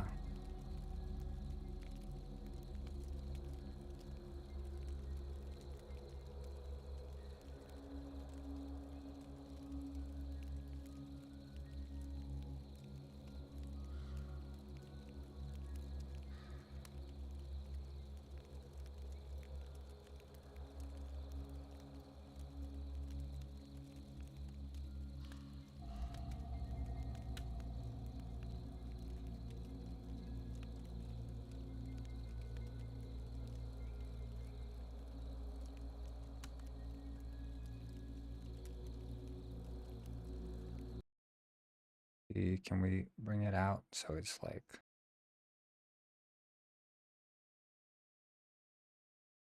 there? Copy.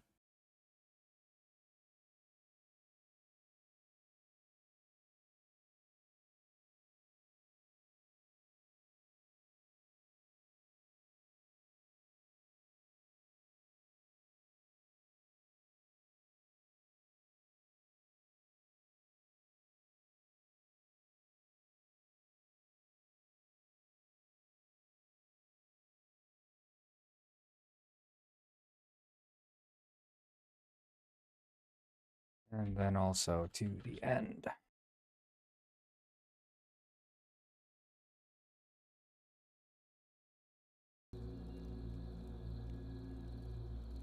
Okay. That seems good. That seems solid. Okay, and then we need to do like, as we move the mouse now, we move it left to right. Um,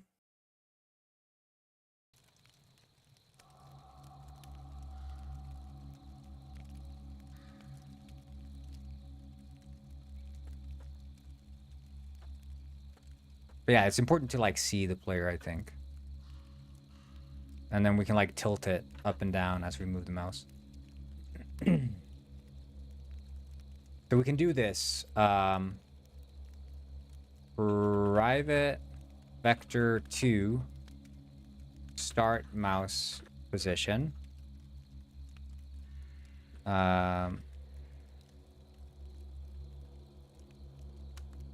Start mouse position equals screen dot curve. What's it? Curve input dot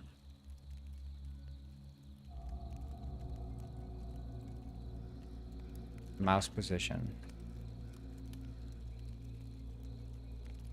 Or I guess we could just read the delta, honestly. I think we could just read the delta and assume we start with 0. So let's do private float harmonica offset equals 0, which means we start at the center, move left or right, and then harmonica offset equals 0. And then we can do this. Harmonica transform dot local position. Or local position equals harmonica transform dot local position. And then local position dot x equals harmonica offset divided by 5 or something. I don't know. Divided by 100. So it's like it's gonna scale, and then harmonica offset dot. Let's see, how many nodes do we have to each end? So assuming we start at 5, between 5 and 6, right? That would be the equal amount. So then 1, 2, 3, 4, 5 nodes on each side. 1, 2, 3, 4, 5. Right. Equals mathf dot clamp. So we'd clamp to 5. Harmonica offset. Min is -5 and is +5. Although it would be easier if we say the offset, we would just subtract 5 instead.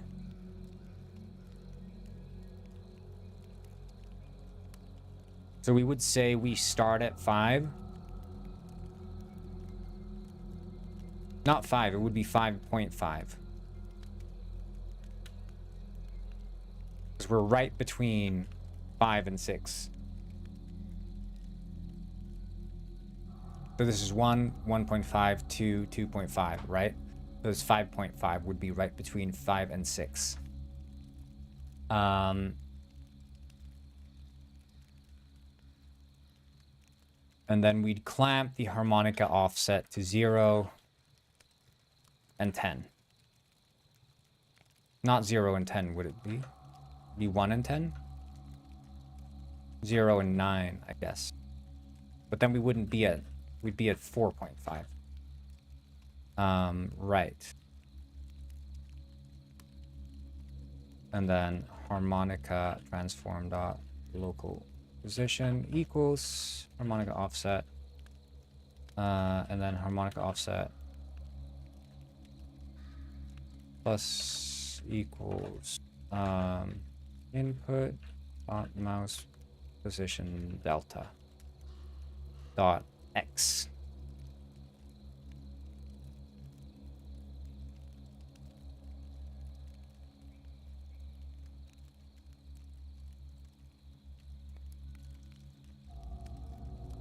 Oh, can you just do that? Wait, harmonica transform dot local equals local position. That's what I thought.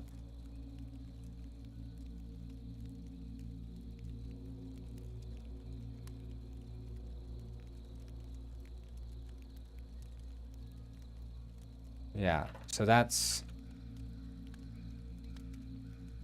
And the position is not reflected. So that would be harmonica offset -5 minus 4.5, because that would bring us back to 0.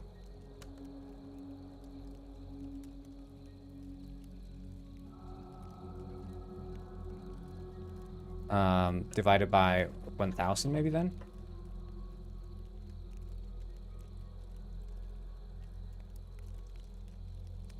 Okay, we're getting there. And then we can just divide this by 10 so we don't have so much strength. Okay. Divide it by maybe 30. And then have this 250.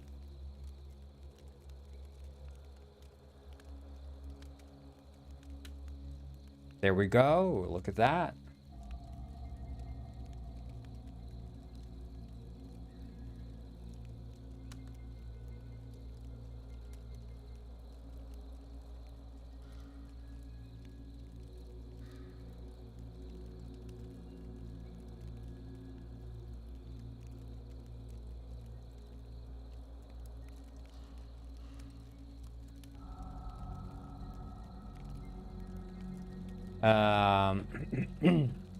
Harmonica offset. And then we can say private float harmonica bend offset.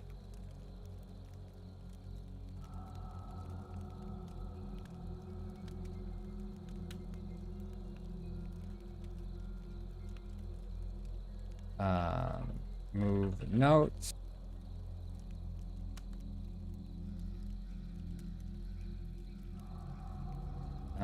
Move bends.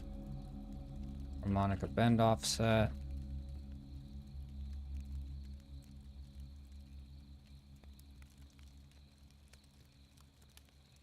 And then we have the delta would be Y. And then we just not clamp that, I guess. Or I guess we would clamp it to like the number of degrees that we'd want to offset. So here we'd have to assume 0 is the target. So we'd do like minus 30 plus 30 or something. And then harmonica bend offset equals mathf dot lerp harmonica bend offset heading towards 0 at a rate of time dot delta time. And then we can say that whatever the starting rotation of the harmonica is,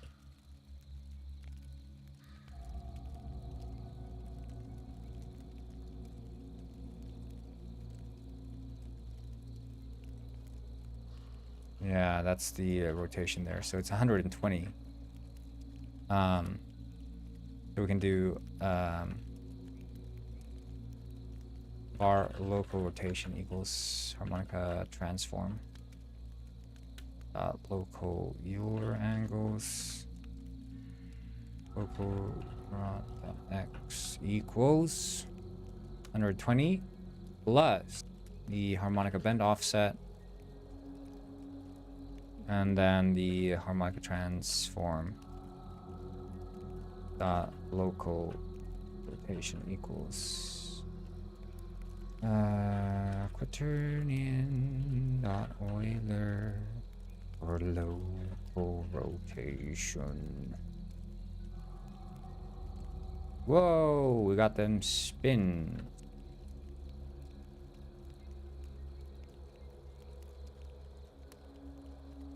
Not sure why it wants to spin so much.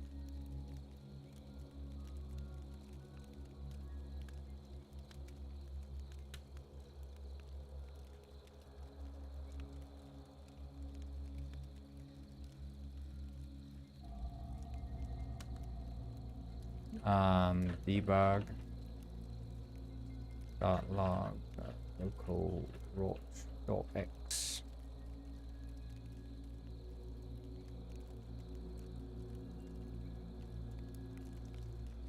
I mean, there's no reason it should be spinning so much.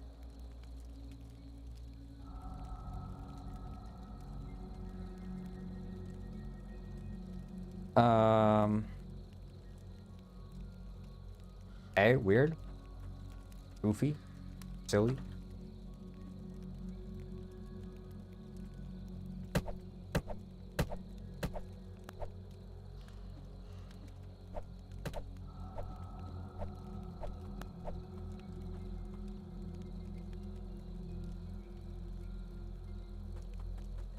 Is it because it's minus 90? Is that it?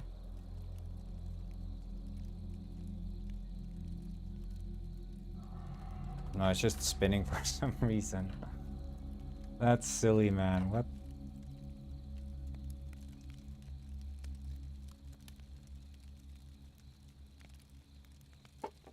Ah.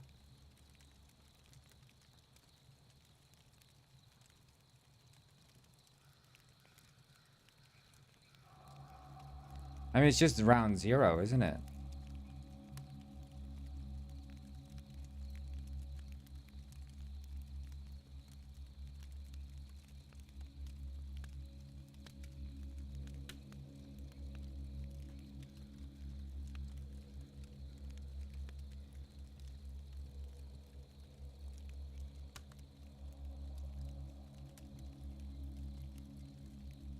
I think it has to be, yeah,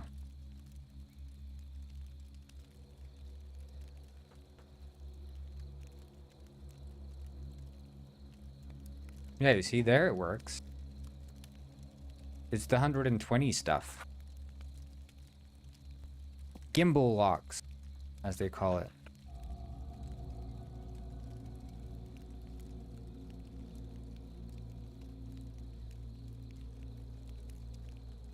We can do this, times equals quaternion.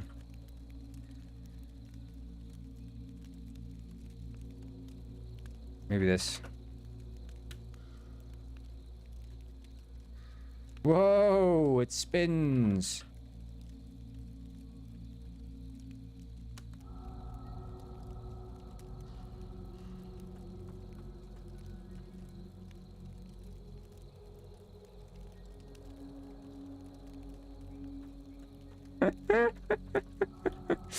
Oh my god, dude.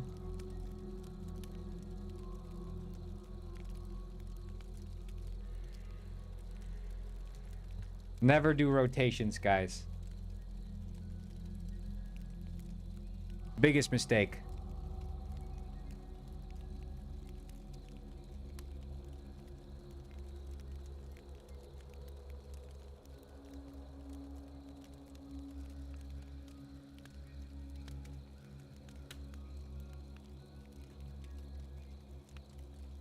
Gimbal locking.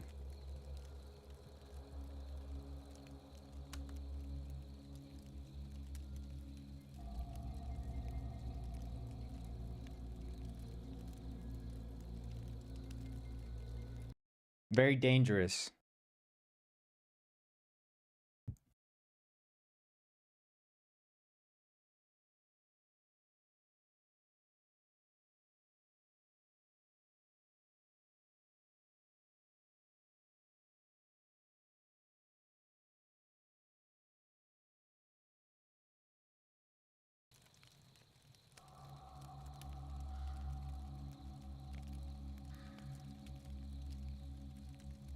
Eating my PC, meaning playing. Interesting.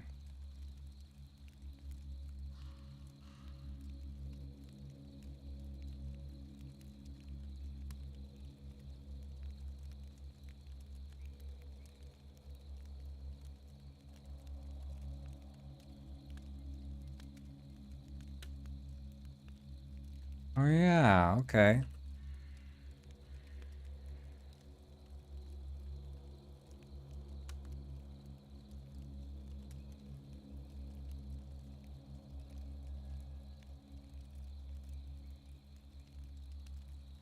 Wait, so it can't be 120.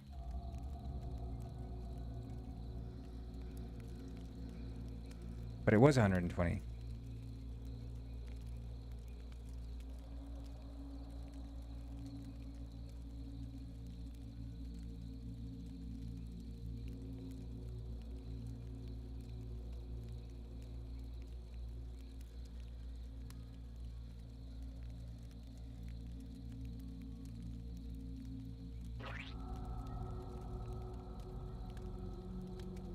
Okay, let's just do it like this. Var rotation equals new. Miles floor, he hasn't been around, luckily. I'm really happy. I thought, you know, any day now he's gonna be around, I thought. But yeah, he wasn't.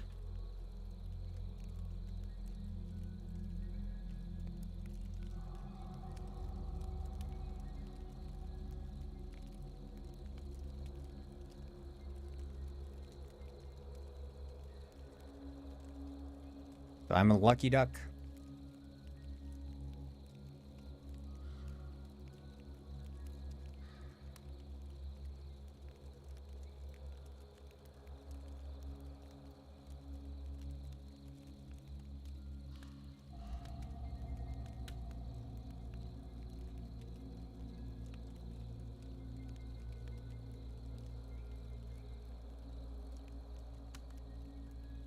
But look now.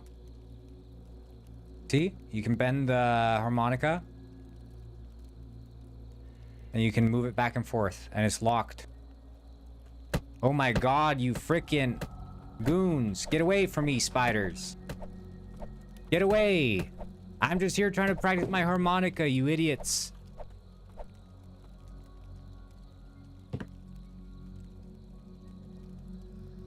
Yeah. Well, I was away Thursday for good reason. Friday, well, it just ended up being that way. Actually, on Friday, I was judging pitches from small university children, you know? The less fortunate university kids judging their pitches.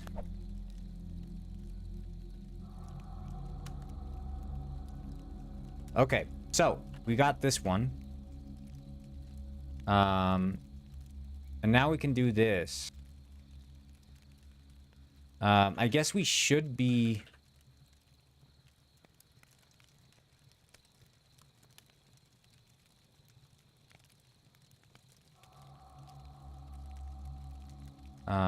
private, or just public struct harmonica state.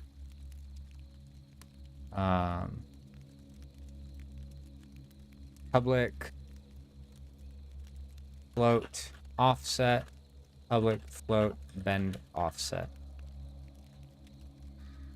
I guess note offset.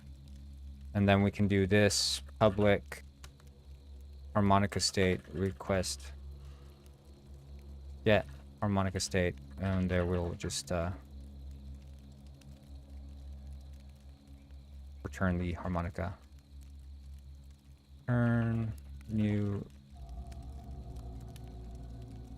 harmonica state.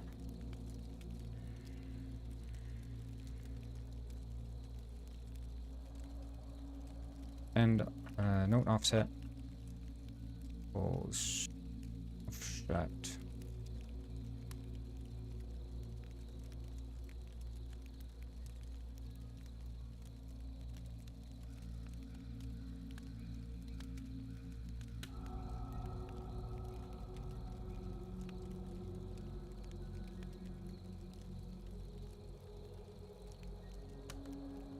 There we go. Cool, sweet. And now where we toggle the harmonica, GRI.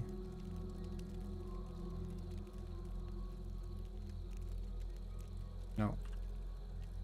Yeah. GR references, right? Yep.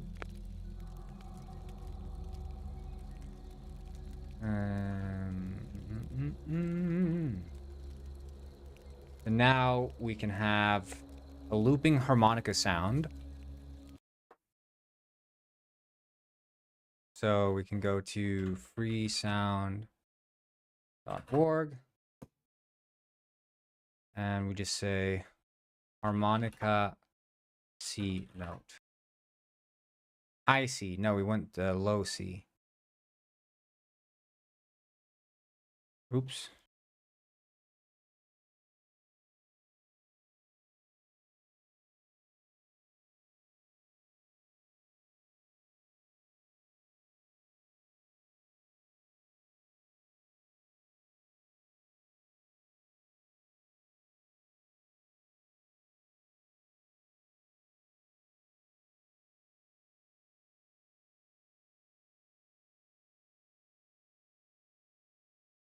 That one's a good sound, but not what I need.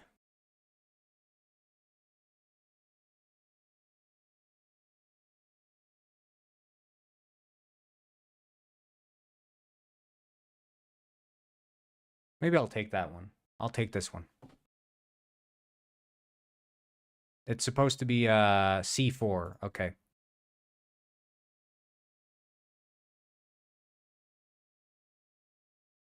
We're gonna have to make this loop. We're gonna go into ASMR with Illify voice for a second here. But I know you guys like this, so.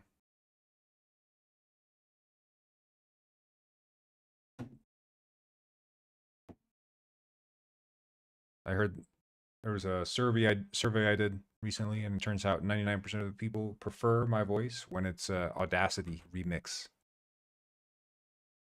Which was interesting to find out, but yeah.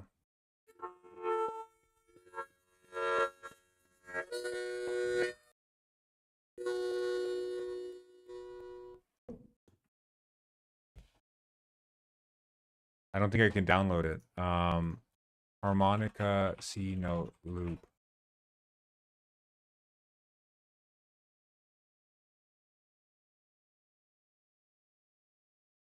Harmonica C note. Download. God damn it. Free sound has crashed. Oh, wait. See, that one's really good, but as a female, I approve that voice. Yeah, it's my natural voice, actually. I'm using Audacity to pitch myself up.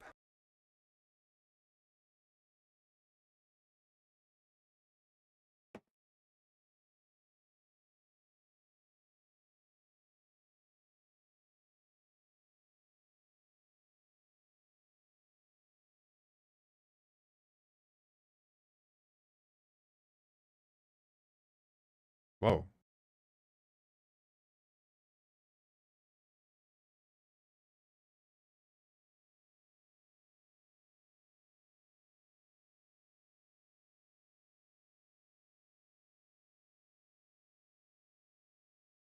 Yeah, let's just download this one.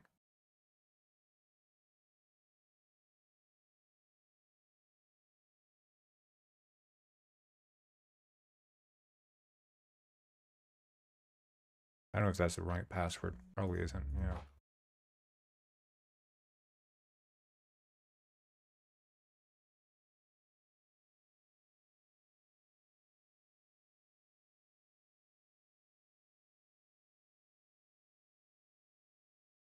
That's the one. Come on, come on, come on, come on. Yes.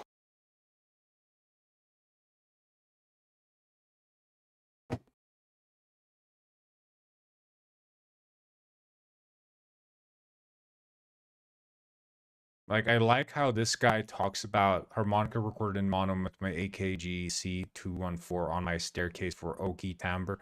You don't hear the freaking timbre of your oak stairs, buddy.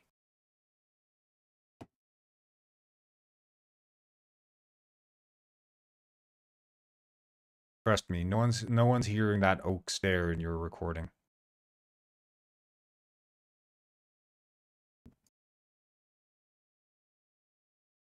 Little bro thinks his oak stairs are a studio.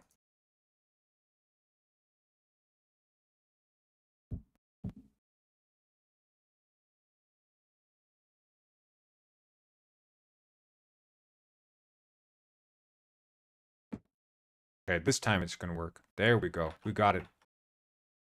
Sound extracted. Okay. That's beautiful. Look, hear that. You can hear the oak stairs. You guys hear it too, right? That's the oak stairs.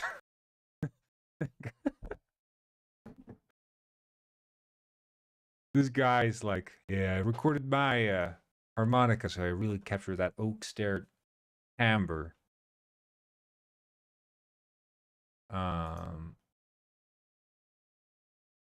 So effect, fading, fade. Oh wait, right. I just need to Right there, fading.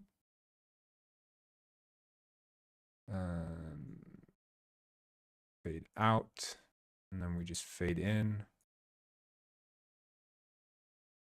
There we go, and we can just save to computer.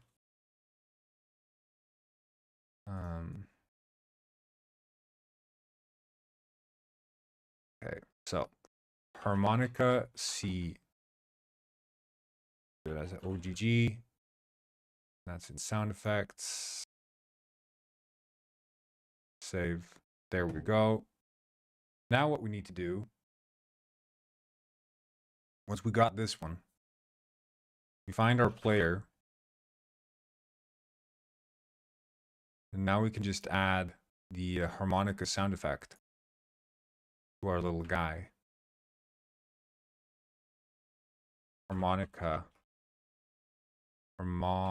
sound source. And this one should loop. Not loop, actually. Or it should loop. I guess it's whether or not it's playing is what we decide. And then harmonica. Sounds so good. That sounds so good. It's just how I imagine the oak stairs would sound. It's so good. See, what I could do is I could have like overlapping zones where if you're in between two notes, it plays both of them. But yeah, I don't know. Okay, what is the ancient formula for semitones?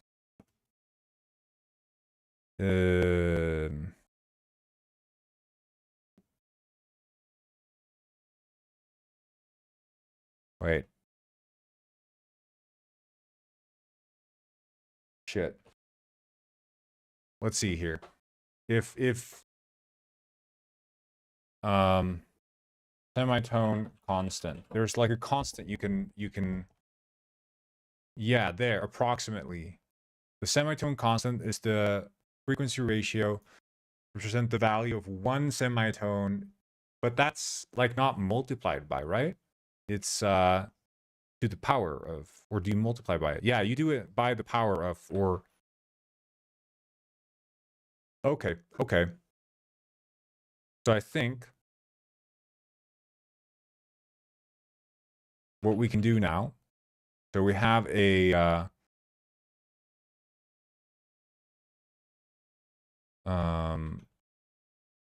private float array, and this would be flow notes equals new.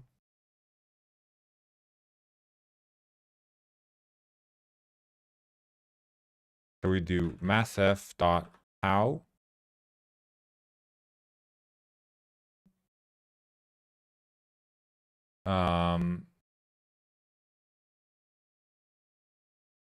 isn't it the base frequency? So like one,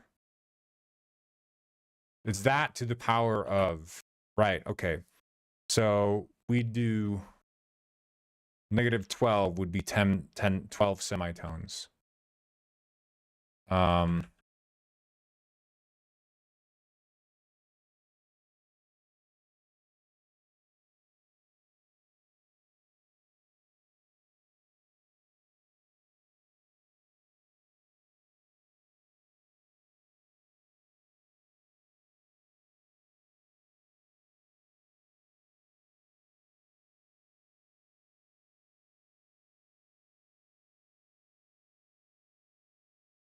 So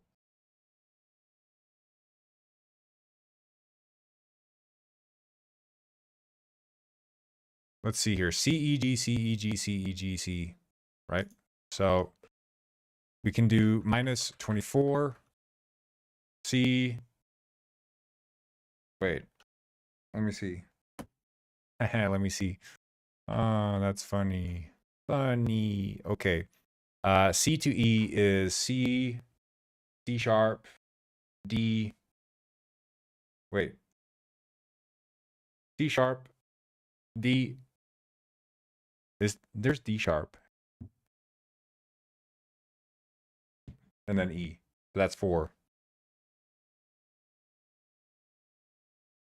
So that would be 20. And then from E, there's no E sharp, so it's F, F sharp, G, so that's 3.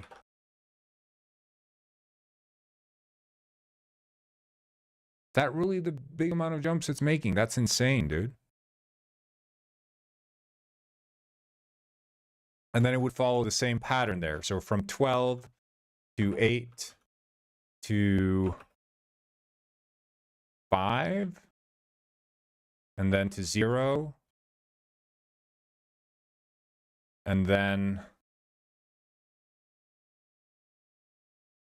going up from there, we'd go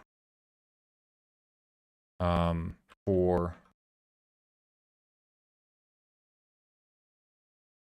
7, 12. That should be it. We'll try this out. And now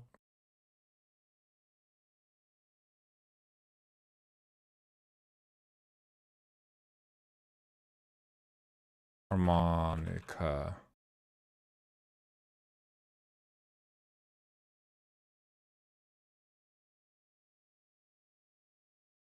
Wait, get harmonica, toggle harmonica. State playing harmonica equals. And we'll just make this deep voice so sigma. Thank you, bro. Why? We almost have a working harmonica now, so.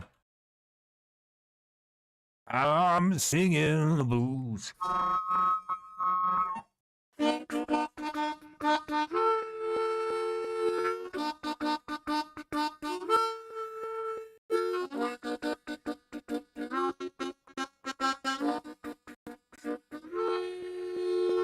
I'm singing the fish blues.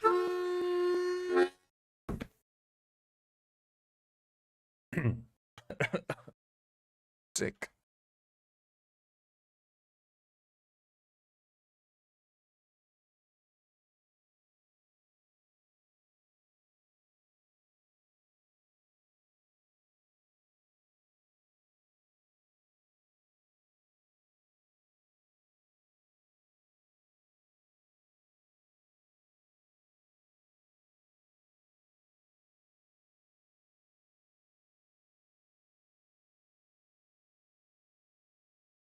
Okay. State playing harmonica.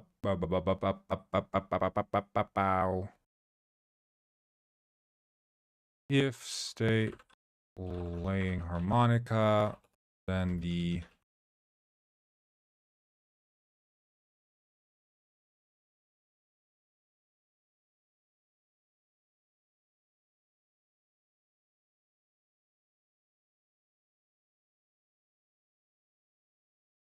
harmonica course. So how are you, bro? Why? You been playing any sword fighting recently?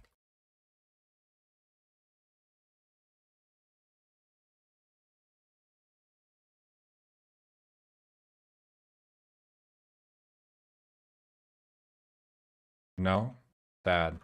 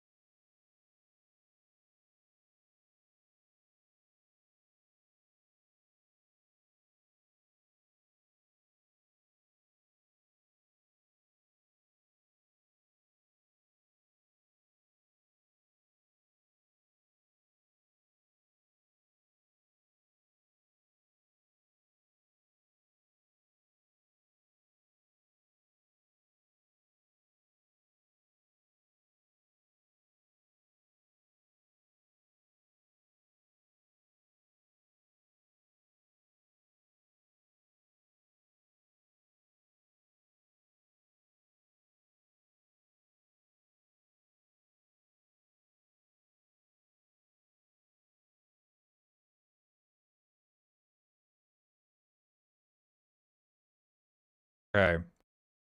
Um.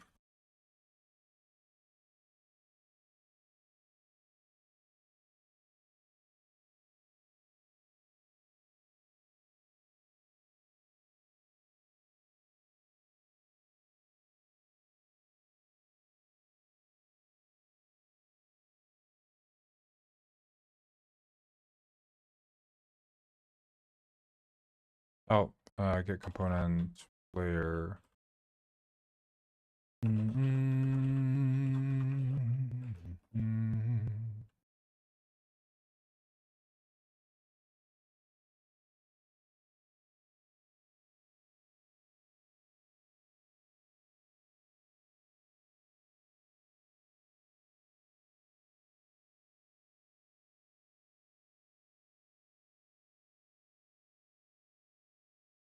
There. Oh,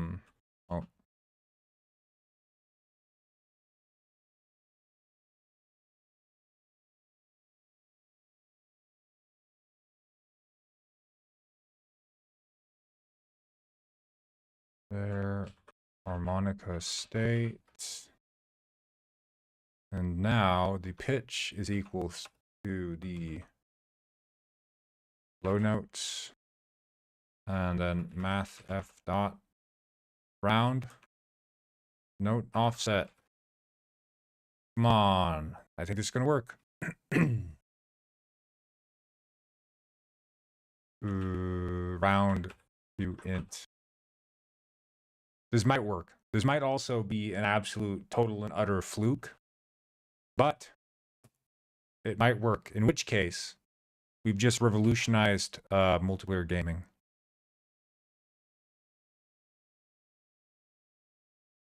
Wait, 625.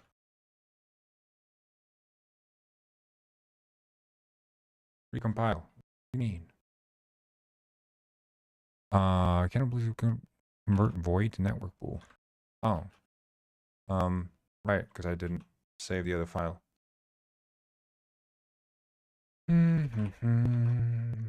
Let's get down to business and defeat the Huns. Dun dun dun dun dun dun dun dun dun dun dun dun. Dun dun dun dun dun dun dun dun dun dun dun dun dun dun dun. Someday I'll make a man out of you. That's Mulan for those who haven't seen that one. The famous Disney movie. Very famous.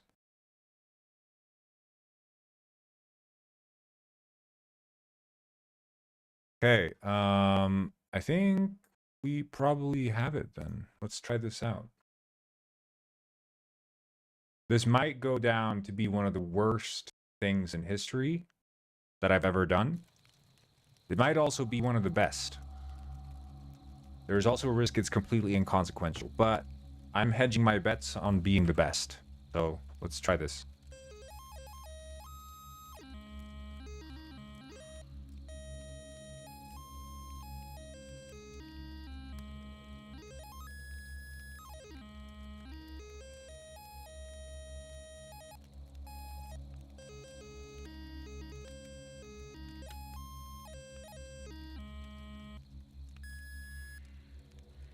Wait. Okay. Wait. Did I just...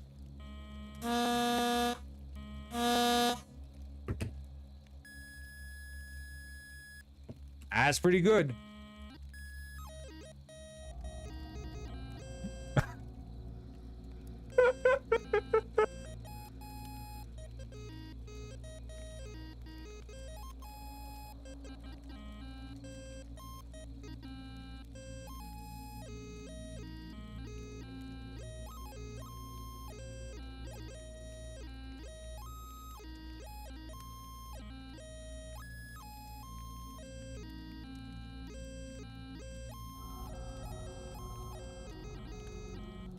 Hey, I'm playing here. Get away from me, you dirty spider. Okay, that's awesome. That's awesome. Okay. Well, we can take this further.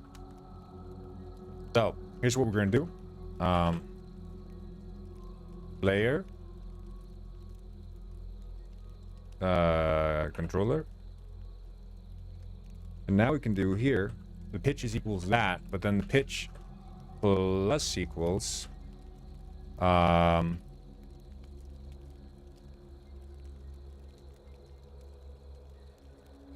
it's not going to be round to end anymore. It's the I guess it's bend divided by 30. Let's see here. We'll go to the top of the file and get this guy here.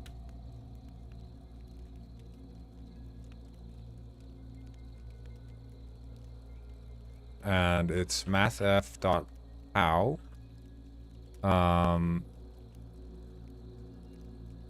This to the power of harmonic state dot bend offset divided by 30, because that would be the actual bend offset that we're working with. Pretty sure this is gonna work. What you making? This is for the game jam. This is supposed to be finished in 3 days on the 4th. You can see here. Look at this. Look at this.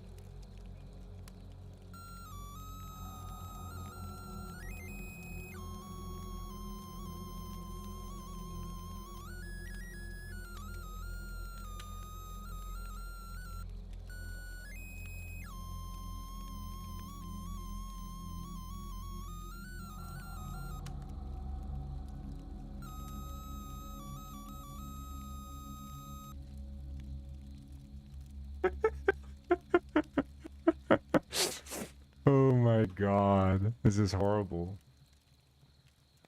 Wait, mathf.pow. Holy shit, that's horrible, dude. Sounds like absolute utter butt.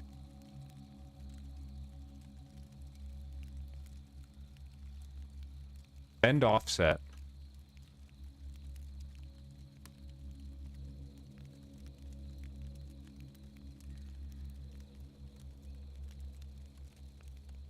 Oh, okay, it always offsets by 1. So we'd have to subtract it by 1.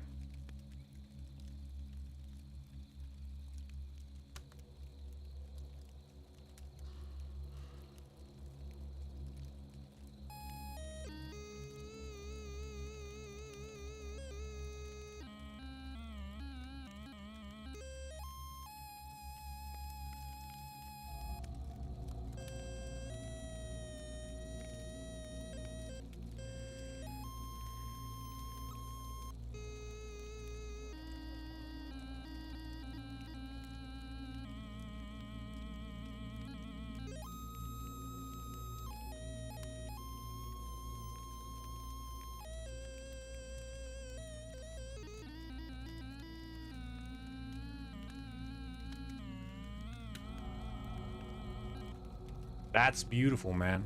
I think I might want to pitch it down though. Minus mathf dot pow. So just bring it down a whole octave.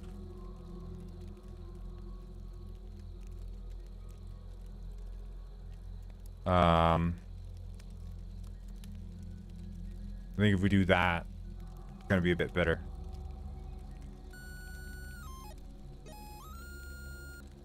What? I subtracted though. Why is it so?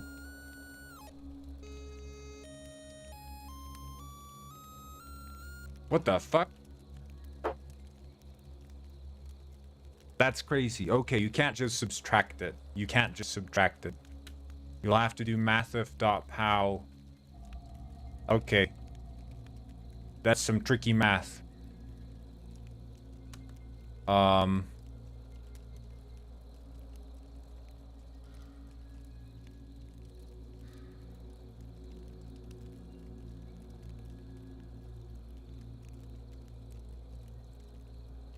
Mathf.pow. Yeah, that's some tricky math. Ooh. Ooh, okay. Private const int offset pitch equals 12 plus offset pitch.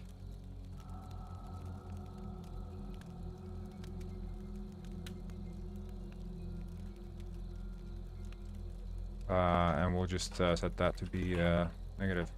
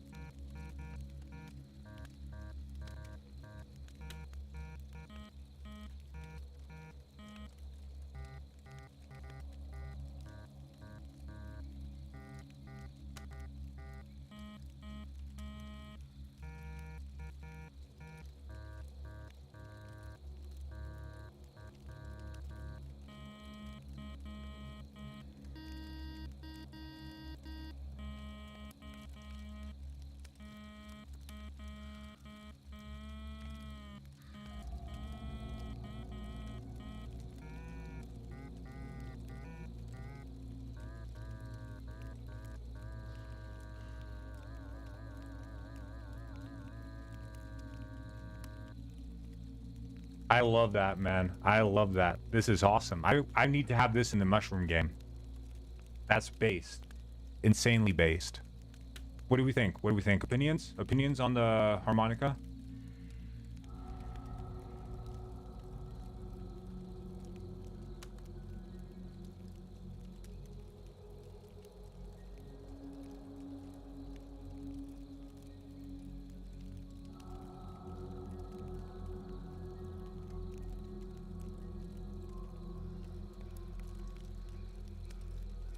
So we got inhale notes.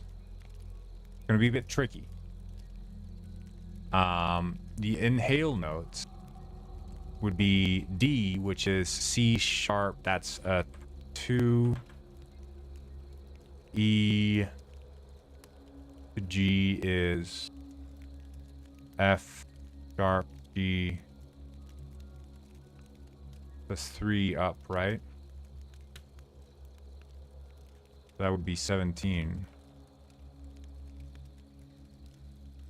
Yeah, we know it's 17. Okay. And then G to B, G sharp, A. Wait, G sharp, A sharp. That's 4. C to D again, which was 2, so that's 10. E to F is just 1, so that's 7. G to A. No, we didn't do G to A. So it's G sharp, A sharp, and that's 2. And then C to B. Oh, that's a down, I guess. Which would mean it's just -1. E to D is also 2, so that's 2 notes down. And then G to F. F sharp G, so that's 2, so that's 5. And then C to A, which is... There is no B flat.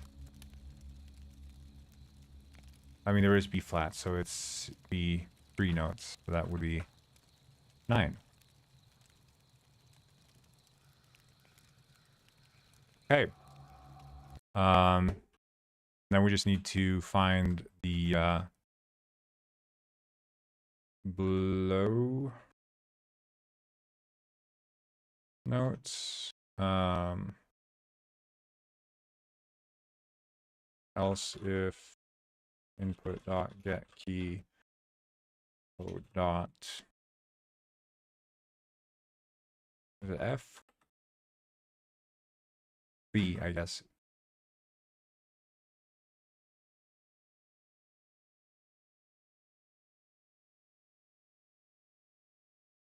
And then it's not blow notes, it's inhale notes.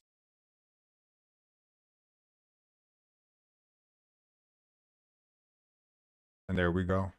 Oh. Let's try it out. Now we have the full range, the full power of the harmonica. This is going to blow people's minds. And you guys, I'm hoping that some of you guys are going to be there when this game's getting presented on Thursday. Because if you guys can be there, you can play harmonica and annoy the shit out of people with your harmonica playing. And also impress them, perhaps.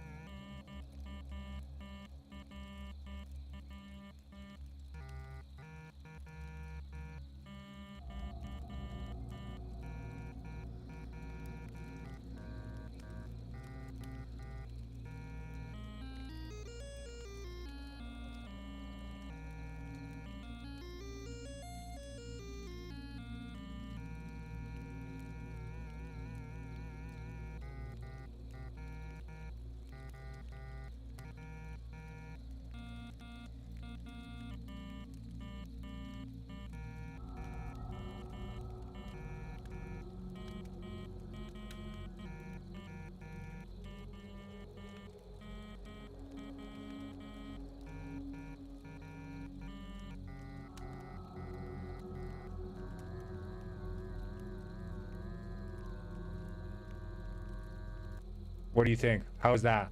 How is that a performance? Pretty good, huh? Pretty good, eh? Now that's what I call real music. And then I just need to synchronize this, which shouldn't be so hard because it's all just values here.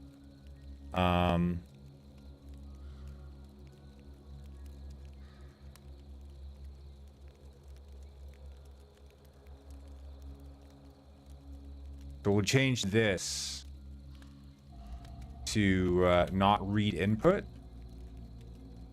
but instead just have it be private void simulate harmonica.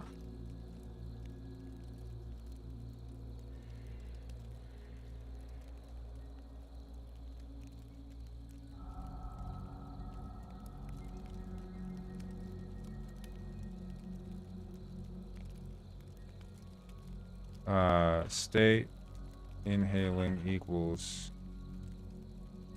input not get key code dot v state blowing b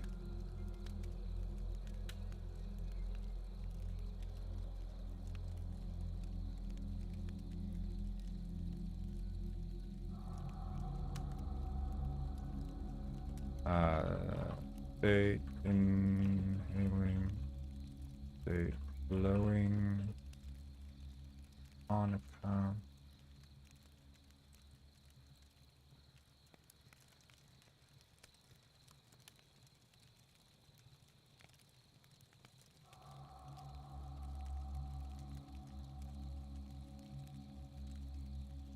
And then simulate animations.